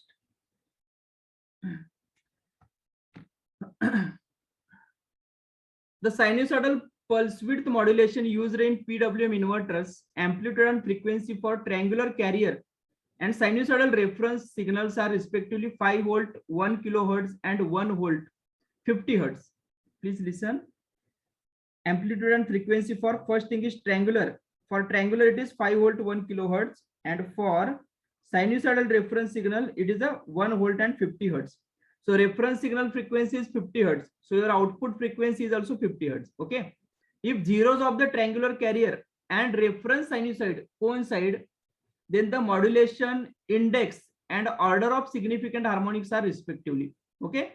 Our task is to find the modulation index. Okay. What is the modulation index? Modulation index, that is MA.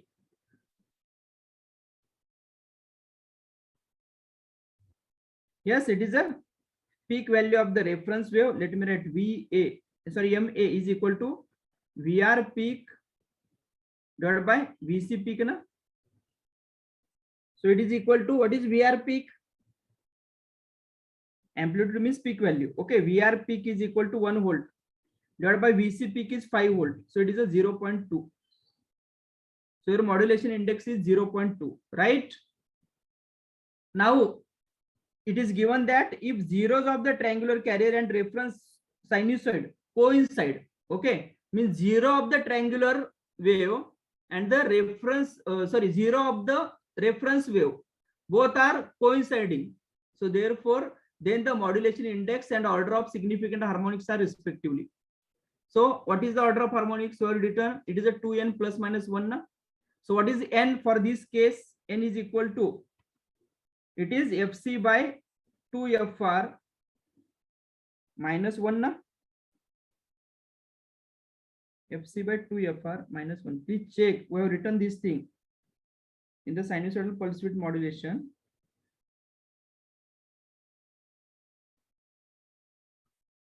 Yes. Yes, this thing. Zero of carrier, zero of sinusoidal coincide. Then n is equal to Fc by 2Fr minus 1. Okay. Next thing is, yes. Here it is. Frequency, no, harmonics, 2n plus minus 1. Okay, so first thing is we need to find n, and after that 2n plus minus 1. Okay, so let me write it as Fc by 2Fr. What is Fc? It is a 1000 divided by 2 into what is Fr? It is 50 minus 1. So therefore n is equal to, you can check, it is a 1000 divided by 100, that is 10. 10 minus 1, 9. So number of pulses per half cycle is a 9. Next thing is harmonic, order of harmonic.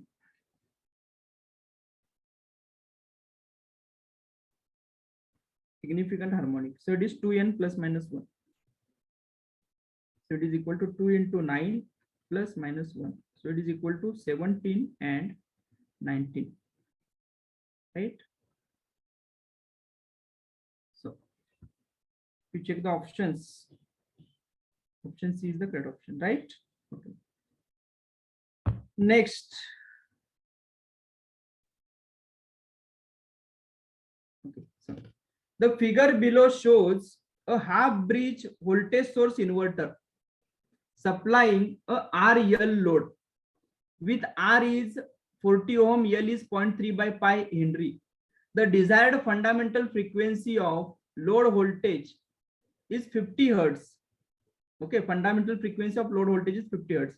The switch control signals of the converter are generated using sinusoidal pulse width modulation with a modulation index of 0.6 at 50 Hertz. Okay, the RL load at 50 Hertz, the RL load draws an active power of 1.44 kilowatt.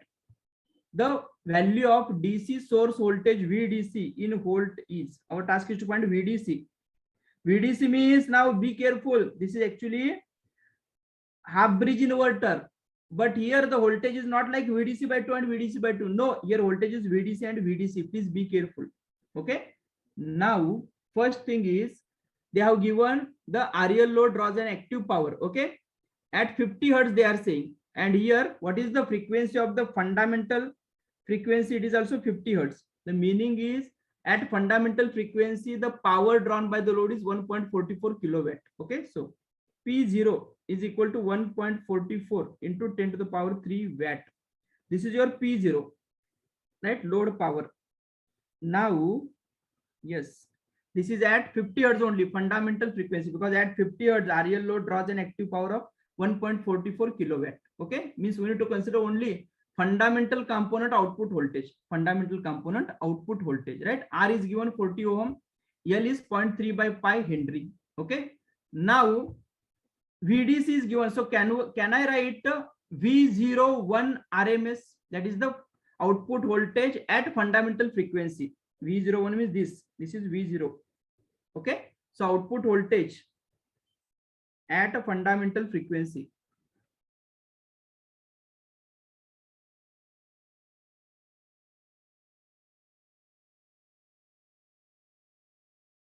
V01 is equal to, this is like a MA into VDC. Na? Here I am not writing VDC by 2 because even though it is a half bridge inverter, but here it is a VDC and VDC voltage they have given. So that's why I need to write here VDC only. Okay, into sine of omega t. Okay, so MA is 0.6 into what is VDC? VDC we need to find into sine of omega t. This is V01. Now, what is the V01 RMS? So therefore, V01 RMS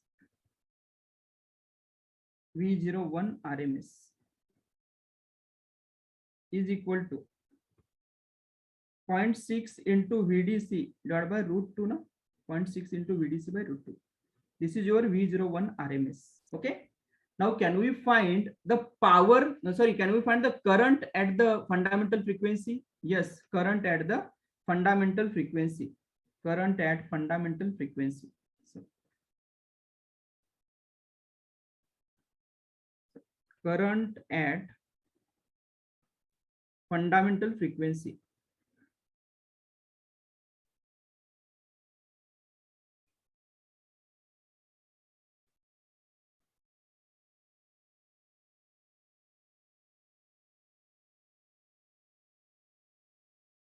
Okay. Yeah. Current at fundamental frequency is equal to I01. Let me write it as RMS. Okay. So it is equal to V01 RMS. Okay. V01 RMS into, they have given the R and L. Okay. V01 RMS divided by under root R square plus omega L bracket square, na?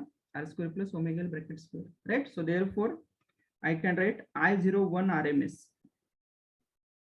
It is equal to, you can check 0.6 into VDC. 0.6 into VDC divided by root 2 divided by this thing as it is. Okay. R is given. It is a 40 plus what is the omega 2 pi into 50 into L 0.3 by pi. Okay. Square. So please check this term and let me know the I01 RMS value. Okay, I01 RMS value.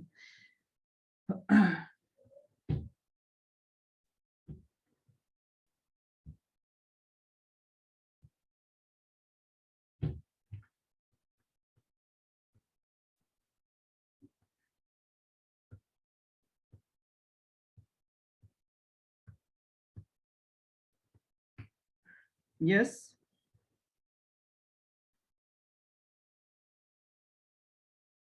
.48 into VDC, right? Is this correct? Into 10 to the power minus 3, na? Into VDC. Please check once.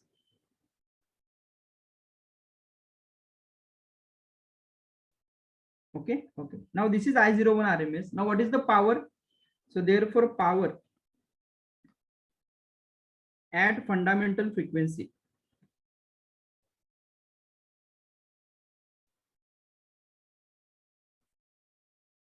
is equal to I01 RMS square into R, na?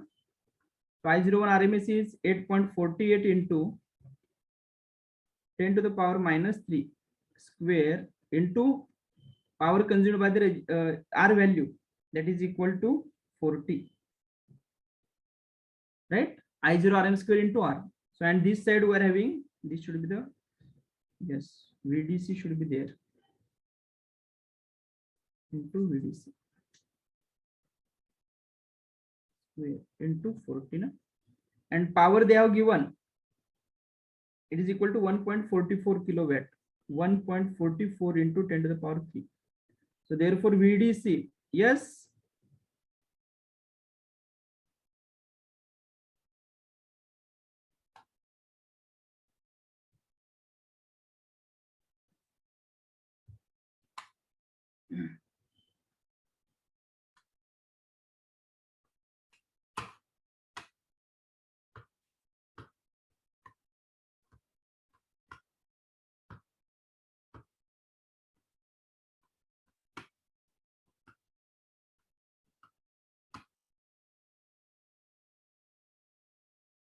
VDC 632.65. Please check.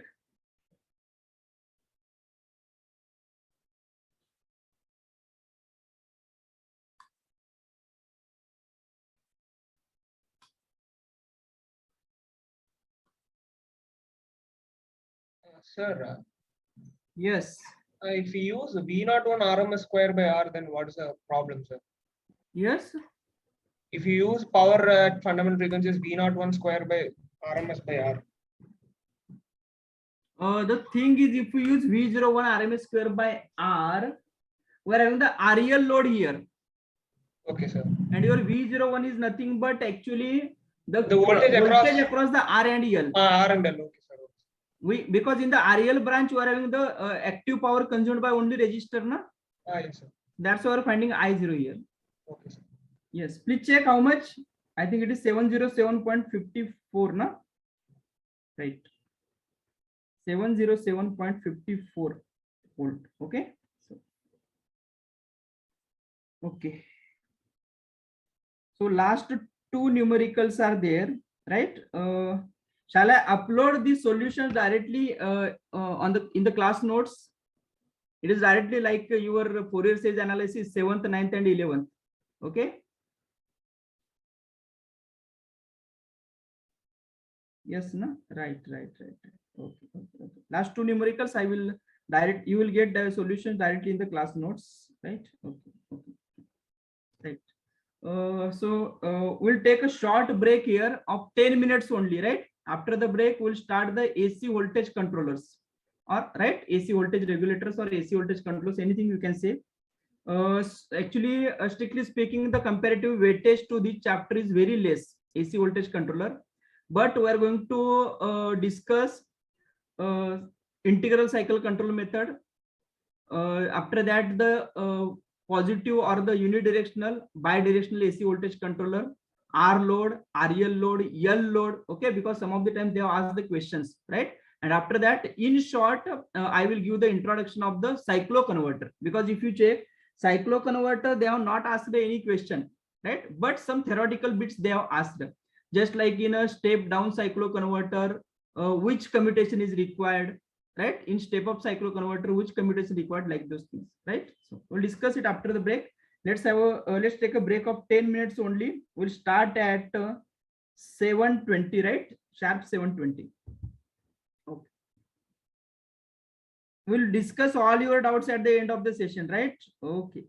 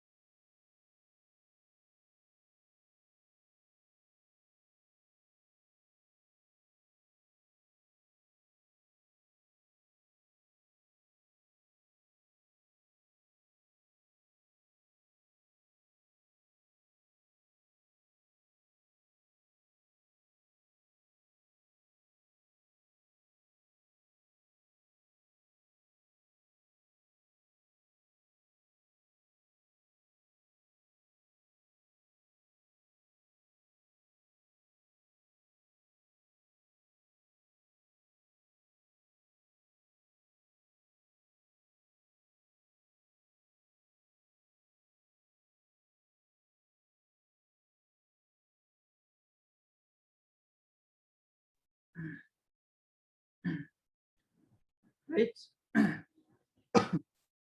So now we are going to discuss AC voltage controller.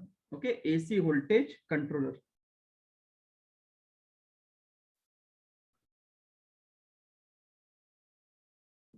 Comparatively less weightage, very less weightage, we can say, and rarely they have asked the question.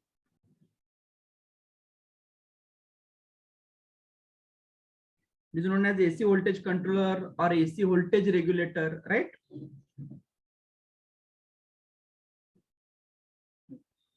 It is a circuitry that converts fixed AC to variable AC. Okay, so it is a fixed AC to variable AC. Fixed AC to variable AC converter, right? Variable AC means variable in terms of voltage only, not in frequency. Variable voltage, right? Frequency constant, frequency constant.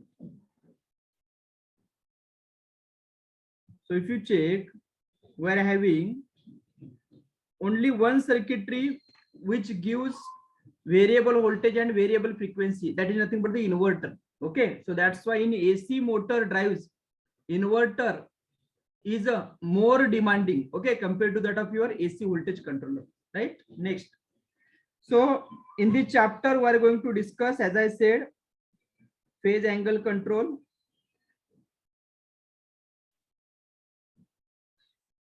Next, integral cycle control. Okay. Integral cycle control. Basically, these two are methods of AC voltage control. Methods of AC voltage control.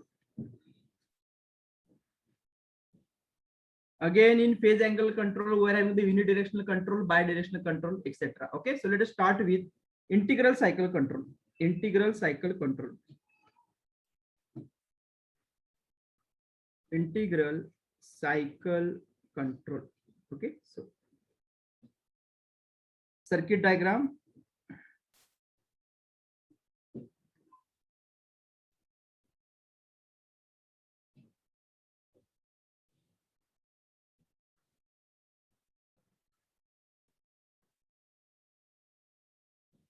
Suppose the load is purely resistive. Vs.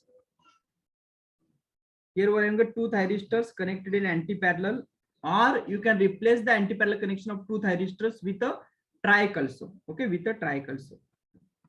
V0 and I0, right? This is the IS. This is a VS. Okay, VS is equal to Vm into sine of omega t. Vm into sine of omega t. So let me draw the supply voltage waveform. Integral cycle control means here we are going to pass the first some number of cycles or few cycles, and after that we are going to block few cycles. Okay, so how to block and how to pass, let us discuss. Okay, so this is a Vs.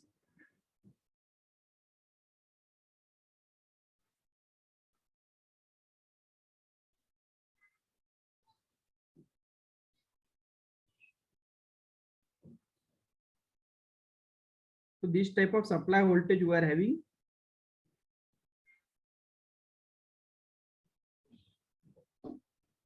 Okay, so how many cycles I have drawn? It is like a first cycle, second cycle, third cycle, fourth cycle, and fifth cycle. Okay, I have drawn total 5 cycles. Okay, so V0 omega t 0, right?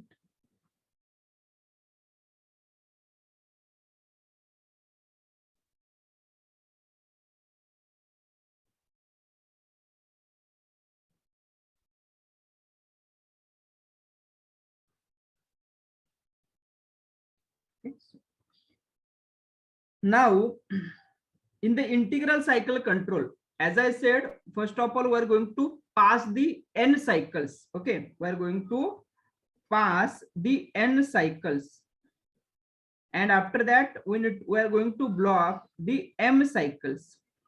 What is the m cycle and what is the n cycle and what is the pass and what is the block? Let us discuss. The meaning is, for the first n cycles, I am going to apply the gate pulse to the respective thyristor at alpha equal to 0 only, okay. And after that, for next m cycles, I am not going to apply the gate pulse to any of the thyristors. Okay, so please try to understand. When Vs is positive, it is like a plus here, minus here. So definitely this thyristor T1 will be in a forward bias mode. Yes or no? So let me write, when Vs is positive, thyristor T1 forward bias mode. When Vs is negative, thyristor T2 forward bias mode now. So what I am going to do, for the first n cycles, n and m, these are the numbers only. Okay, so suppose in our case we have considered total 5 cycles. Out of that, suppose I am passing first 2 cycles. The meaning is, for the first 2 cycles of the supply, at omega t is equal to 0, I am going to apply the gate pulse to thyristor T1. At omega t is equal to pi, I am going to apply the gate pulse to thyristor T2. So when gate pulse is applied to thyristor T1 at omega t is equal to 0, definitely current will flow from Vs T1 load and again back to the Vs.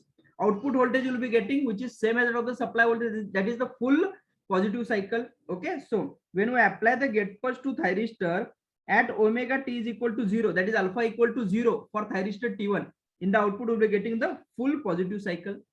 At omega t is equal to pi, I am going to apply the gate pulse to thyristor T2, right? So gate pulse to thyristor T2 means what? At pi or after pi, supply voltage will be negative now. So it is minus here, plus here. So definitely this current will be flowing like this. Yes or no? So you can check current in the load branch is opposite direction compared to that of the previous case. So here I0 and V0 will be getting it as a negative. Okay. So we'll be getting the I0 and V0 negative. So V0 negative, that is same as the supply voltage. Okay. Again, for the next one cycle, suppose I am passing it. Means again gate pulse applied to thyristor T1, and here thyristor T2 gate pulse is applied. Okay. So it is like we are passing the first n cycles. So suppose consider this as a n cycles. I'm writing it as a n cycles, right? So I'm passing the n cycles. After that, I will block the next m cycles.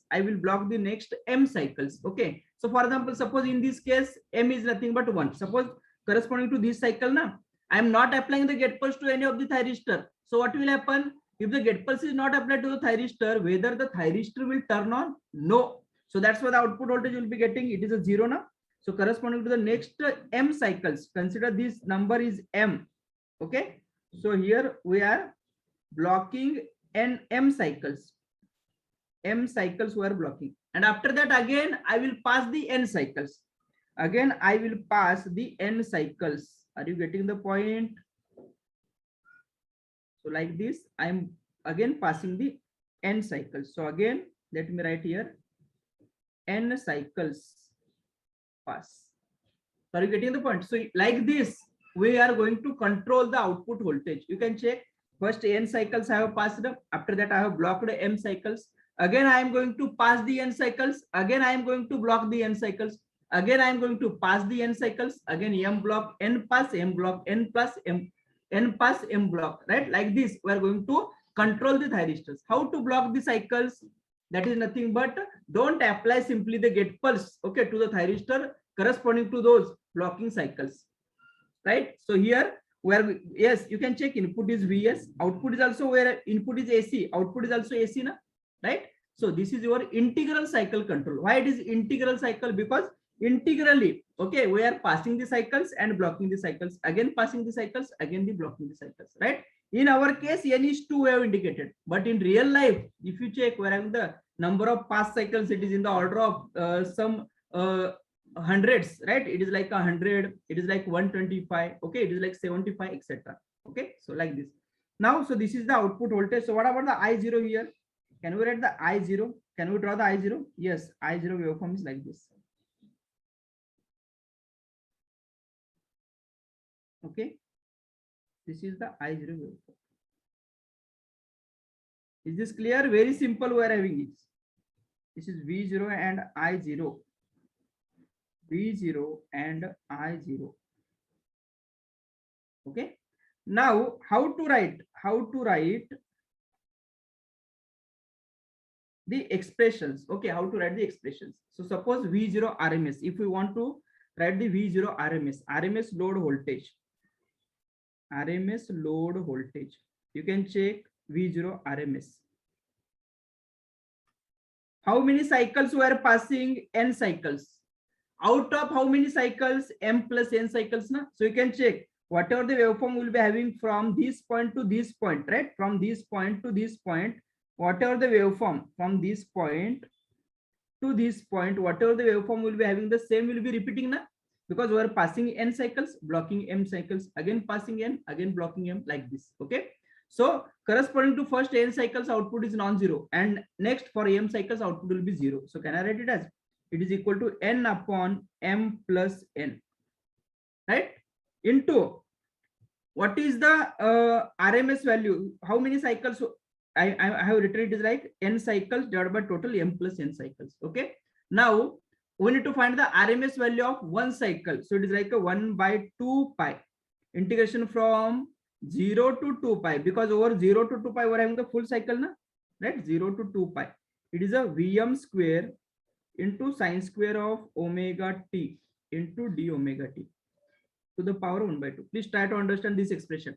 Square root of mean of squared value.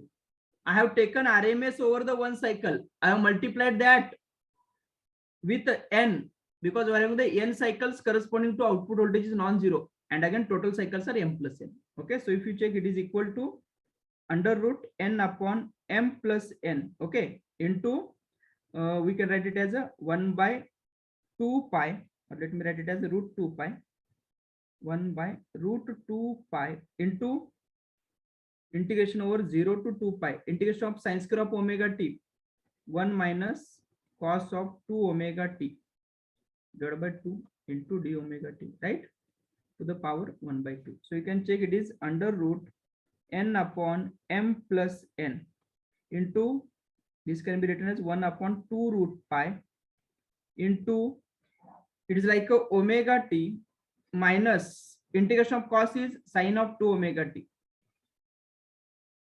divided by 2, limit 0 to 2 pi to the power 1 by 2 now.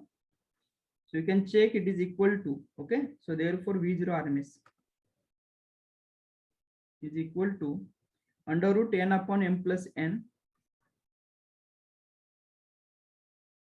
into 1 upon 2 root pi into, we can write it as a 2 pi minus 0. So it is a 2 pi minus sine of 2 pi by 2, that is 0, sine of 2 into 0, that is a 0 again. Okay, so this term will become 0. So it is 2 pi to the power 1 by 2. So it is equal to root pi will get cancelled out. Okay, root 2 by 2. So again it is a 1 by root 2. So I can write it as a into Vm should be there, right? Into Vm should be there. Yes, and put it here Vm. Right? So I can write it as under root N upon M plus N into Vm by root 2. What is Vm by root 2?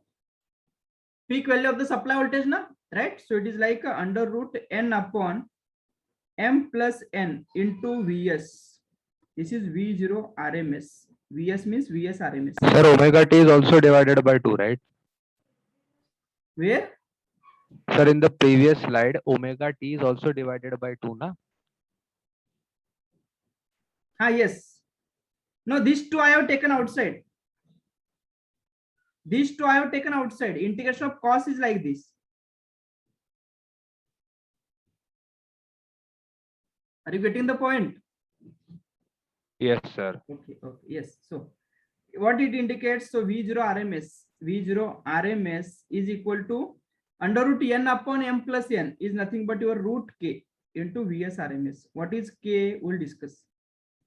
So this is the expression for V0 RMS, right? Where K is equal to N upon M plus N, N upon M plus N, okay, which is nothing but duty cycle duty cycle, okay, of your AC voltage controller. Why it is duty cycle? Because you can check n means what? Number of past cycles, na, right? And m plus n means total cycle. So that's why it is a duty cycle. That's why it is a duty cycle. Okay, next. So this is your V0 RMS. Similarly, you can write I0 RMS. I0 RMS is equal to V0 RMS divided by R. Okay, it is equal to V0 RMS by R, right? Next, now next term is load power. Load power. Load power. That is equal to P0. Okay, it is equal to V0 RMS square divided by R, na, which is equal to V0 RMS into I0 RMS, right? This is the load power. Next, we can write the input power factor. Input power factor.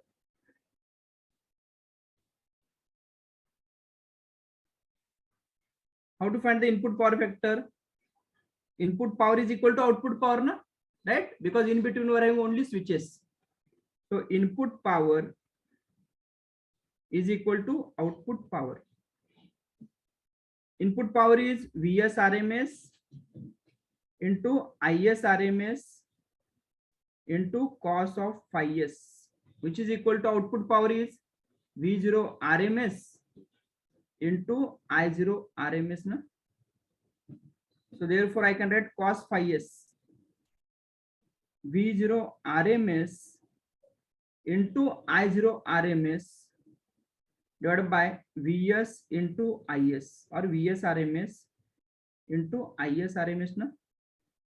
So you can check I0 RMS and Is RMS, both will be same or different.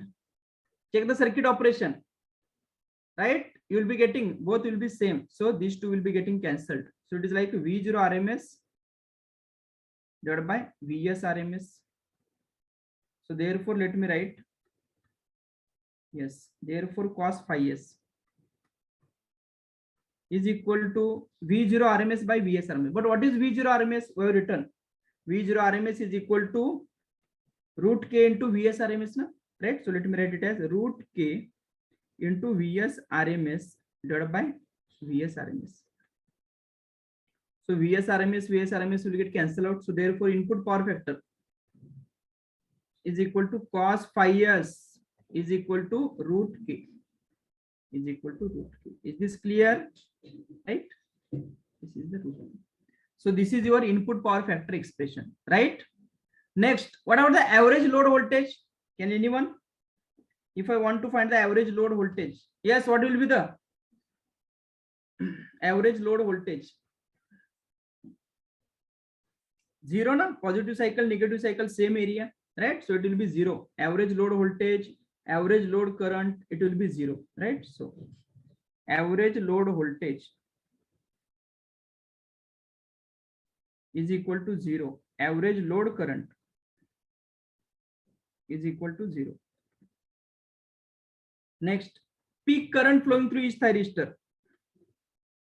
Peak thyristor current.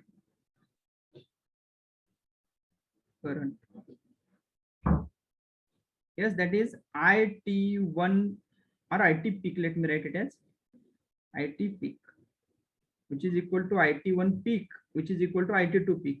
Yes. What will the peak value of current flowing through thyristor? Come on.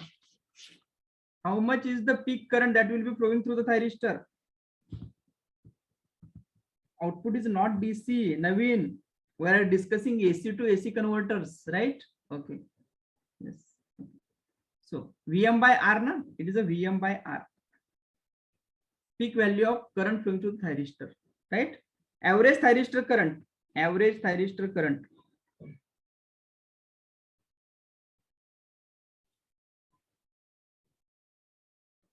If you check the thyristor current waveform, let me draw IT1.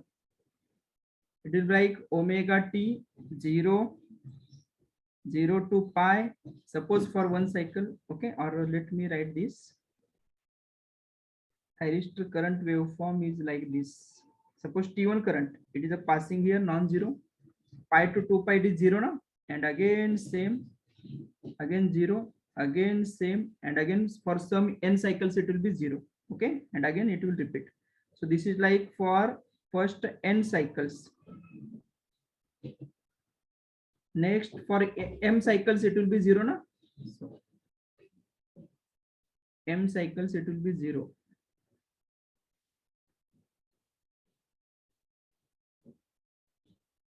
M cycles it will be 0. Okay, and again it will be having the non-zero ends like this waveform,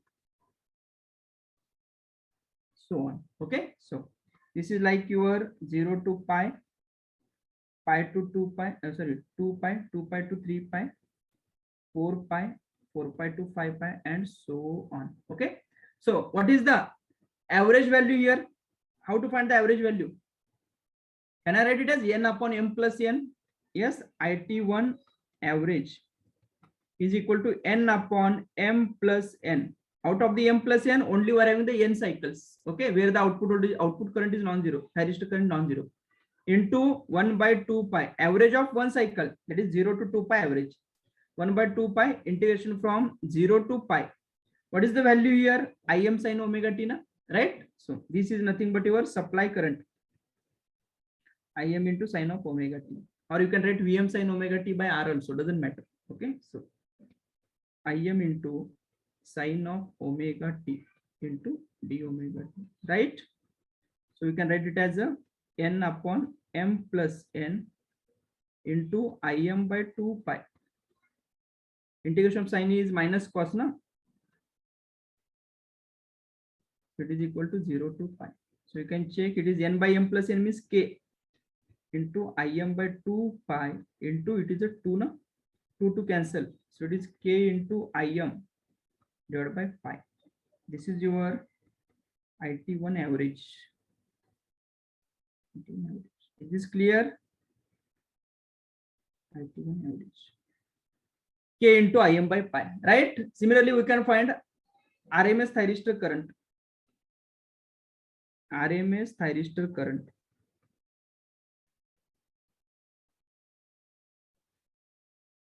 Okay, so that is IT RMS, or you can write IT1 RMS also, doesn't matter. Again, it is n upon m plus n into RMS over one cycle, 1 by 2 pi integration from 0 to pi Im square sin square of omega t into d omega t to the power 1 by 2. If we simplify it, we will be getting root k into Im by 2. Root k into Im by 2. This is your IT RMS. Okay, IT RMS. Next, duty cycle we already discussed. So friend, this is about the integral cycle control. Okay, integral cycle control. Next, let us discuss. Yes, on-off control. Okay, that is sorry, integral cycle control. It is also known as the on-off control. Integral cycle control is also known as the on-off control. Okay, now let us discuss the phase control. Okay, phase control. Yes, in that let me write unidirectional AC voltage controller. AC voltage controller. Unidirectional AC voltage controller. Yes. So unidirectional AC voltage controller. So circuit diagram.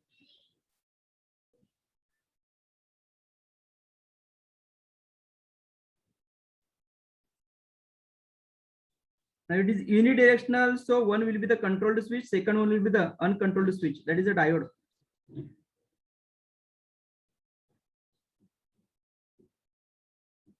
Thyristor T1, diode D1, let me write, this is R, this is V0 and I0. Come on. What will happen? During positive half cycle, we'll be getting the controlled output now. During the negative half cycle, we'll be getting the, yes, uncontrolled output. Yes or no, right? Because when Vs is positive, thyristor T1 will be in a forward bias mode. That is, when we apply the gate pulse, definitely current will flow like this, right? And when Vs is negative, diode is an uncontrolled switch. Diode will become forward bias. Okay, so waveform will be like this. That's what is known as a unidirectional control.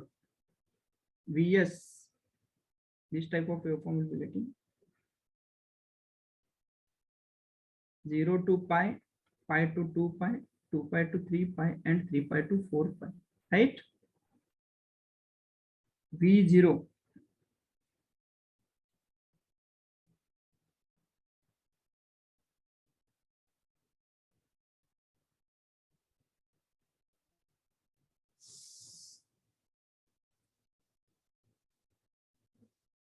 Positive cycle will be getting the controlled, negative cycle will be the uncontrolled, right? That is the full cycle will be getting in the negative. Again, it is a controlled, okay, and again it is same full cycle. It's clear. Alpha, pi, 2 pi, 2 pi plus alpha, 3 pi, and here it is a 4 pi, right? So this is your V0. Similarly, we can get the I0, which is in phase with the V0. Now, can we write the V0 RMS?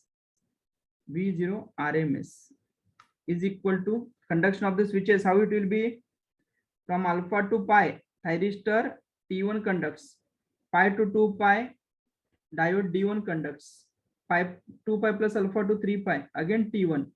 And next here, diode D1, right? Diode D1 conducts.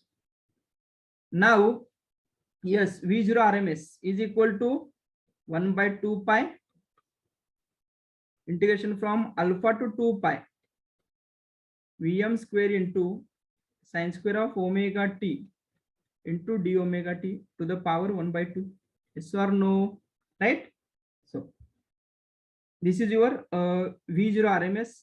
I'm writing expression directly. Vm by root 2. You can simplify it into 1 by 2 pi into 2 pi minus alpha plus 1 by 2 into sine of 2 alpha to the power 1 by 2. This is your V0 RMS. We can write I0 RMS. It is a V0 RMS by R, right? I0 RMS. V0 RMS divided by R, right? Similarly, conduction time of each thyristor. Conduction time of thyristor. Time of thyristor. Yes. Pi minus alpha by omega, na? Alpha to pi only thyristor conducts. Conduction time of diode. Conduction time of diode. Diode is in a conduction mode during pi to 2 pi. So it is pi by omega. This is the conduction time of diode, right? Next, average output voltage. Yes, here V0 average. You can check here. Output voltage average value will be 0 or non-zero. Non-zero, because positive cycle we're having less area compared to the negative cycle. Okay. So can I write it as V0 average is equal to 1 by 2 pi integration from alpha to 2 pi Vm into sine of omega t into d omega t, right? So if you check, it is equal to Vm by 2 pi into cos alpha minus 1. This is your V0 average. Average value of output voltage, right? It is a negative because you can check the negative cycle area is greater than that of your positive cycle. So that's why V0 average will be negative only, right? Negative only. Next, load power. Load power P0 is equal to V0 RMS square divided by R, or it is V0 RMS into I0 RMS, right? I0 RMS. Similarly, we can find the power factor, load power factor, or the input power factor, sorry, input power factor. That is, input power is equal to output power, Vs RMS into Is RMS into cos phi s, which is equal to load power. That is the V0 RMS into I0 RMS. Again, V0 RMS and Is RMS, I0 RMS and Is RMS both are same. Okay. So I'm cancelling here only. So therefore cos phi s V0 RMS divided by Vs RMS. Okay. Similarly, we can find the RMS value of thyristor current and those things. Okay, in the numerical, if it requires, we can find. Okay, so please try to understand why it is unidirectional, because one cycle is only controlled. Okay, one cycle is controlled. Next, bidirectional. Bidirectional AC voltage controller. Now we will be having the two thyristors connected in anti-parallel AC voltage controller. In that, consider the load is R load. R load.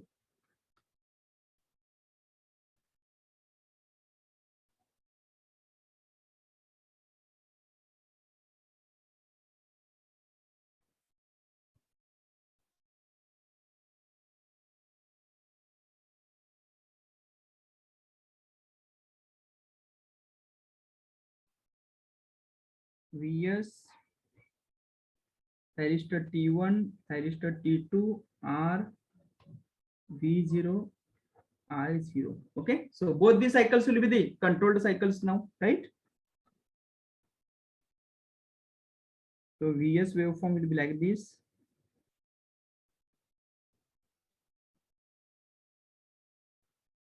This is sinusoidal voltage. 0 to pi, pi to 2 pi, 2 pi to 3 pi, 3 pi to 4 pi, right? How is the waveform of V0? Unless and until we apply the gate pulse, output voltage will not be non-zero, na? Thyristors will not turn on. Yes, we'll be having this type of waveform.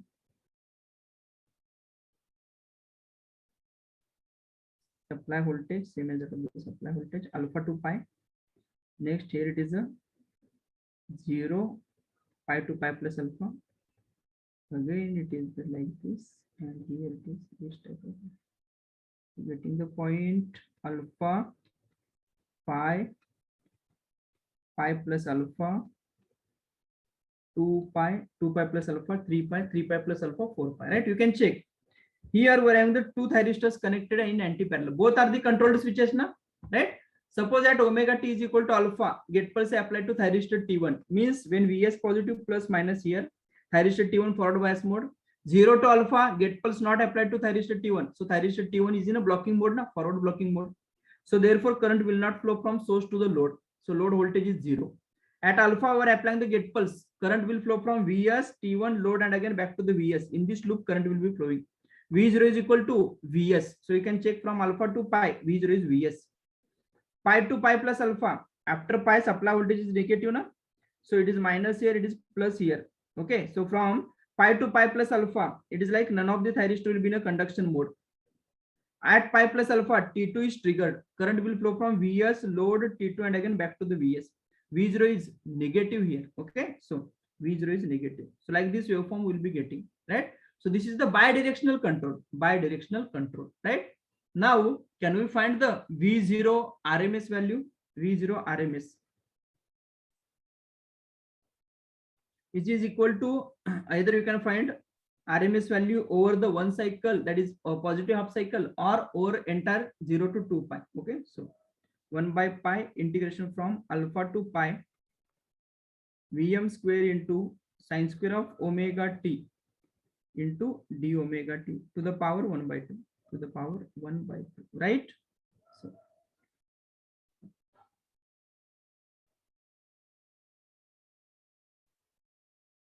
no imtiaz, in integral cycle control also we are having thyristors only. The thing is we are applying the gate pulse at alpha equal to 0 degree, right?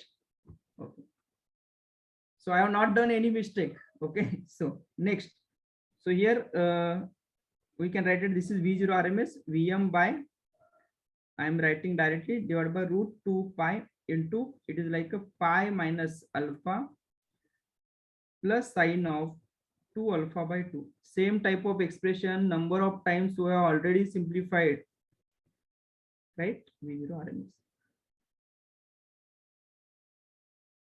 We can write I0 RMS,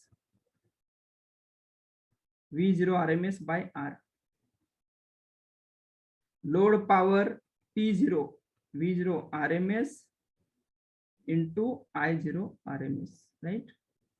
Okay. Conduction time of each thyristor. Conduction time of each thyristor is equal to, it is pi minus alpha by omega, na? Pi minus alpha by omega, right?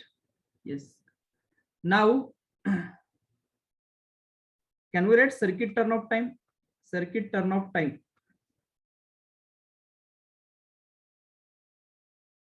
for each thyristor. Yes, can anyone?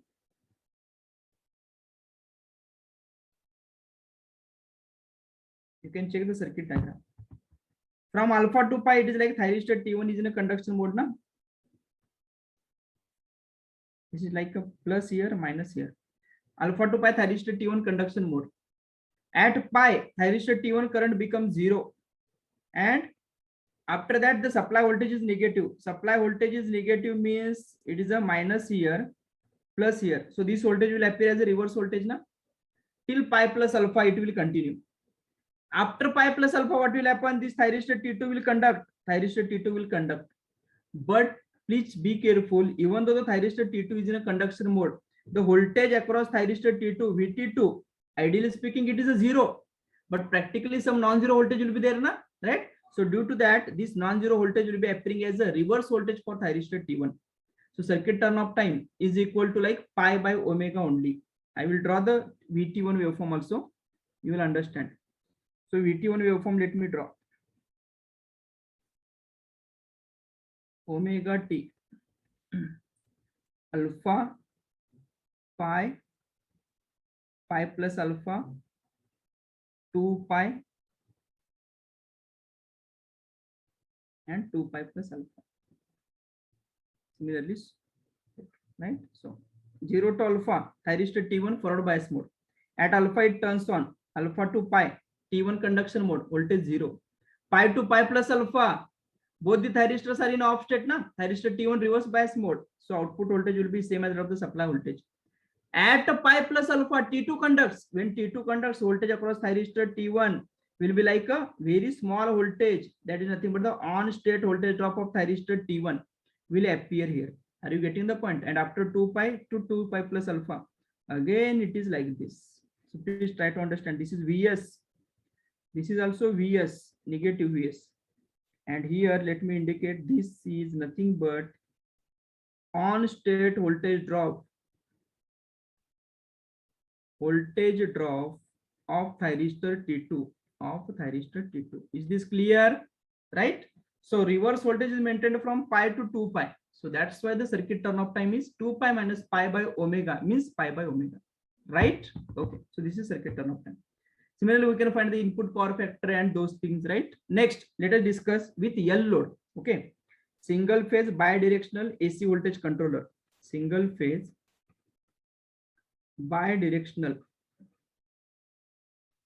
AC voltage controller.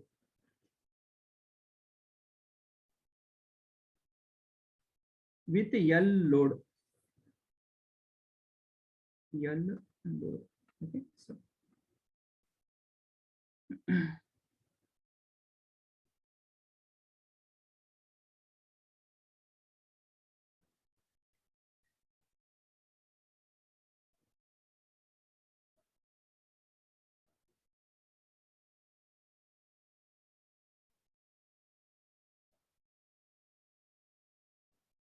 L, this voltage is V0, I0. This is thyristor T1, thyristor T2, Vs. Okay. Now, with inductive load, what will happen? Let us discuss.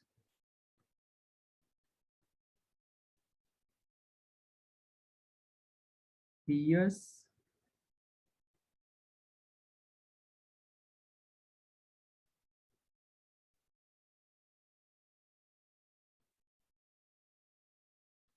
pi, 2 pi, 3 pi.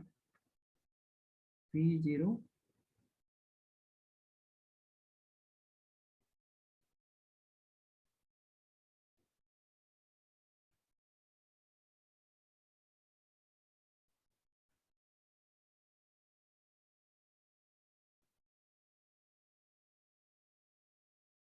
So this is alpha. Okay.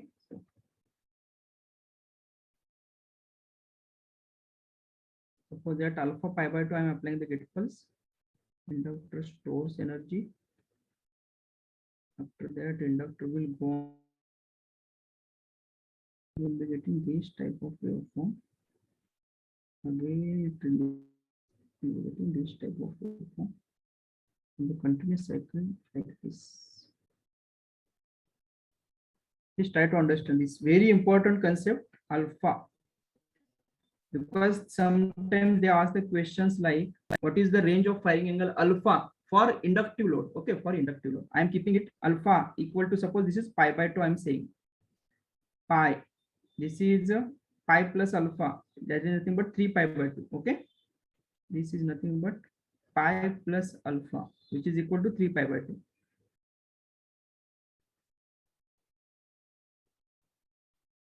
Here it is 2 pi. Okay, and so on.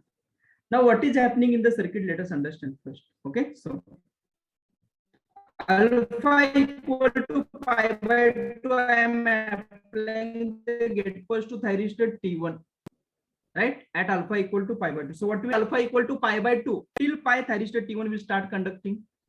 Supply voltage is positive. It is like load inductor go on storing the energy. V0 is same as that of the supply voltage. Okay. Inductor is storing the energy. Inductor is storing the energy. So how is the waveform of I0?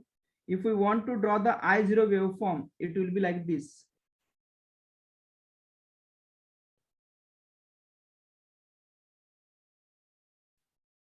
So here you can check, after this instant, I0 will be increasing. Next, again decreasing. After that, the negative half cycle will be having increasing, decreasing, again increasing, and like this. Okay, so we'll be having this type of waveform. This type of wave, right? So now at pi by 2, from alpha equal to, from pi by 2 to pi, T1 is in a conduction mode, current is flowing like this, inductor go on storing the energy. Okay, so from pi by 2 to pi, that is for pi by 2 radian, inductor is storing the energy. So as we know, recall from the rectifier, if the load is purely inductive, we are having the time taken by the inductor to store the energy is always equals to the time taken by the inductor to release the energy. Na? So here, if from pi by 2 to pi, if the inductor is storing the energy, then for next pi by 2 means inductor is storing the energy for this pi by 2 radian. Similarly, after pi, for next pi by 2 radian, inductor will release the energy, yes or no, right? So here you can check from this point to this point. From this point to this point, inductor is releasing the energy. And at pi plus alpha means what? It is 3 pi by 2. We have kept alpha is 90 degree. Here alpha equal to 90 degree. Okay. So at 3 pi by 2, again the next thyristor is turned on. So thing is, what is happening in the circuit? You can check from pi by 2 to pi, inductor is storing the energy. So current flowing through the inductor at omega t is equal to pi. It is in a downward direction. You can check I0 waveform. Omega t is equal to pi. Current in the circuit is positive. Current in the circuit is positive means current flowing through the inductor is in downward direction. Now after pi, what will happen? Supply voltage polarity is reversed. So minus here, plus here. Supply voltage will try to circulate current in this direction. But whether our inductor will allow sudden reversal of the current through it? No. Right? So inductor will release the energy in opposition to that of the supply voltage. In opposition to that of the supply voltage. So resultant current will be flowing from L, Vs, T1 and again back to the L. Like this, the current will be flowing. So when current is flowing like this, you can check V0 waveform. It is same as that of the supply voltage. So it is a negative. So we're having V0 waveform is like this. This is a negative waveform.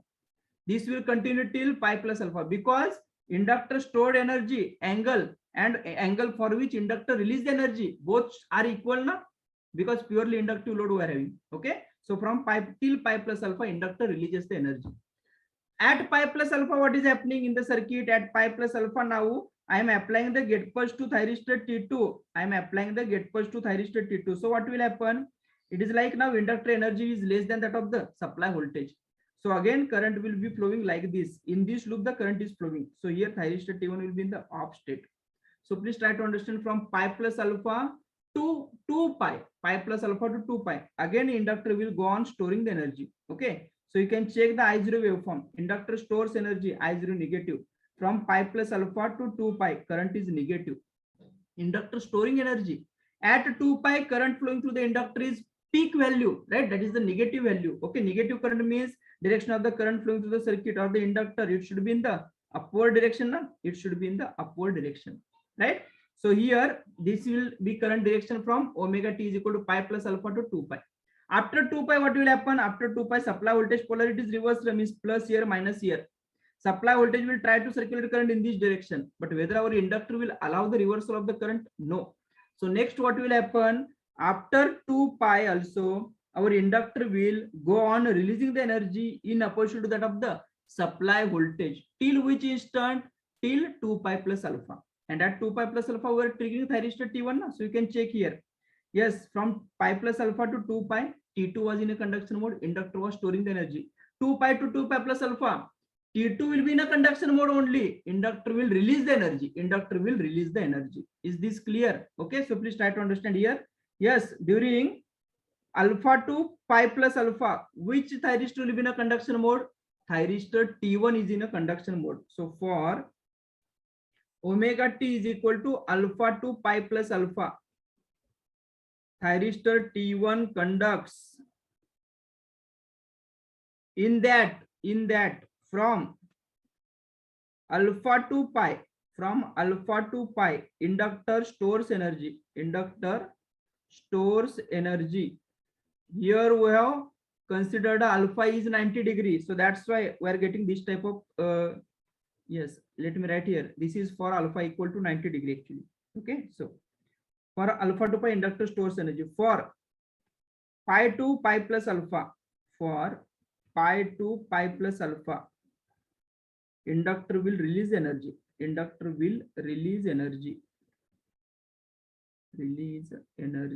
Right?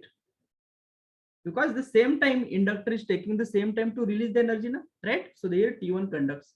Similarly, for pi plus alpha to 2 pi plus alpha, for omega t is equal to pi plus alpha to 2 pi plus alpha, it is like thyristor T2 conducts. In that again, pi plus alpha to 2 pi, inductor stores energy, and 2 pi to 2 pi plus alpha, inductor releases energy. Okay, inductor will release the energy, right? Yes. Are you getting the point? So this is circuit operation. Okay, circuit operation. After that, we can derive the expressions, right? V0 RMS is equal to same as that of the supply voltage RMS value, because we are having the full cycle, na? Right? V0 average 0. P0 you will be getting the 0 because purely inductive load. Next important thing, range of firing angle.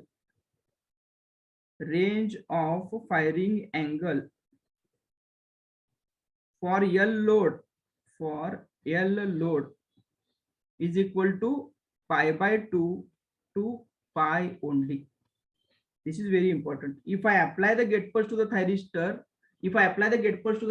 before pi by 2, our next thyristor will not turn on. Please try to understand, because you can check, suppose instead of alpha here pi by 2, if I apply the gate pulse to thyristor T1 at this instant, so you can check from this point till this point, that is like this alpha, let me write it as alpha dash. From alpha dash to pi, inductor stores energy. So for how much angle inductor is storing the energy? Pi minus alpha dash.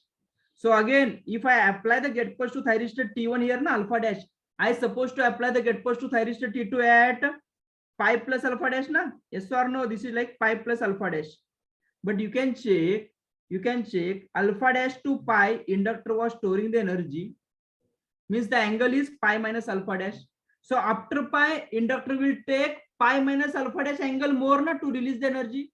So you can check this angle is whether this angle is greater than 90 or less than 90. This angle is greater than 90. So therefore from pi till this instant, our inductor will be releasing the energy only.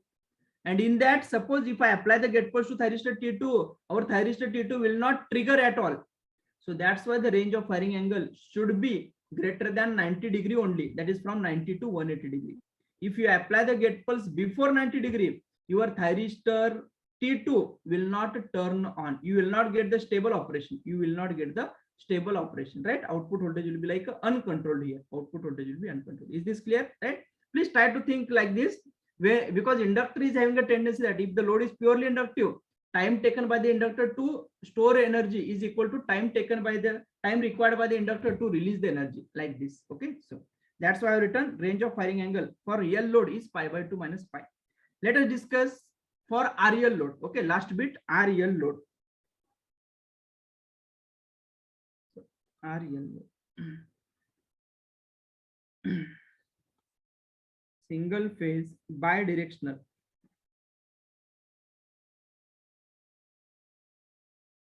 AC voltage regulator with REL load. Okay, so if the load is REL load, what will happen?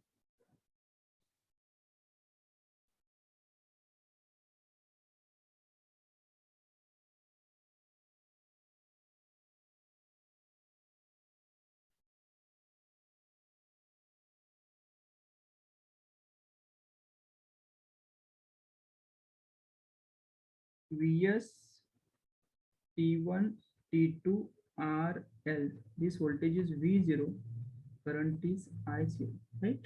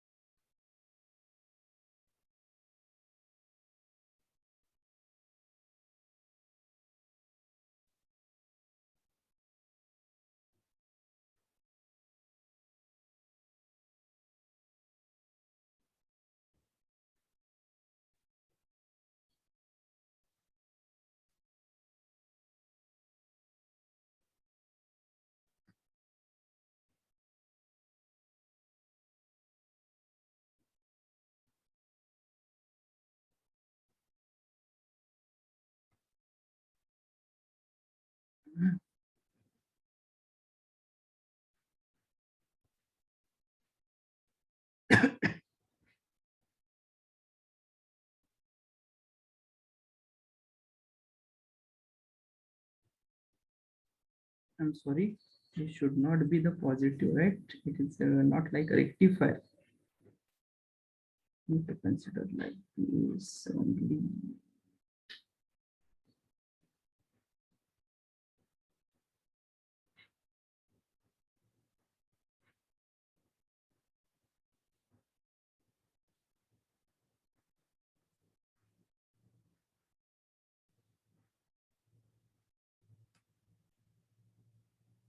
Yes, this is like alpha pi. This instant is like pi plus phi. Okay, what is that pi plus phi? We'll discuss. Pi plus alpha 2 pi,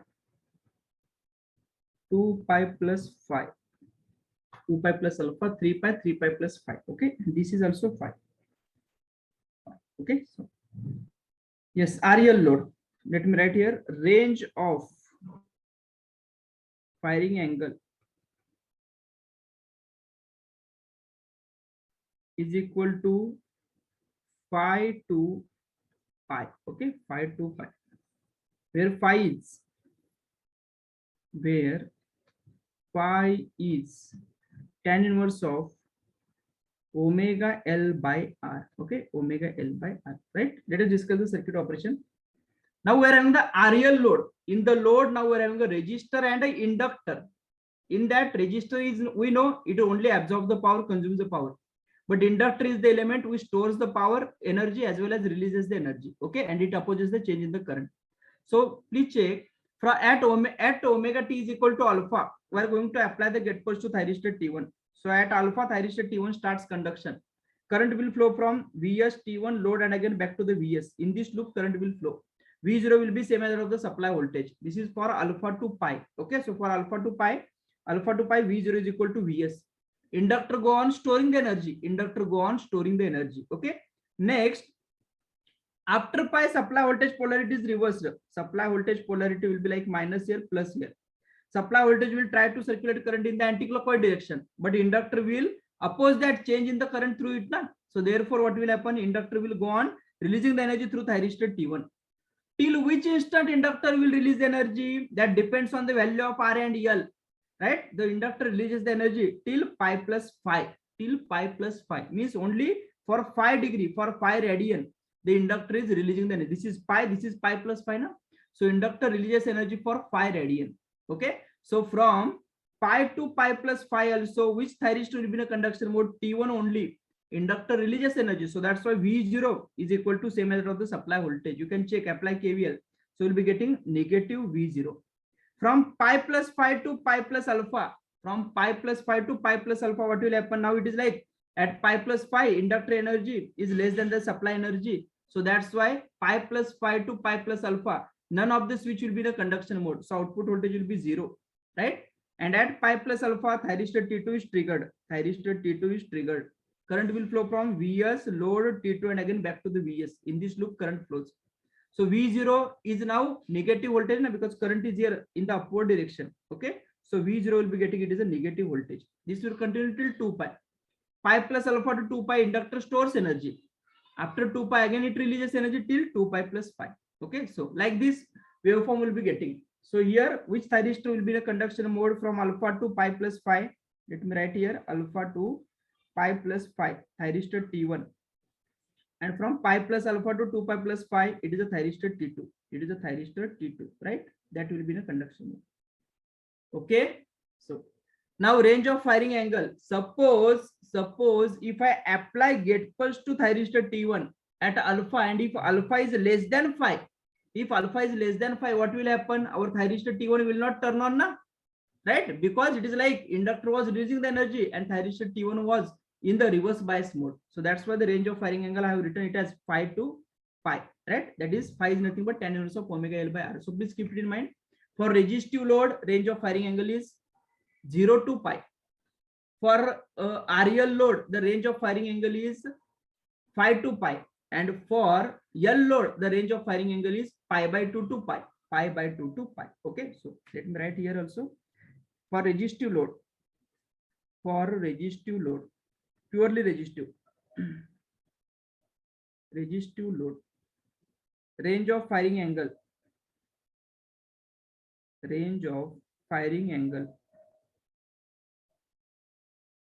is equal to 0 to pi, right? Is this clear? Okay.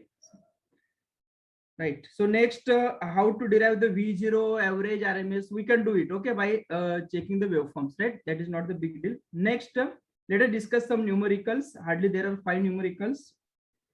We'll discuss it. AC voltage controller.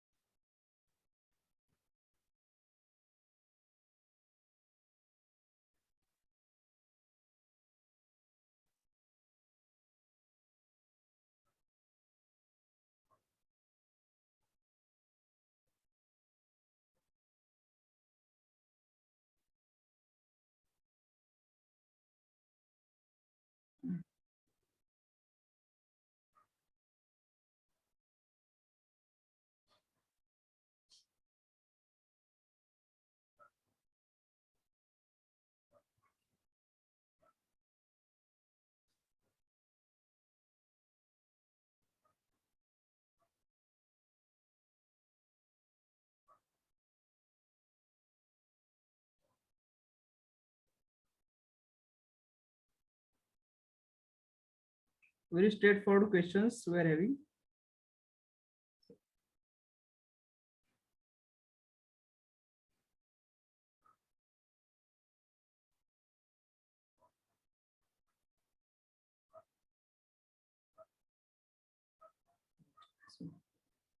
We'll discuss few problems and remaining problems I will upload. Okay. So because we are almost at the end of power electronics, if you want, I can give you an idea regarding your controller, cycloconverter. Strictly speaking, that is not a part of the syllabus.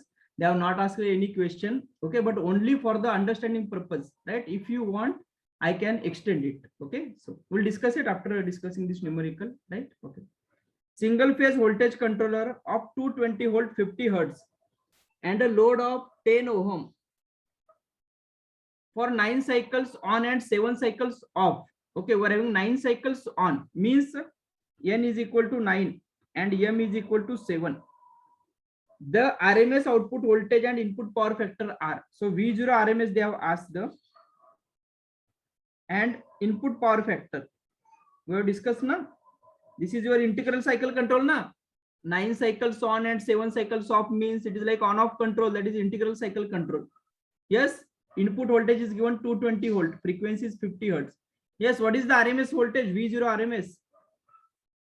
It is equal to root K into Vs RMS na.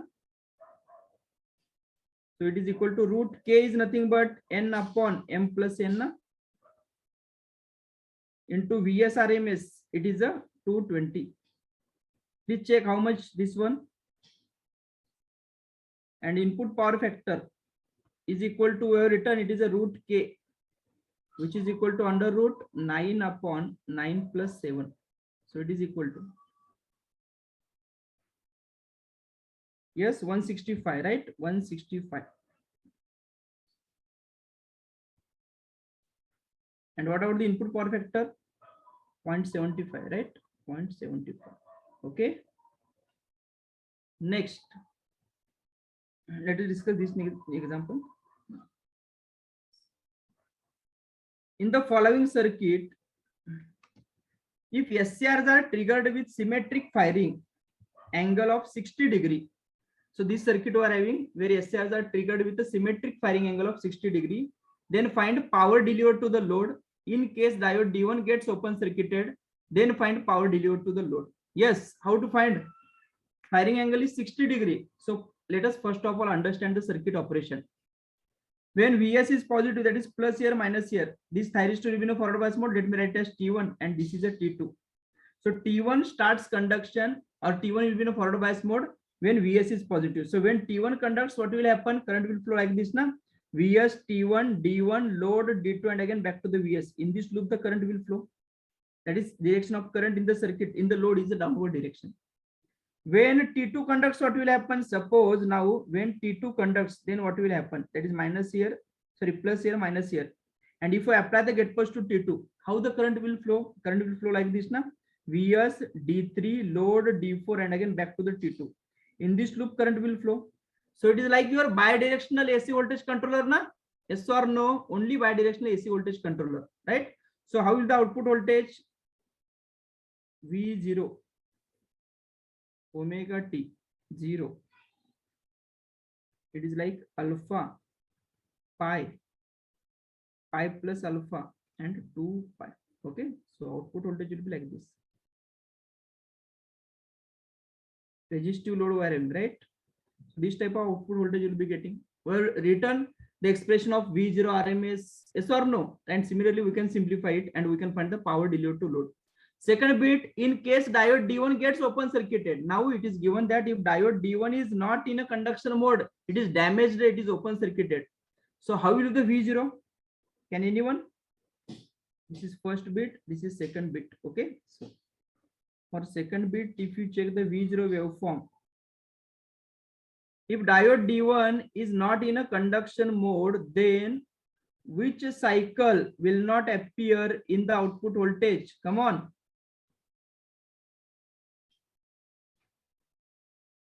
Then which cycle will not appear in the output voltage? Whether it will be a positive cycle or negative cycle? Only positive cycle, right? So during positive cycle, output voltage will be 0 na? at pi plus alpha it will start conduction. So we'll be having this type of waveform. Okay, that's it. So we can find the RMS value of this also, and accordingly we can find the power delivered to load, right? So next, let us discuss this question. A single phase AC voltage regulator feeds a pure resistive load. Each SCR conducts for an angle gamma.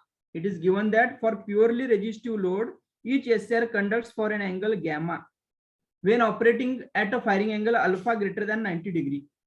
If the load is replaced by pure inductance, keeping the firing angle same as before, the conduction angle of each SCR would be, come on.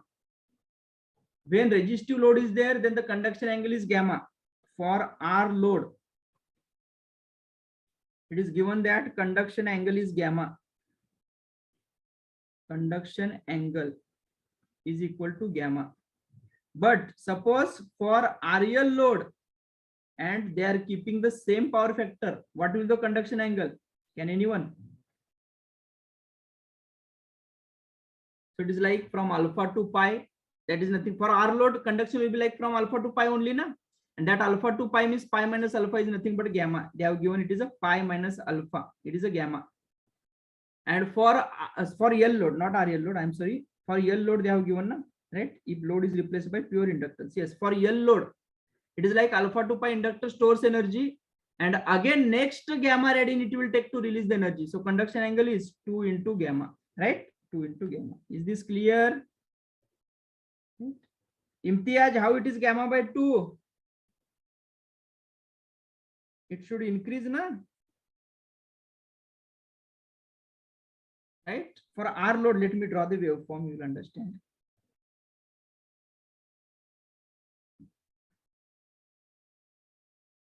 We're having the I0 waveform for R load. Let me draw alpha.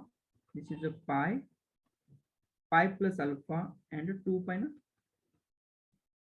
It is given that single phase AC voltage controller feeding RL load. Okay, so waveform for R load I am drawing. It is like this, na? Sorry, I0. Yes, I0 will be like this only. This should be like this. So here thyristor T1 conducts, and here thyristor T2 conducts. Okay. Now suppose if we are keeping the inductive load, so what will happen? I0 waveform I am drawing. Alpha is greater than 90 degree they have given. Okay. So current will increase and again decrease here. Okay. After that it will increase, right? And same here it will be decreasing like this. So from this point to this point, thyristor T1 conducts. Okay. And similarly from this point till next interval it is a T2. So what is this angle? If this instant is your angle is gamma, this is also your gamma. Alpha is greater than 90. Actually, while drawing, I have taken it as a less, but it is greater than 90. So that's what it is alpha. Gamma plus gamma means 2 gamma, right? 2 gamma. T1 will conduct 2 gamma.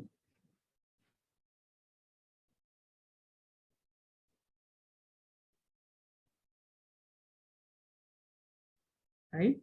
Okay. So,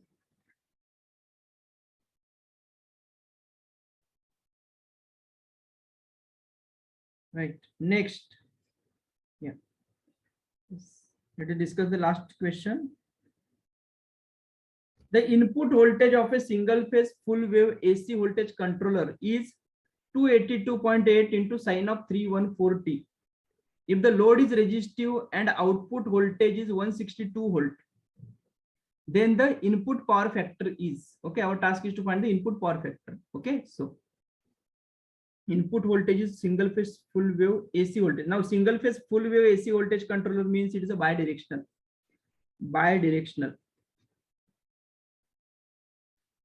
control, right? Bidirectional control. So it is given that V is equal to 282.8 into sine of 314t. Okay. V0 given, that is V0 RMS they have given, it is a 162 volt. Output side is AC. So by default, whatever the voltage they have given, it is nothing but the RMS voltage. Okay. So for purely resistive load, we know the waveform is like this, na?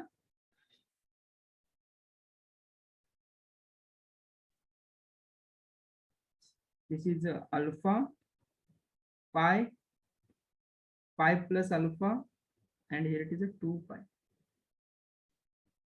Right? So from alpha to pi, this type of waveform, pi to pi plus alpha 0, resistive load variable, right? This type of waveform. Now what is RMS value? We have written V0 RMS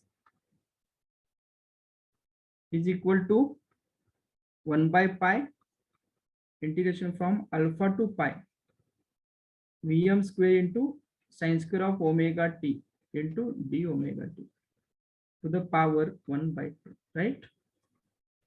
So it is like a Vm upon root 2 pi into, it is like pi minus alpha minus sine of 2 plus sine of 2 alpha by 2 to the power 1 by 2. This is your V0 RMS, right? And this thing they have given, it is a 162 volt. Our task is to find the input power factor. Okay.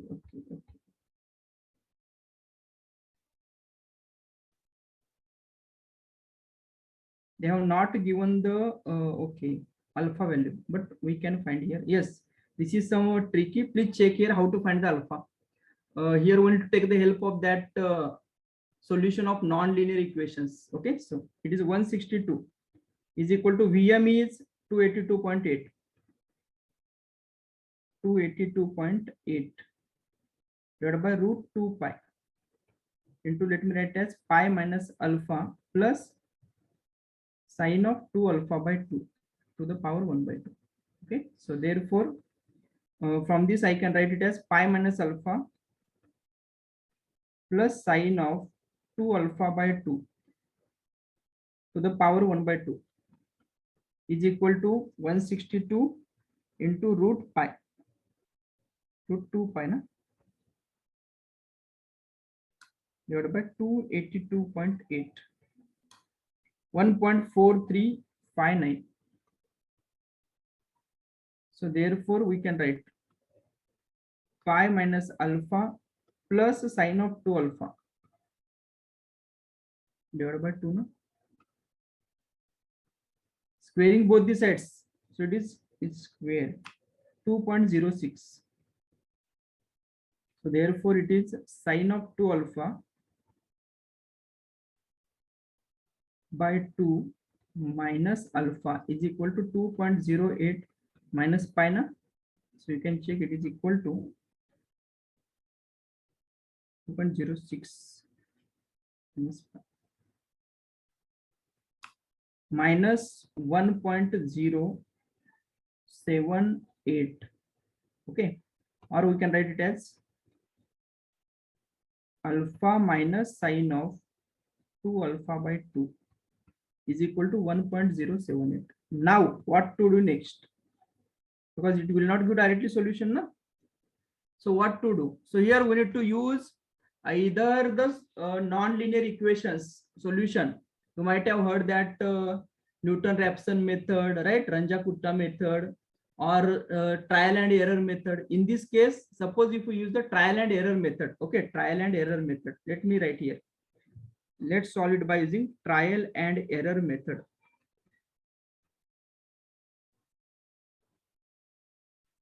Means what? We need to check for different values of alpha. Suppose I am taking alpha equal to 60 degree. I am checking for alpha 60 degree. So what we require? This term should be equal to 1.078. Okay, so alpha 60 means it is like pi by 3 minus sine of 2 into 60 divided by 2. Please check how much this is. Pi by 3 minus sine of 2 into 60 divided by 2. Please check. Yeah, last 5 minutes.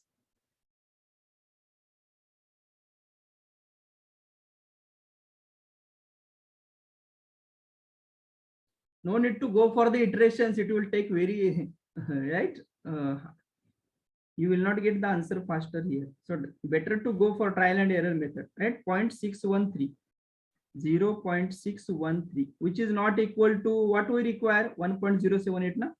1.078 we require. Next, check for alpha equal to 90 degree. It is like a pi by 2 minus sine of 2 into pi by 2, that is 2 into 90 divided by 2. Yes, please check this value. Pi by 2 minus sine of 2 into 90 by 2.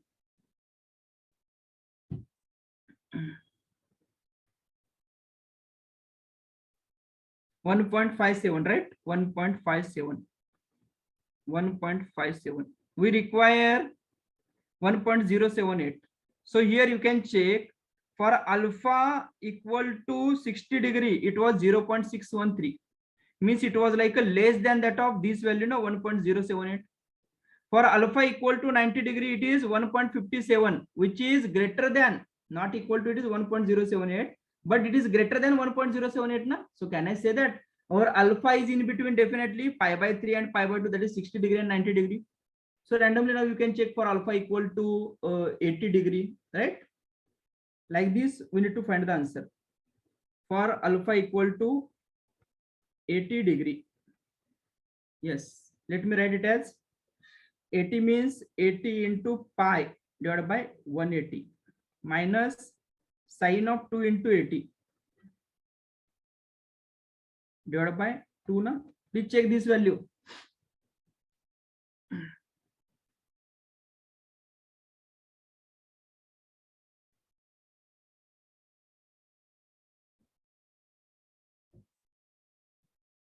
$1.22. 1.22. Okay, 1.22. So 1.22 is more closer to the 1.078 na, not equal to 1.078. So similarly, you can find here for right alpha equal to 70 degree.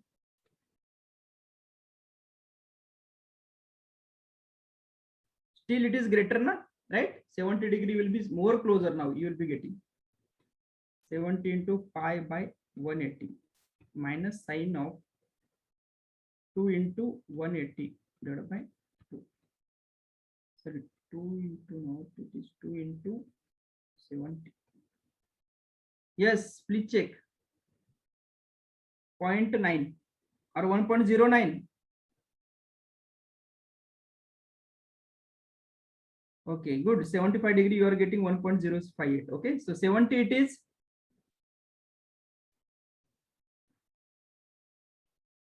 Okay, 0.99 means 1. So it is not equal to 1.078 na.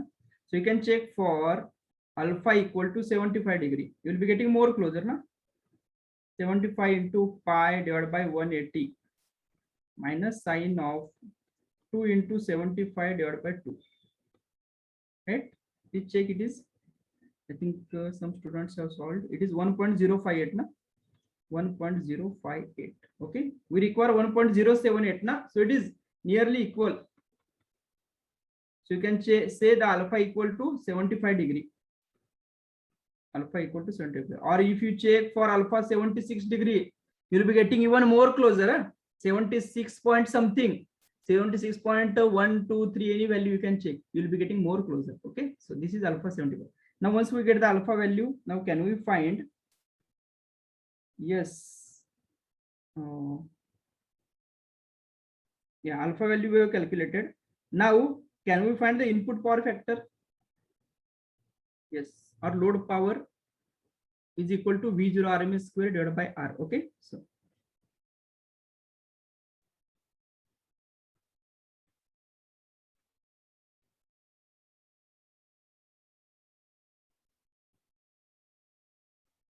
please check it is.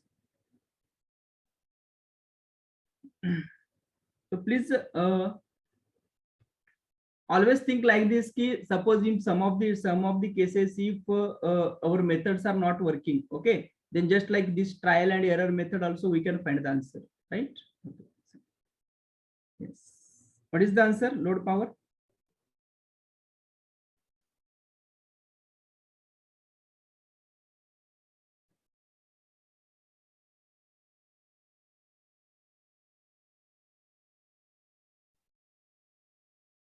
Okay, okay, for 75.5 it is exactly, no, it is okay for 75 also you can consider, not issue. Okay, Yes, anonymous attendee. We can use V0 RMS by VS RMS also, right? Okay. What is load power?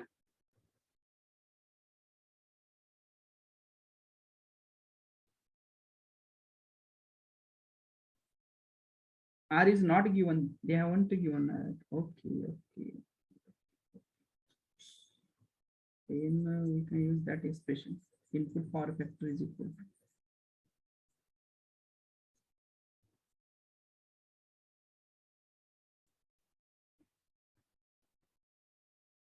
Resistive load, na? V0 RMS by VS RMS. Check this thing.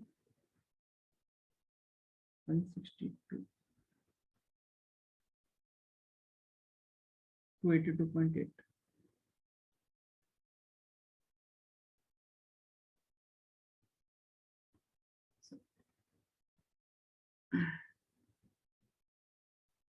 Yes, how much? Yeah, no need to find alpha even in this case, right? Okay, so 0.811.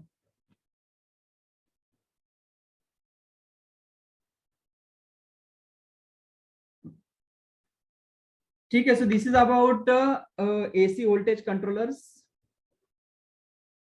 Okay. Do you want the introduction of that cycloconverter? Or shall we stop? This much lengthy. Okay. Stop. Not now.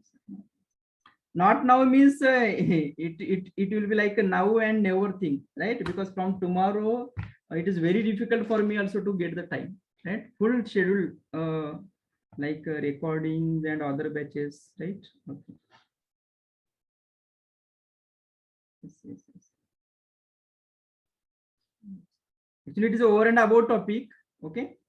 But in short, I will let you know, right? What is that cycloconverter and how it works.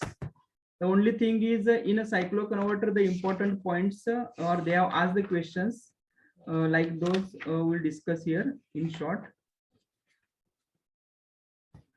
Yes, let me consider this simple circuit, cycloconverter.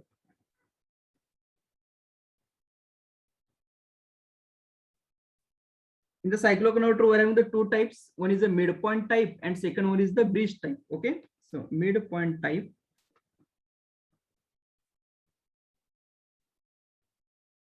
And second one is the bridge type.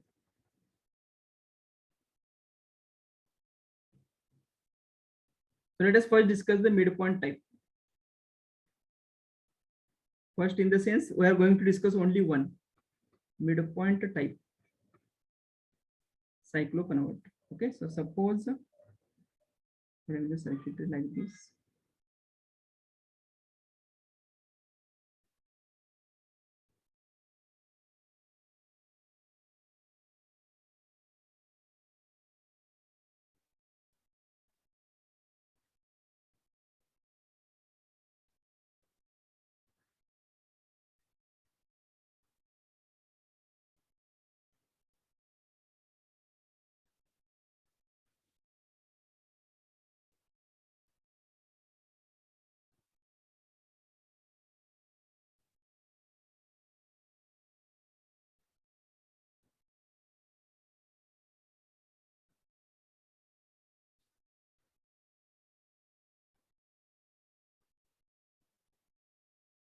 This is P1, N1 is load, V0, okay, and P2, N2,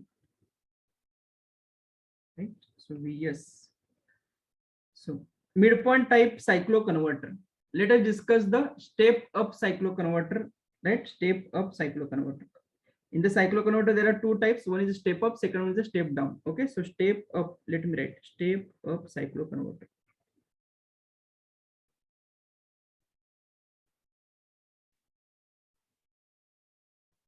Let us consider step up cycloconverter means output frequency, okay, is greater than the supply frequency. Output frequency is greater than the supply frequency. That is the step up.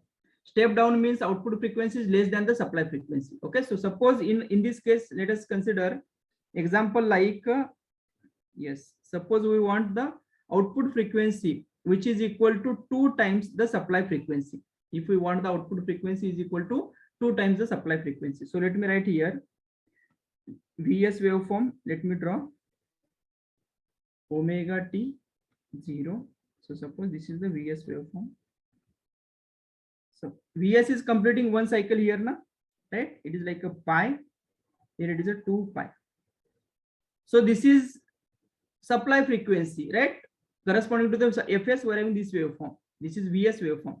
So F0 is equal to 2 into Fs. The meaning is F0 is equal to 2 into Fs means when your supply completes one cycle, output should complete 2 cycles now.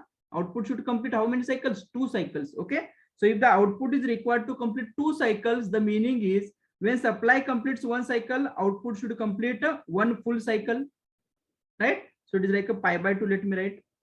And when supply completes the negative half cycle, output should complete one more cycle. Then and only then F0 is equal to 2 Fs. Yes or no, right? F0 is equal to 2 Fs. The meaning is output frequency is 2 times the supply frequency. That the meaning is if the input supply is completing one cycle, output should complete 2 cycles. Output should complete 2 cycles, right? Now let us discuss how it operates. Okay, so 0 to pi by 2, we require a positive half cycle of the cycloconverter, that is output voltage. Pi by 2 to pi, we require a negative half cycle. Again pi 2, it is like a 3 pi by 2, we require again positive half cycle and again negative half cycle. Okay, because output 2 cycles means it is like a 2 positive cycles and 2 negative cycles. So that's why total in terms of positive negative, if you check, it is a 4 cycles, but overall it is a 2 cycles. Now let us discuss how to get this. Okay, so here we're having the circuit diagram of midpoint type cycloconverter, right? So in this, suppose Vs is positive, plus here minus here, so this is plus minus, and here it is plus and minus. So it is like a highest potential point, lowest potential point. Highest potential is appearing at this point, means anode of a thyristor P1. Highest potential is appearing at the cathode of thyristor N1. Lowest potential is appearing at the anode of thyristor P2. And lowest potential is appearing at the cathode of thyristor N2. So can I write when Vs is positive? When Vs is positive, which two out of these 4, which 2 thyristors will be in a forward bias mode? You can check P1 highest potential is appearing in a anode. So P1 forward bias. Yes or no? What about N1? Highest potential is appearing at the cathode. So N1 reverse bias. N1 reverse bias. You can check lowest potential is appearing at the anode of P2. So P2 reverse bias. P2 reverse bias. What about the N2? When lowest potential is appearing at the cathode of N2. So N2 forward bias. N2 forward bias. So please try to understand. When Vs is positive, P1 forward bias, N2 forward bias. Okay, N2 forward bias. Now in that again, suppose if I apply the get pulse, to P1, how the current will flow? Current will flow like this. It is Vs, P1, load, and again back to the Vs. In this loop, current will flow now. So current flowing through the load is from right to left. If I apply the get pulse to N2, what will happen? Current will flow like this.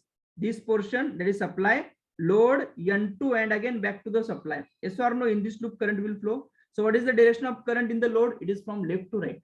So please try to understand why I have given the number like P and N, because when Vs is positive and if that thyristor, that respective thyristor will be in a forward bias mode now, then it will give the load voltage as a positive.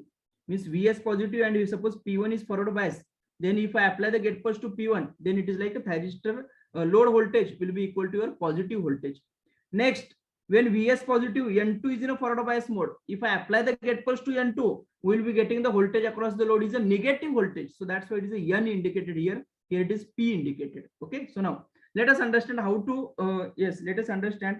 get those pulses. Yes, here. So in order to get what I require corresponding to this 0 to pi, I require one complete cycle of the output now, that is positive half cycle as well as negative half cycle. So here suppose at omega t is equal to pi, at omega t is equal to 0, I am applying the get pulse to thyristor P1. So P1 starts conduction like this, right? P1 starts conduction like this. Okay. So what will happen? V0 is equal to Vs na, because positive is connected to the positive, negative is connected to the negative. So V0 is Vs. So we'll be getting V0 is equal to Vs. Please be careful. How will the waveform of the load? This red one is the waveform of the load. So from 0 to pi by 2, it is like thyristor P1 is in a conduction mode. In the output, we will be getting the positive voltage, positive voltage. At pi by 2, I require a negative voltage. I require a negative half cycle, na? So for that, what I am going to do? I am going to turn off the thyristor P1. I am going to turn off the thyristor P1. And how to turn off the thyristor P1 now? By using the forced commutation technique. By using the forced commutation technique. Okay, because alternate path, alternate way is not available to turn off the thyristor P1, right? Because voltage is plus minus here, plus minus here. Okay, at pi by 2, you can check Vs is positive, na? So plus here, minus here, plus here, minus here. So we need to, if we want to turn off the thyristor P1 at omega t pi by 2, we need to use the forced commutation technique only. Now what at omega t is equal to pi by 2, I am going to apply the gate pulse to N2. Once N2 turns on, current will flow like this. Current is flowing like this. So you can check current in the load is reverse.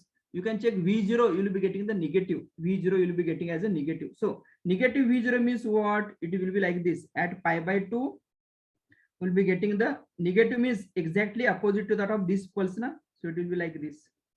We'll be getting this type of waveform. Right? We'll be getting this type of waveform. Okay. So this red one is like your output. This red waveform is like the output. This is a positive half cycle from 0 to pi by 2, and from pi by 2 to pi, it is a negative half cycle. So even supply completes one positive half cycle, that is a half cycle only, but load is completing, load voltage is completing 2 cycles, na, positive as well as negative. So that's why the frequency of the output is 2 times the supply frequency. Let me write here which devices are in a conduction mode. From this point to this point, it is a P1. From here to here, it is like a which device? It is a N1, no, sorry, N2. It is a N2 and P1. After pi, supply voltage is negative. Now you can check supply voltage negative. So after pi, supply voltage is negative means it is minus plus, minus plus, minus plus, right? Like this. So here, minus here, plus here, minus plus, minus plus, minus plus. Okay. Now which thyristor pair will be in a conduction mode? You can check lowest potential, highest potential. Lowest potential at the anode of thyristor P1. So what will happen? Let me write. When Vs is negative, when Vs is negative, yes, lowest potential at the anode of P1. So P1 reverse bias. What about P2? What about the N1? Lowest potential at the cathode of N1. So N1 forward bias. Next, what about the P2? Highest potential at the anode of P2. So P2 forward bias. And what about the N2? Highest potential at the cathode of N2. N2 reverse bias. So we can check which 2 devices will be in a forward bias mode. N1 and P2. N1 and P2 will be in a forward bias mode. So now we can apply the gate pulse. Now in that also, if I apply the gate pulse to N1, I will be getting the load voltage as a negative. If I apply the gate pulse to P2, I will be getting the load voltage as a positive. You can check. Okay. So here, Vs is like minus plus. Suppose at omega t, because positive half cycle, negative half cycle. After this, what we require in the load? We require a positive half cycle now again, right? So if we want the positive load voltage, then yes, positive load voltage means current should flow from right to left. So which thyristor should be turned on? Thyristor P2 should be turned on. If P2 is triggered, current will be flowing like this, na, anti-clockwise direction. And load voltage you will be getting, it is a Vs, that is a positive voltage. Okay, means here from this point to 3 pi by 2.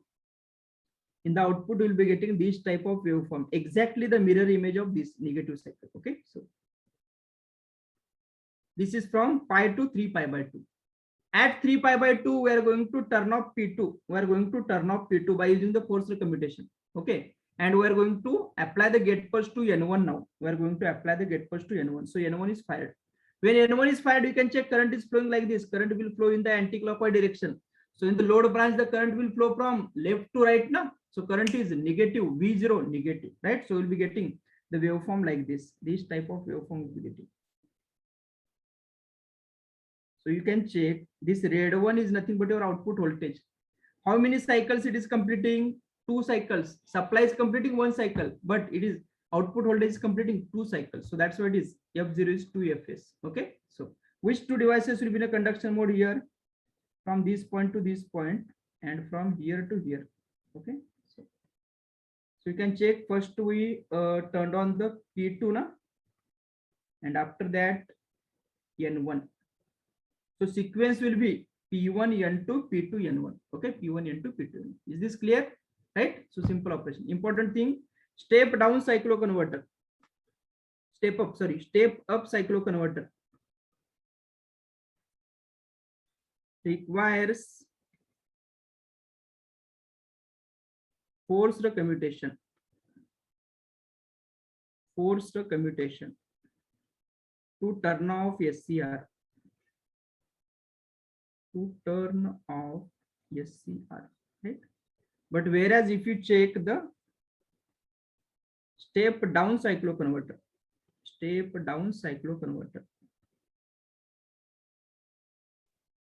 SCRs turns off by natural commutation. Sorry, step down. Natural commutation, right? Similarly, you can check for the step down cycloconverter also. Okay, you will get an idea. Simply what we need to do, F0 is equal to, consider it is a 1/2 into Fs. If F0 is 1/2 Fs, the meaning is corresponding to 2 input cycles of the supply. Output should complete only 1 cycle, na? Right? Like this, you can check how to trigger the respective devices and those things. Okay, right? So we'll stop here. This is about the power electronics, right? Yeah. Large number of contents we have discussed now. So if you are having any doubt, please ask now. Yeah, some tips. So as long as power electronics is considered, please keep it in mind. Chapter number 1, switching devices, rectifier. Chapter number 2, third chapter, DC to DC converters, and the fourth chapter, your inverters. These are very important chapters. Okay, because they have asked the most of the questions on these 4 chapters only. Okay, please go through all the notes, all the video sessions, right? Whatever we discussed. At the same time, if possible, please go through the Bimra book, PS Bimra book. Okay, please check the previous GATE and ESE question papers, right? And always keep the habit like I hope ki while explaining you might have note your like running notes and those things. Okay, so that is a good habit actually. Okay, and next important, because it is a September, you will be having the exam in the February, right? So my suggestion is like that, try to complete the first revision as early as possible. Okay, so probably till the end of November, okay, you should be ready with all your contents minimum 1 time, all your subjects with a minimum 1 time learning, right? And after that you can go on revision, you can go on solving the previous GATE, ESE. If possible, if you are preparing for the engineering services examination, if possible, please go through the CSE papers also. Okay, right? CSE papers also, those are also very important, right? CSE means your civil services, I am saying. Okay, central services, right? So those are also very important, right? And while at this stage, if you check it is a September, then probably September mid, you should utilize minimum 10 hours. I'm saying minimum 10 hours of a day. Okay, for the preparation only, minimum 10 hours. If you are utilizing more than that, then it is good. Okay, but it should be minimum 10 hours at this instant. And as you will be approaching the GATE examination, it should be increasing only. It should be increasing only. Okay, don't do the overnight study in February specifically. Okay, because we're having the GATE examination after few days in the February, right? So if you want to night out and those things, only till the January only, right? In the February, you must be doing only the revising the concepts. Okay, no numericals at all, no the previous question papers in the February, I'm saying. Okay, till the end of January, you can do whatever you want. That is just like solving the previous question papers, right? And doing the revisions again and again. That is okay. Okay, but in the February, you should be going through only through your running notes and those things, right? Okay. Again, everybody is having their own success path, and right. If you want to listen from my side, when I was a student and when I was preparing for the GATE examination, let me tell you, in the first attempt only with the self preparation, I secured the 350 rank. Okay. And during the second attempt, it is like for the revision for me. It was like only revision for me. Okay. So that's why I secured the 7th rank. And please always target for a high rank only. Okay. If you check, always try to dream for the getting the IISc or IIT only, right? Because life in the campus, IIT or IISc, it is a very good. Okay. Whatever we are doing here in the university level, those are very different, right? You can say, but the campus life there, the professors which are available there, which are teaching there at the IIT or IISc, those are means you can say just like they are the god in their respective areas, right? So always keep focused, right? Don't waste your time.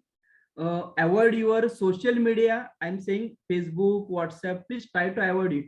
Because the thing is, if I am taking the mobile, if I'm entering into the WhatsApp, okay, it definitely it will take half an hour, right? Because after seeing the messages, I will scroll it right side, then it will be status is there, okay, and then again we go on seeing the status and those things. Even though in a Facebook also you can check, okay. Once we click on the Facebook, definitely it will take 30 minutes, right? It will be entertaining because their main task is to entertain the people only now. So like that, they have added the features into their applications, right? But please be focused. Don't waste your time on social media, right? Okay. And if possible, suppose if some of you are already completed the subjects, okay, first time they have already learned, then try revising that subject now itself, right?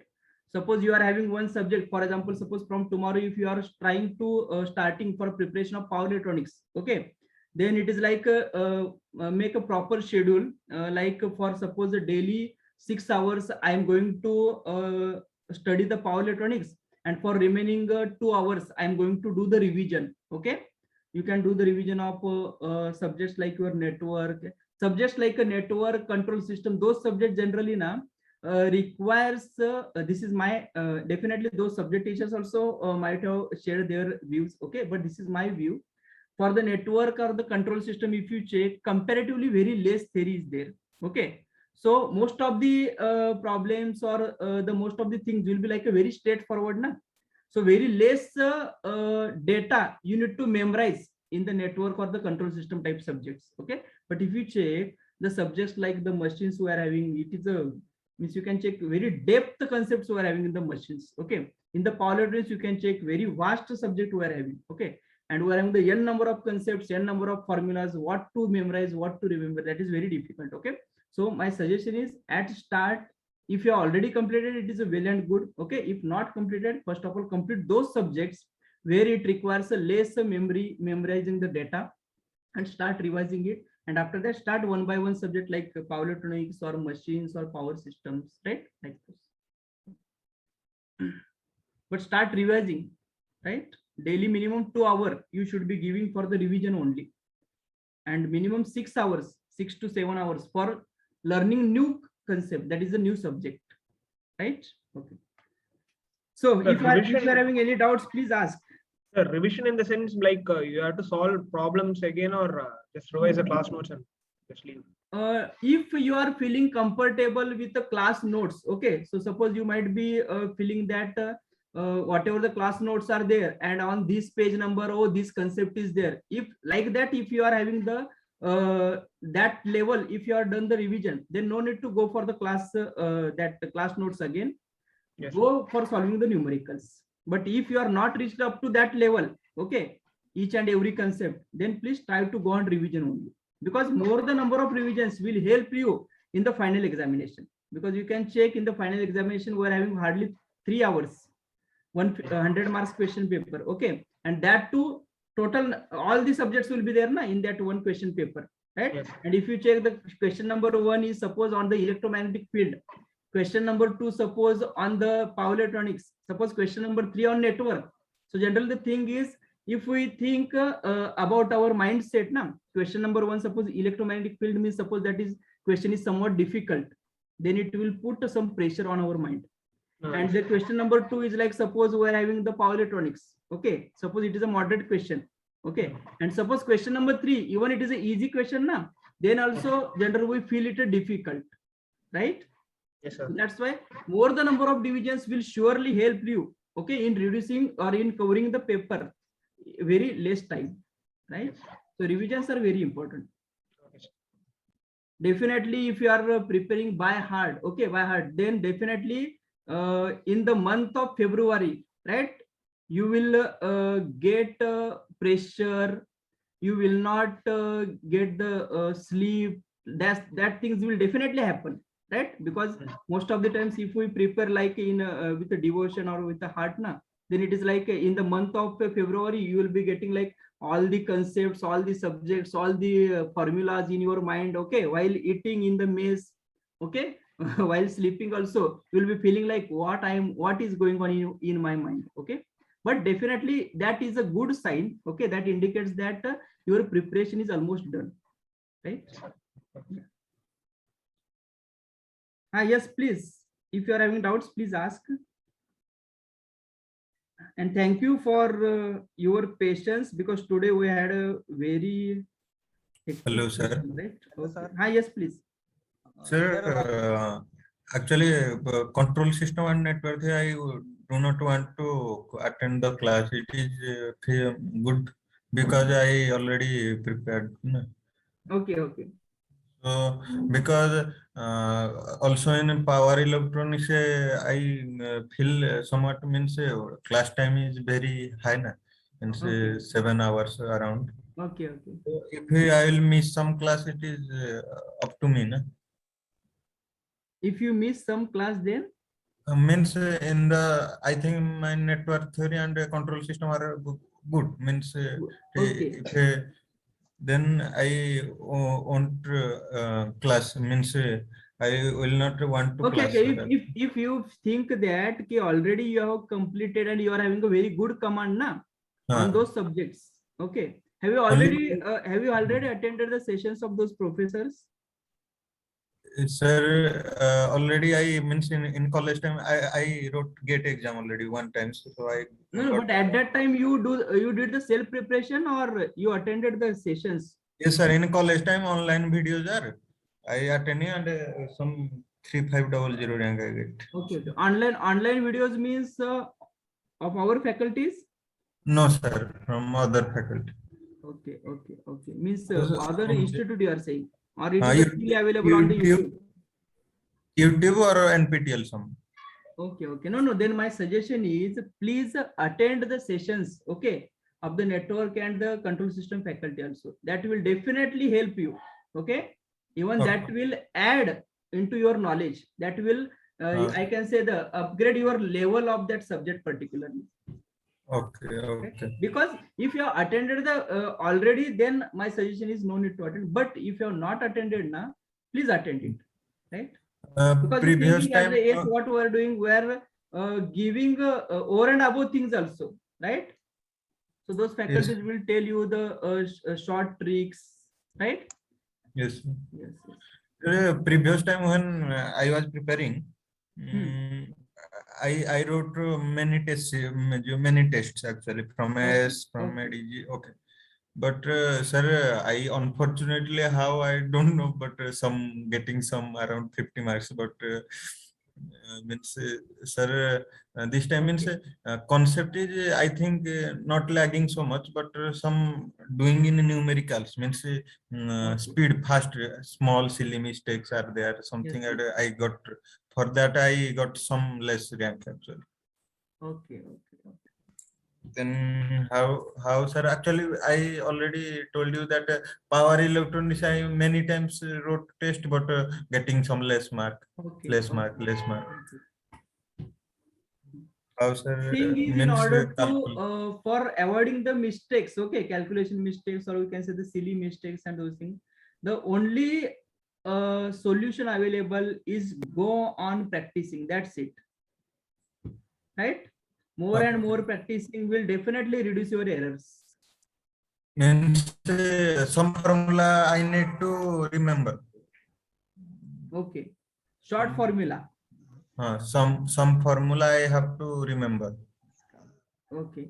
No, the thing is, okay, formula memorizing is okay thing, no problem. But the Huh. thing is, try to clear those basic concepts. Yes, If sir. you understand the concept, now definitely you will automatically that formula will be memorizing. Okay. Actually, power electronics formula are difficult, sir, to remember, but that concept is easy. Power Yes. electronics Okay. So that's why means it actually. is already better to do with the concepts, memorizing the concepts. Okay. It's So at like, the time of sir. final examination, we don't know na, how what kind of question will be there. And generally they don't ask very straightforward questions. They don't ask. You will be getting the straightforward questions in your university examination only. But for these competitive type examinations, they will not ask. Okay, they don't ask even the straightforward questions. And the previous time I means unable to remember that formula to the RMS value, that RMS formula. Average is easy. RMS value formula is SC to DC. This time I means I think I have to remember this all formula. Okay. Yes. Hello, sir. Okay. Yes, please.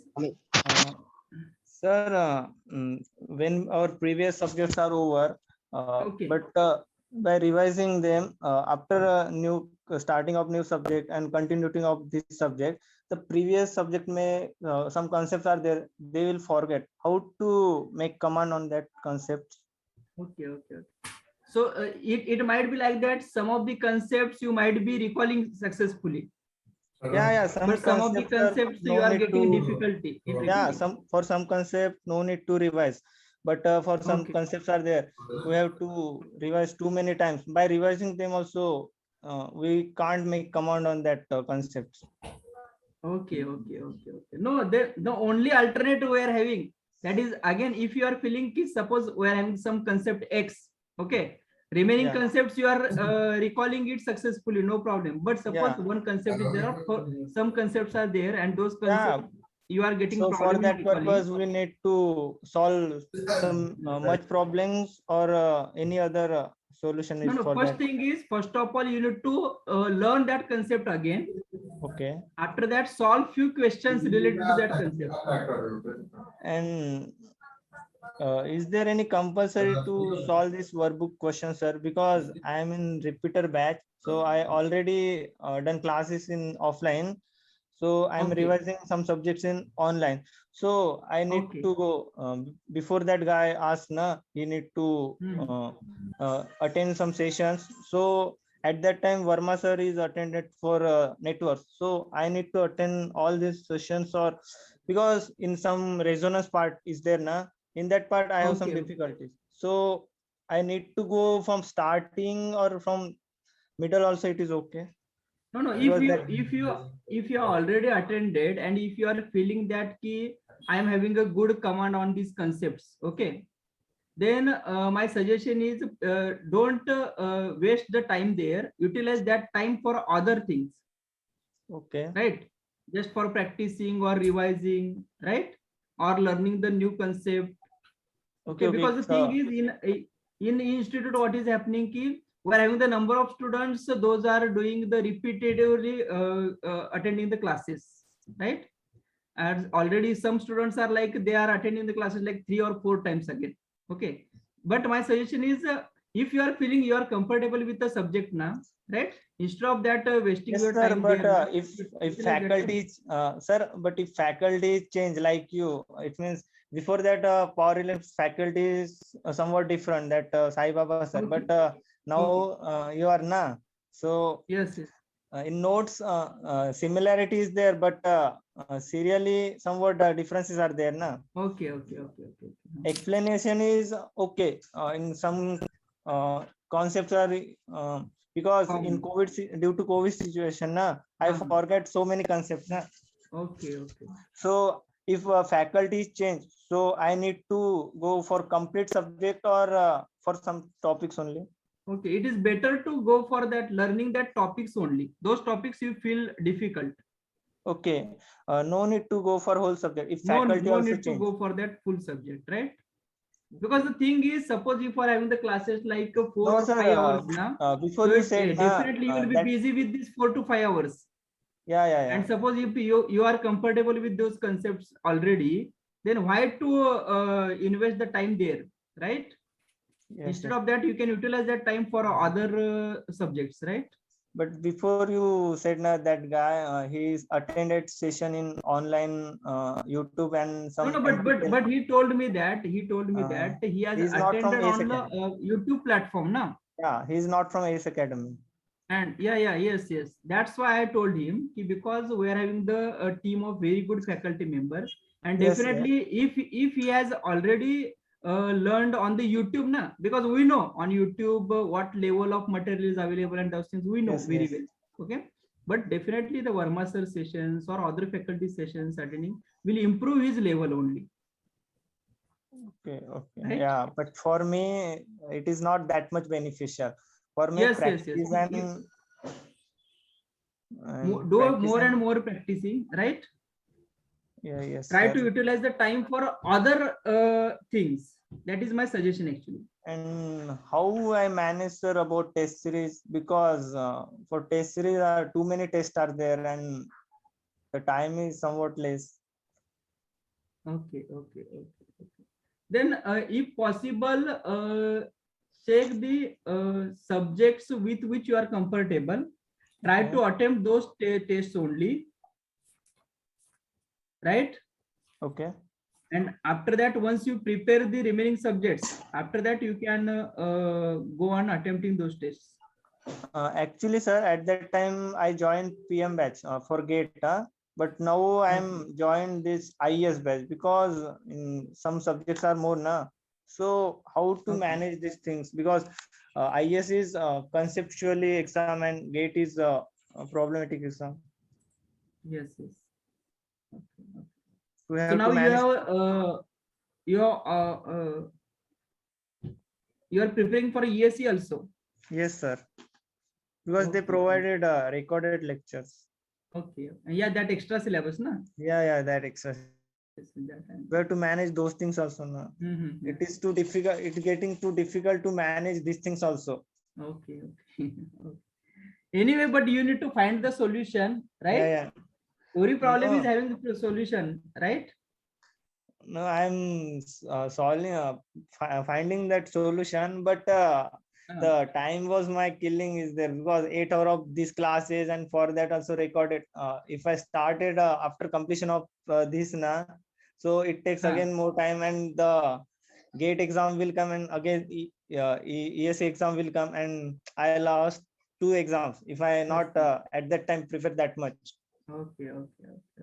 Then do one thing. Just we discuss now. If you are comfortable with the subjects now, Yes. then no need to attend those subjects, right? Only the concepts which you feel difficult, try to attend those sessions only, so that you will get some time, Okay. right? Okay. Thank you, sir. Okay. Hello, sir. Yes, please. Sir, you have said that control methods, no, sir. Single phase PWM and three phase PWM, so multiple PWM. Sinusoidal, single, and multiple. Yes, sir. Sir, you have explained for single phase full bridge inverter how it will operate the switches, no? Sir. But for how three phase inverters, there will be 6 switches. How the control method will be there, sir? Generally for 3-phase inverters, right?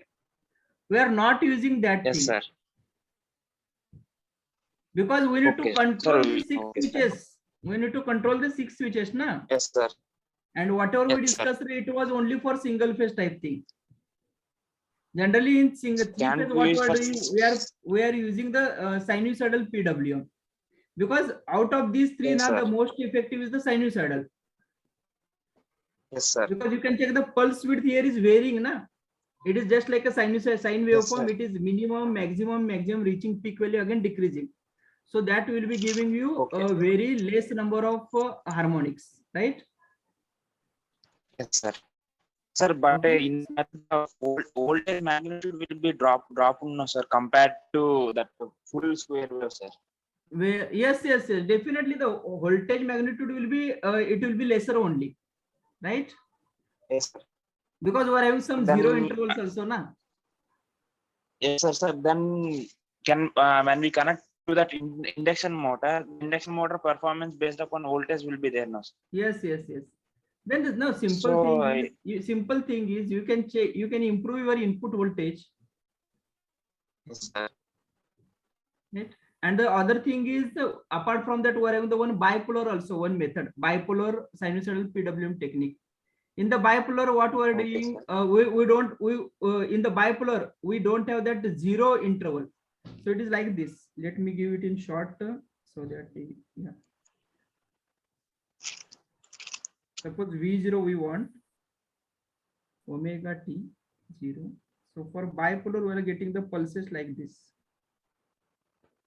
One positive pulse here, suppose lesser width, okay. Again one negative pulse. Sir. Again this positive pulse, right? And again this Yes, sir. negative pulse. This kind of pulses we are getting. And as we move from this side, that is 0 to pi by 2, na? Yes, sir. This pulse width, negative pulse width is decreases. And positive pulse Okay, width sir. increases. So that your resultant average will be like this sinusoidal type thing. And Okay, sir. important thing is, in practical case, this is what we discussed on paper now. But in practical case, sir. if you check the frequency of your carrier wave and your reference wave, it will be very high actually. Okay, sir. Generally, carrier wave frequency is very high, right? So that's why if you are thinking that we are having the zero intervals, but in practical case, you will get a very short zero intervals, Okay, right? sir. Okay. Yes, sir. Sir, and you have said that in 120 degrees mode, that compared to 180 degrees mode, we are getting the advantage as like there is no half a short circuit of switches, no, sir. That is Across in the source. 120 degree, right? Huh? Yes, sir. That is disadvantage compared to 180 degrees, no, sir. Advantage for Yes, 120 that is degree. advantage, sir. Yes, sir. Sir, is that only the advantage for 120 degrees, sir? It is not Or like harmonics that. can be decreased? In form of harmonics. If you check, in both the cases, we are having the E1 and triple N harmonics absent. Yes, sir. Yes or no? So major difference is that thing actually. Okay. Right? Okay. Sir, yes, sir. Sir, And one and more thing, I in think case of you asked that question also. yes, sir. Thermal stability. Thermal right? stable. Okay. Yes, sir. Just a minute. I will let Sir, you. okay, sir. Yes, please. Sir, in case of our household inverters, what we use are single phase, half bridge or full bridge, sir? No, those are actually very basics we are having. Half bridge and full bridge, right? Nowadays, if you check, we are having the multi-level inverter concept. Okay, sir. Okay, Right? So practical case, we are going for multi-level actually. okay, sir. But as this is your UG level course, na? Yes, sir. So Yes. that's why these are only basic circuits we are having, right? Okay, okay, sir. Okay. Yes, I shown like this na here.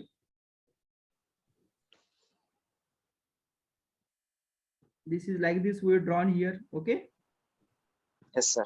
And after that, I indicated as per the suggestion received from that manufacturer, okay? Yes, sir.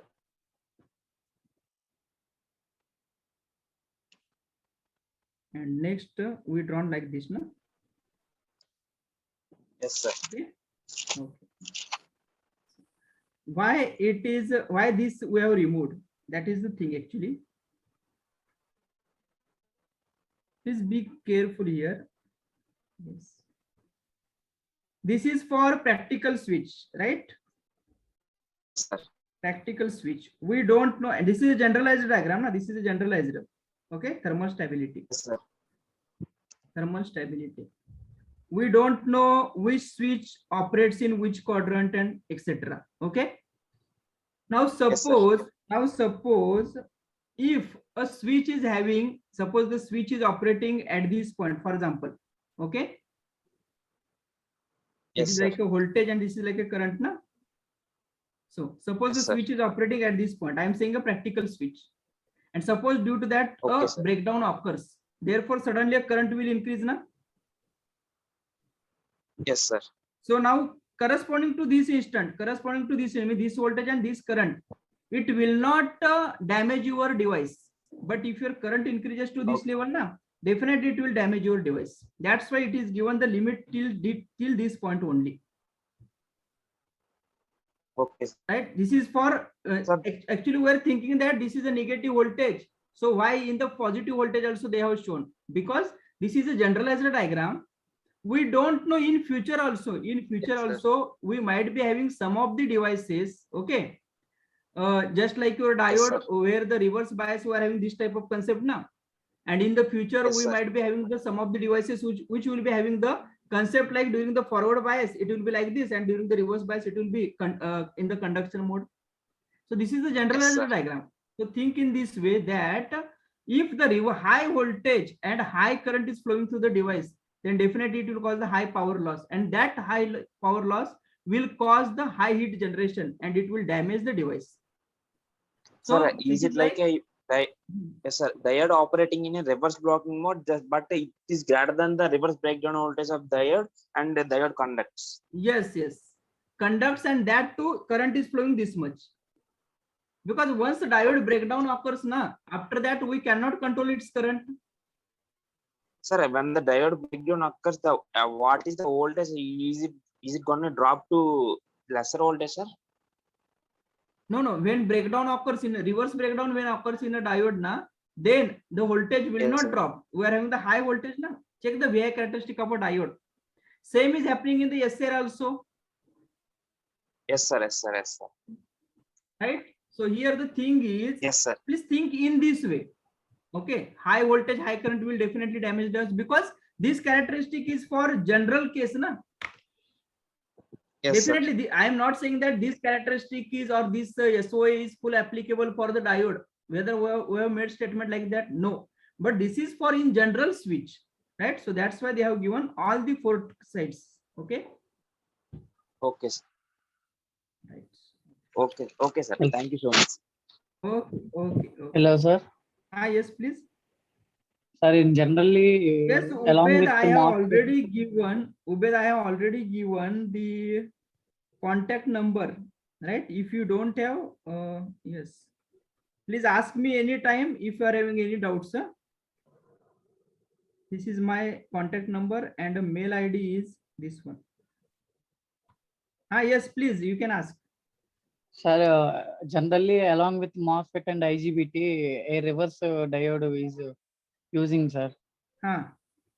Why you are using that feedback reverse diode, sir? That is along like with a body diode?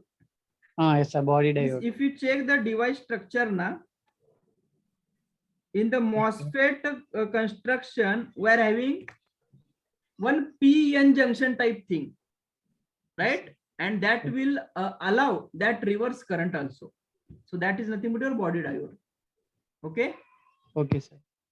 You can check the And, construction diagram of the MOSFET. In that you will understand why the at one side we are having the transistor type thing, at the second side we are having the diode type thing. Oh, sir. Okay, sir. Right? And one more thing, sir. Let's keep it in mind simply ki, body diode means it's like MOSFET and connected in anti-parallel diode. Okay. Okay, sir. And one more thing, sir.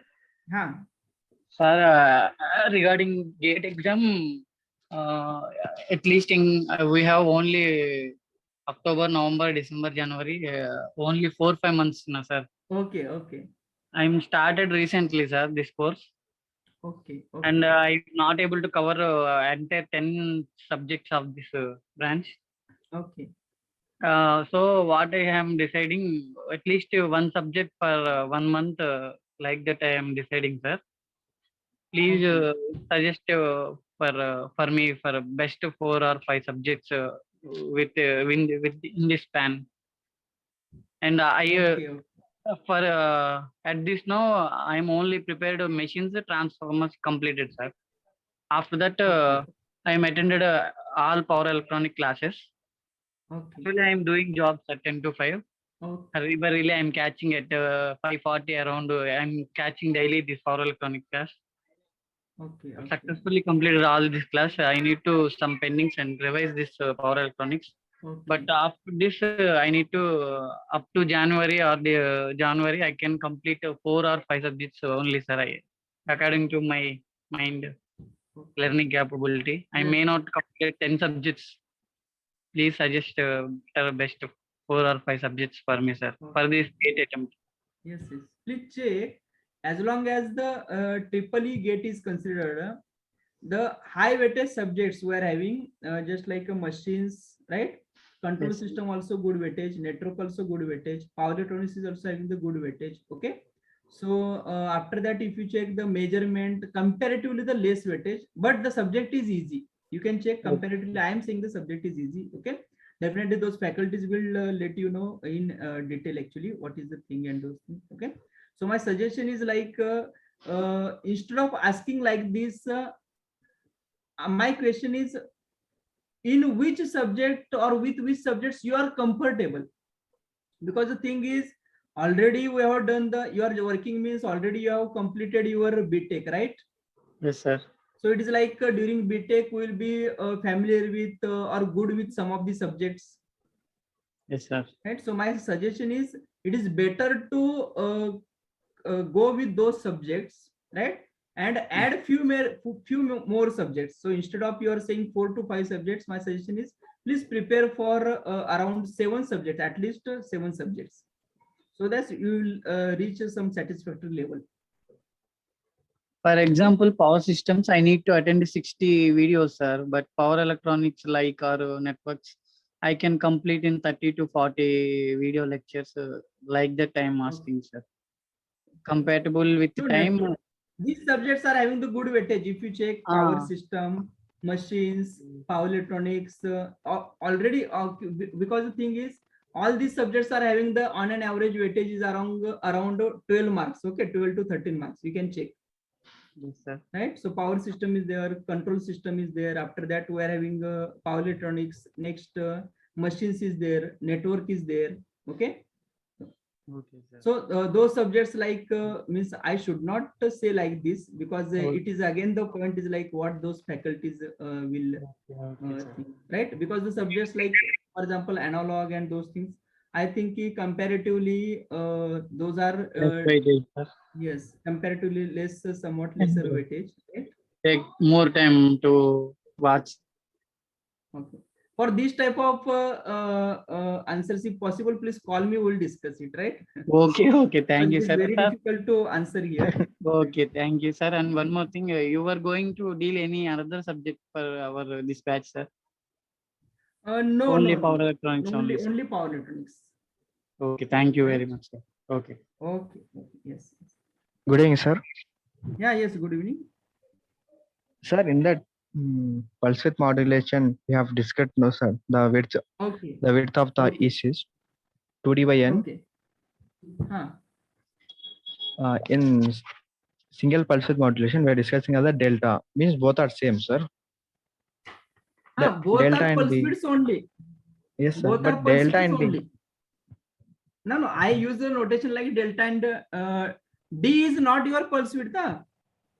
Pulse width is 2D by N. Okay. What Okay, what D is about not the D, pulse sir? width. The D is like, if you check, I told you that corresponding to each half cycle, we are having the N pulses, na? Yes, sir. So for each pulse, if the width is 2D by N, so for N pulse, what is the pulse width altogether? It is a 2D. Okay. Yes, sir. Means addition of all the pulse widths in a multiple pulse width modulation, it is a 2D. Okay. Are It you getting means the point? yes, It is sir. not I like that understand. 2D is the pulse width of that single pulse. No. So that's why, in order to avoid the confusion, I have wrote that expression specifically V0 RMS in multiple pulse width modulation. It Yes, is sir. Vs into under root number of pulses per half cycle into pulse width of each pulse divided by pi, na? Yes, sir. Sir, Please can keep it we in mind like in this way.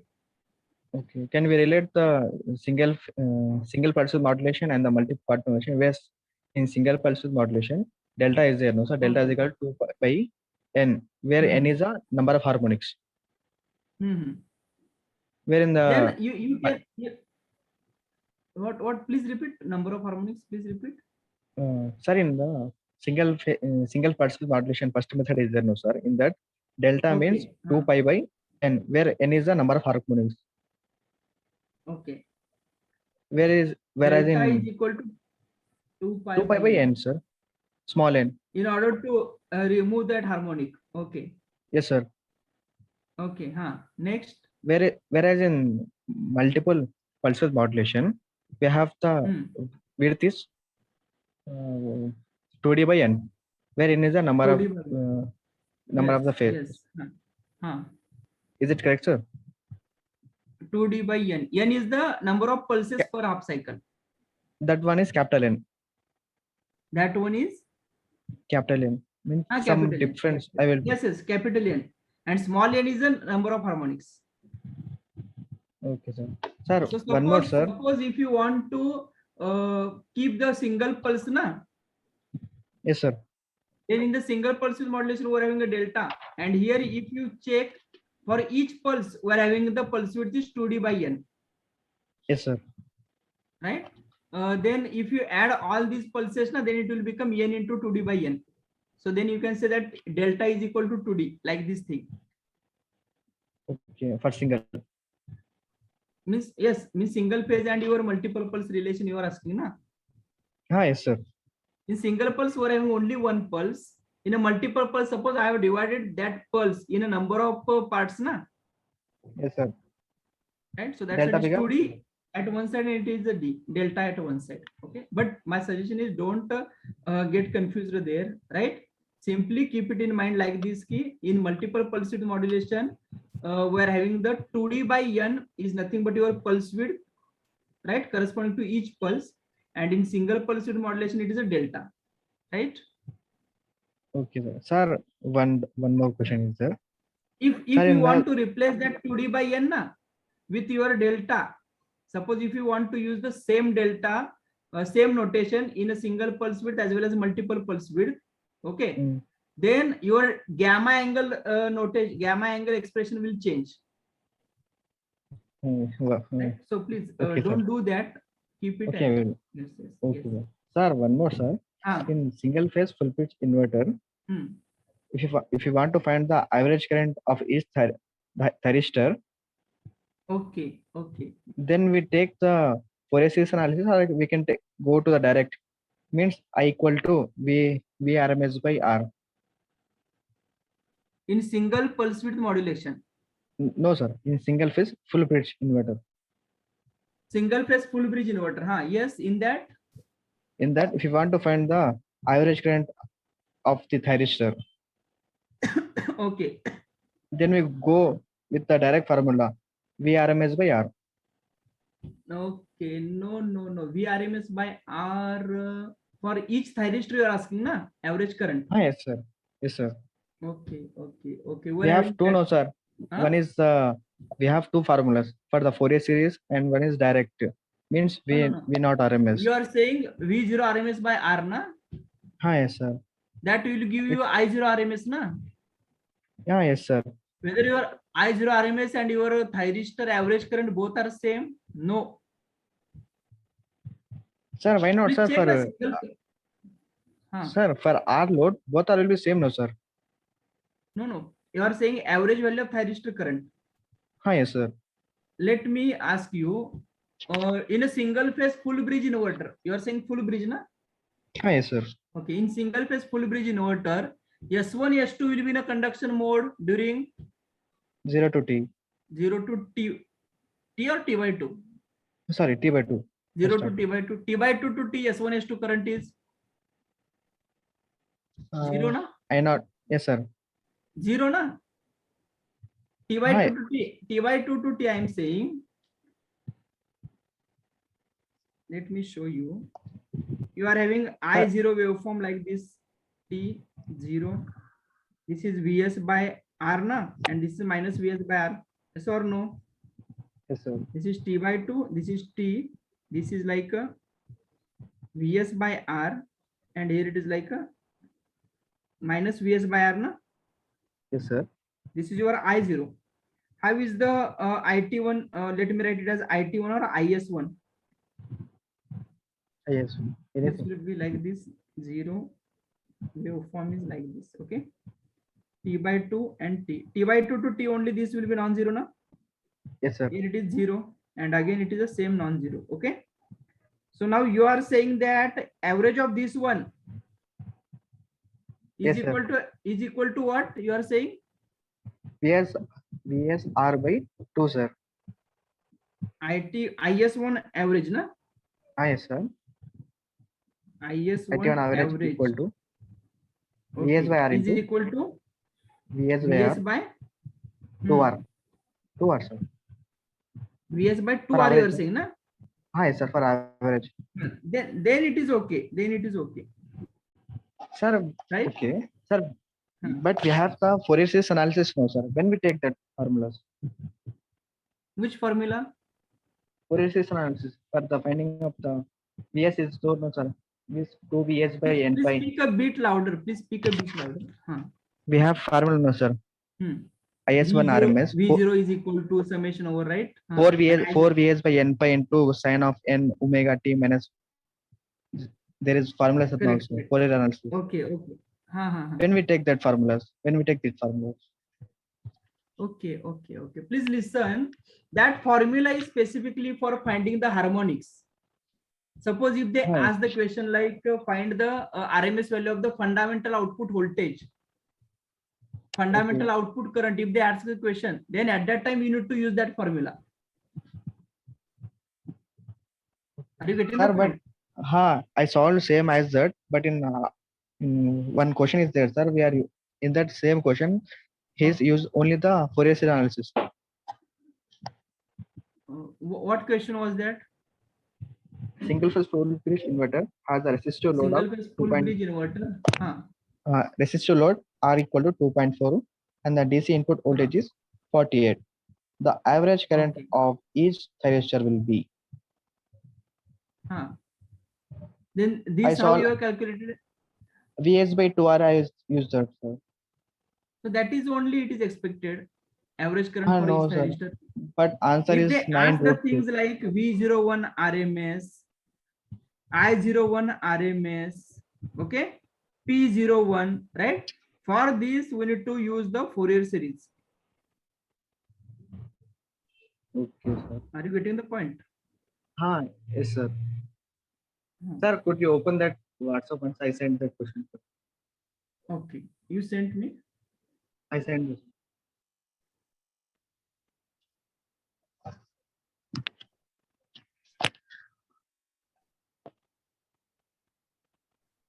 Three questions. That three you are saying. No, sir. Fifth question, sir. Fifth question. I marked that, sir. I said solution plus answer. I don't. Your name is Imtiaz. Just I sent, sir. Fifth question. Yes, that single phase full bridge inverter has a resistance of 2.4. Okay. And Yes, the sir. DC input voltage 48 volt, the average current of each thyristor. Then for this, why it is required to use the Fourier series? In This straightforward, once see na? the This solution, you sir. are using, na? Yes, sir. But answer is not same. Huh. Sir. Yes, Once see that solution, sir. I also sent it. Solution also you have sent. I sent it, sir. Solution in the booklet. Yes, sir. Okay, single phase full bridge unit has a resistive load of the DC input voltage of Vs 42, the average current of each thyristor. Okay, like this they have given. And this is 9 root 2 by pi they have given. Fundamental component of output voltage is 2 Vs by pi sin omega. RMS value of this voltage V01 242. Load current I01. Fundamental frequency component of load current. Okay. And in the figure average value of thyristor current. No, it is not required. Okay. It's unnecessary, no, sir. Actually, That they have calculated that. Sir, even though in that question he using the 2 VS, it's not for the single phase full bridge. For single phase full bridge yes. must come to 4 VS, no, sir. Yes, 4 Vs. Definitely that should be 4 Vs. Okay. Right. It is there in the booklet. Okay. No need to use. You can simplify like this. Okay. But straightforward, they ask the average current of each thyristor. Yes, I solved by this, but solution I saw that at that time I Actually, confused they have suddenly. calculated like a fundamental current. They have calculated, right? Okay, sir. But they have in the question itself they have asked the simple means like your average current they have asked them, right? Yes, sir. Whatever you have solved is correct. Okay, sir. Thank you so much, sir. Okay. Yes, next. Hello, good evening, sir. Good evening. Sir, we have complex forms, sir, x plus iy divided by x minus iy, and it's how to solve that in a past. Please speak a bit louder. Please speak a bit louder. Sir, complex terms we have, sir, x plus iy divided by x minus iy means it's a Cartesian polar. How to solve that? Okay, in a okay. That consume too much time, sir. Okay, but we don't have alternative, na? Yeah, that Cassie doesn't support, sir. Okay. Then the thing is, there are some tricks, like suppose if you are having it is like 1 at angle 180 degree, okay.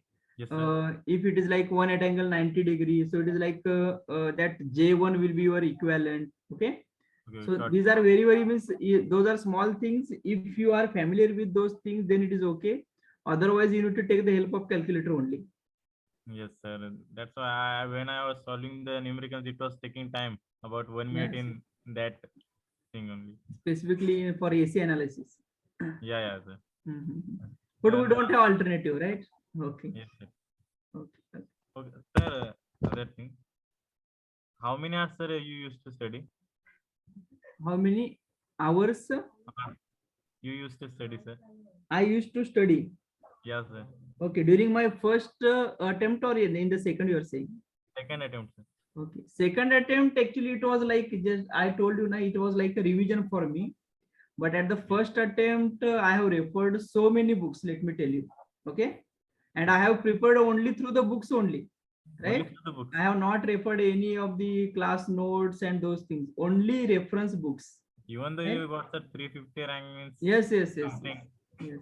Because at that time I used to, because we were studying in the government college, and in the government college, actually I should not do the statement like this, but we know at that time, we were not attending the sessions. Full Right. of our time, I will be utilizing only for the gate preparation, reading the books and those things. Okay.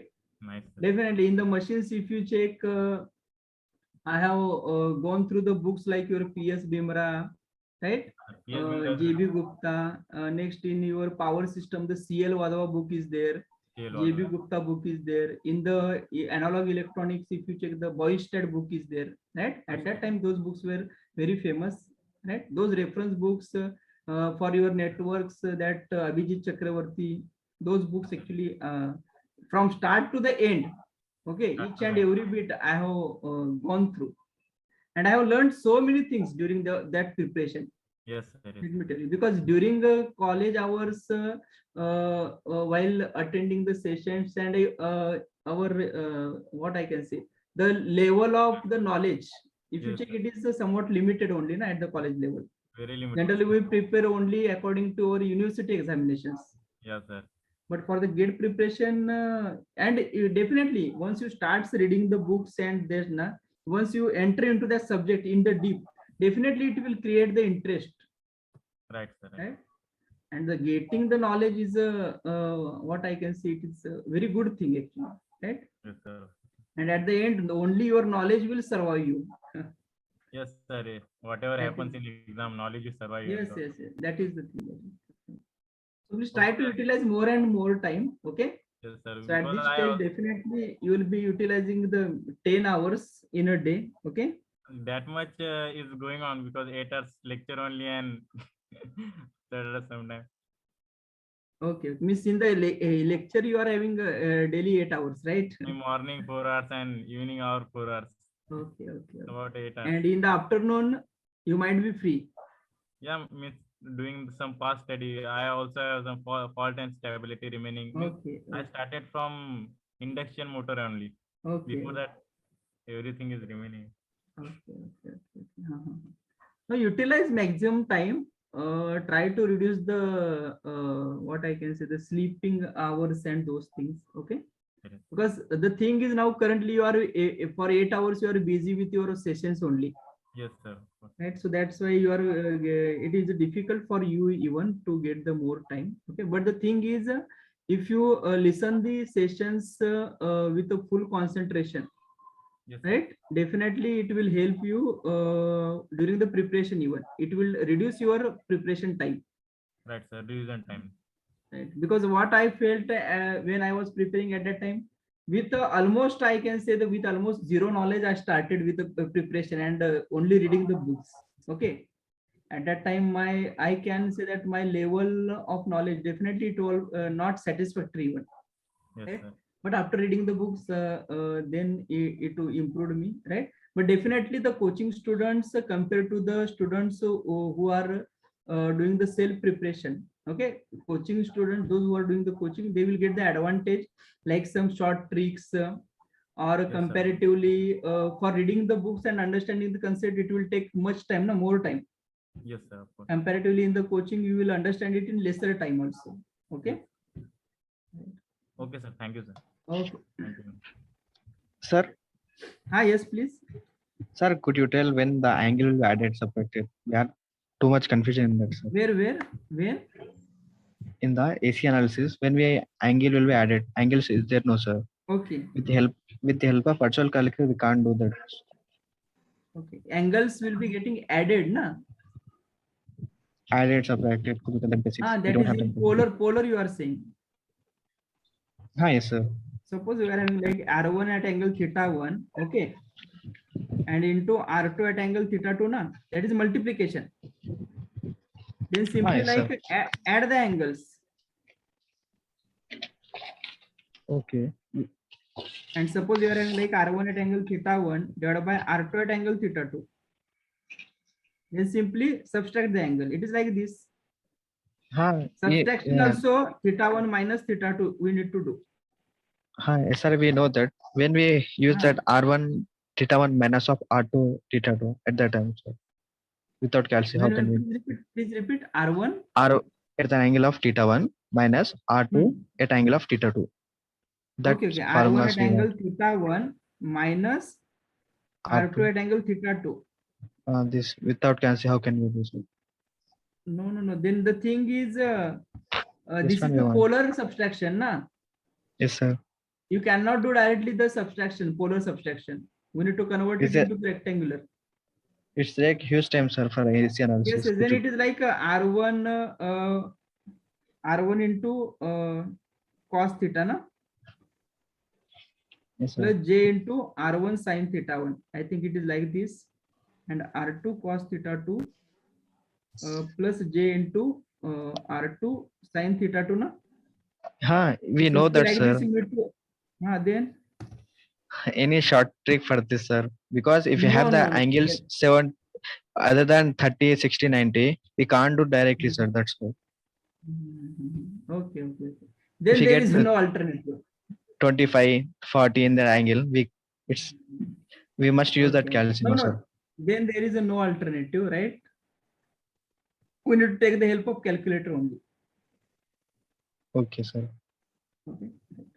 Sir, after BTech, which you take, sir, means are you go to the ISC Bangalore or IIT or job, sir? What you did? No, I went to the ISC Bangalore Oh, nice. after the Which BTech, right? sir, in Yes. power electronics, sir? Yeah, in power electronics. Okay, sir. Right? Thank you, sir. Okay.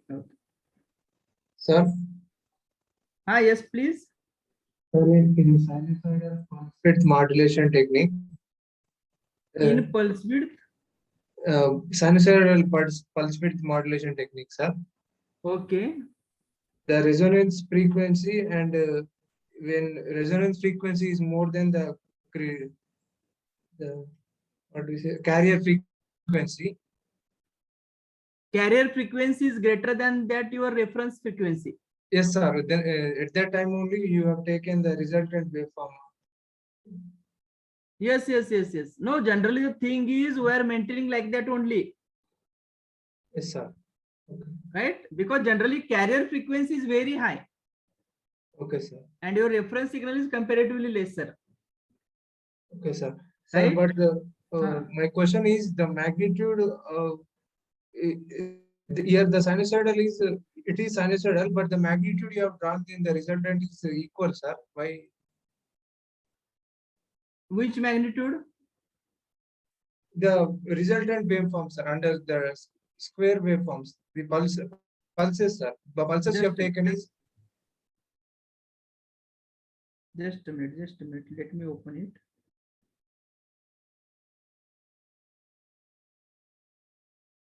Yes, here it is. yes. Next slide. This one. Yes, sir. Yes. In this. The second waveform, the pulses are there, no, sir. Second waveform. The pulses are all are in equal magnitude, sir. No, no. Here the pulse width is different. Okay, okay, sir. But they are having the same magnitude here. Amplitude is same. This is Vs only. Okay, sir. Because Okay, from where this came here Vs, because according to this, what we are doing here, S1, S2 are turning on, na? Yes, sir. Yes. And here S1, S2 are turning off. Yeah. And where S1, S2 are present in the inverter circuitry. Yes, sir. Right? Then your question is? The upper waveform, it is sinusoidal, but here it is equal. Why? No, it is not equal. Actually, I have drawn like this. So you are thinking that it is equal. You can check. Please draw one waveform where triangular carrier wave, please consider like a 7 cycles. Okay, sir. And then draw the sinusoidal. You will observe a very beautiful waveform here in the output voltage. Just like your pulse width will be minimum, after that increasing, reaching peak value, decreases and decreases. Okay. So like You this will draw operate. it Actually, the right. thing is here we're having only 3 pulses, na?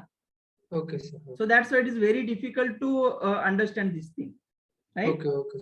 Right? Sir, okay, But in sir. practical case, you can check we're having a very high frequency Yes, of a carrier wave, and more the frequency of the carrier wave, na? Yes, sir. You'll be getting more number of pulses. Okay. As the number of pulses increases, definitely the zero portion also will decrease, na? Yes. So you'll be getting more closer to the sinusoidal. Okay. Sir, another one. I have logged in today at 5:10 p.m. Sir. Okay. Did you say any announcement regarding tomorrow's offline batches, sir? Yes, Timings yes. and Tomorrow, yes. You are having the offline classes. Let me show it here. Let me open it. Just a minute. Yes, this is the schedule. You are having offline, na? Yes, sir. Okay. So here it is EEE offline. Yes, this is the schedule for from tomorrow. Okay, sir. I'll take the screenshot. Yes, please. Okay, sir. I took, sir. Okay. Thank you. Hello, sir. Yes, please. Sir, what is the significance of pole voltage, sir, to calculate or to significance? What is the to share that No, pole voltage is like the yes. Please listen. Pole voltage will be there only when you connect the capacitors there, right? Yes, sir. So it is like a midpoint of the capacitors, right? And each your output phase voltage terminal. Yes, sir. Right? That is nothing but the pole voltage. Some of the times they have asked, right? Previously they were not asking, but now they have added like that. Okay. So Sir, sir. Right. But they means I am asking that in practical there is no significance for that, no, sir. Like we have like it is line voltage, phase voltage. No. It is not like that. Okay. Okay, sir. Right. I think in the gate 2016 or 2014, somewhat they asked the question. Please one check. Okay. Yes, sir. Okay, sir. Thank you. Yes. Anyone else?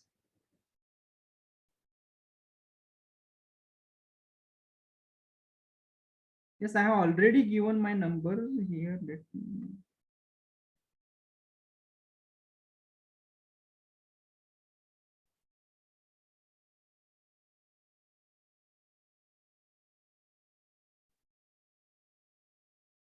Yes, here it is.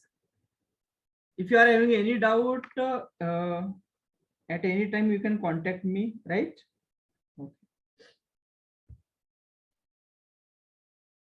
Thank you. Thanks to all of you, right? And all the best. Thank you, sir. Right. Okay. Okay. Okay.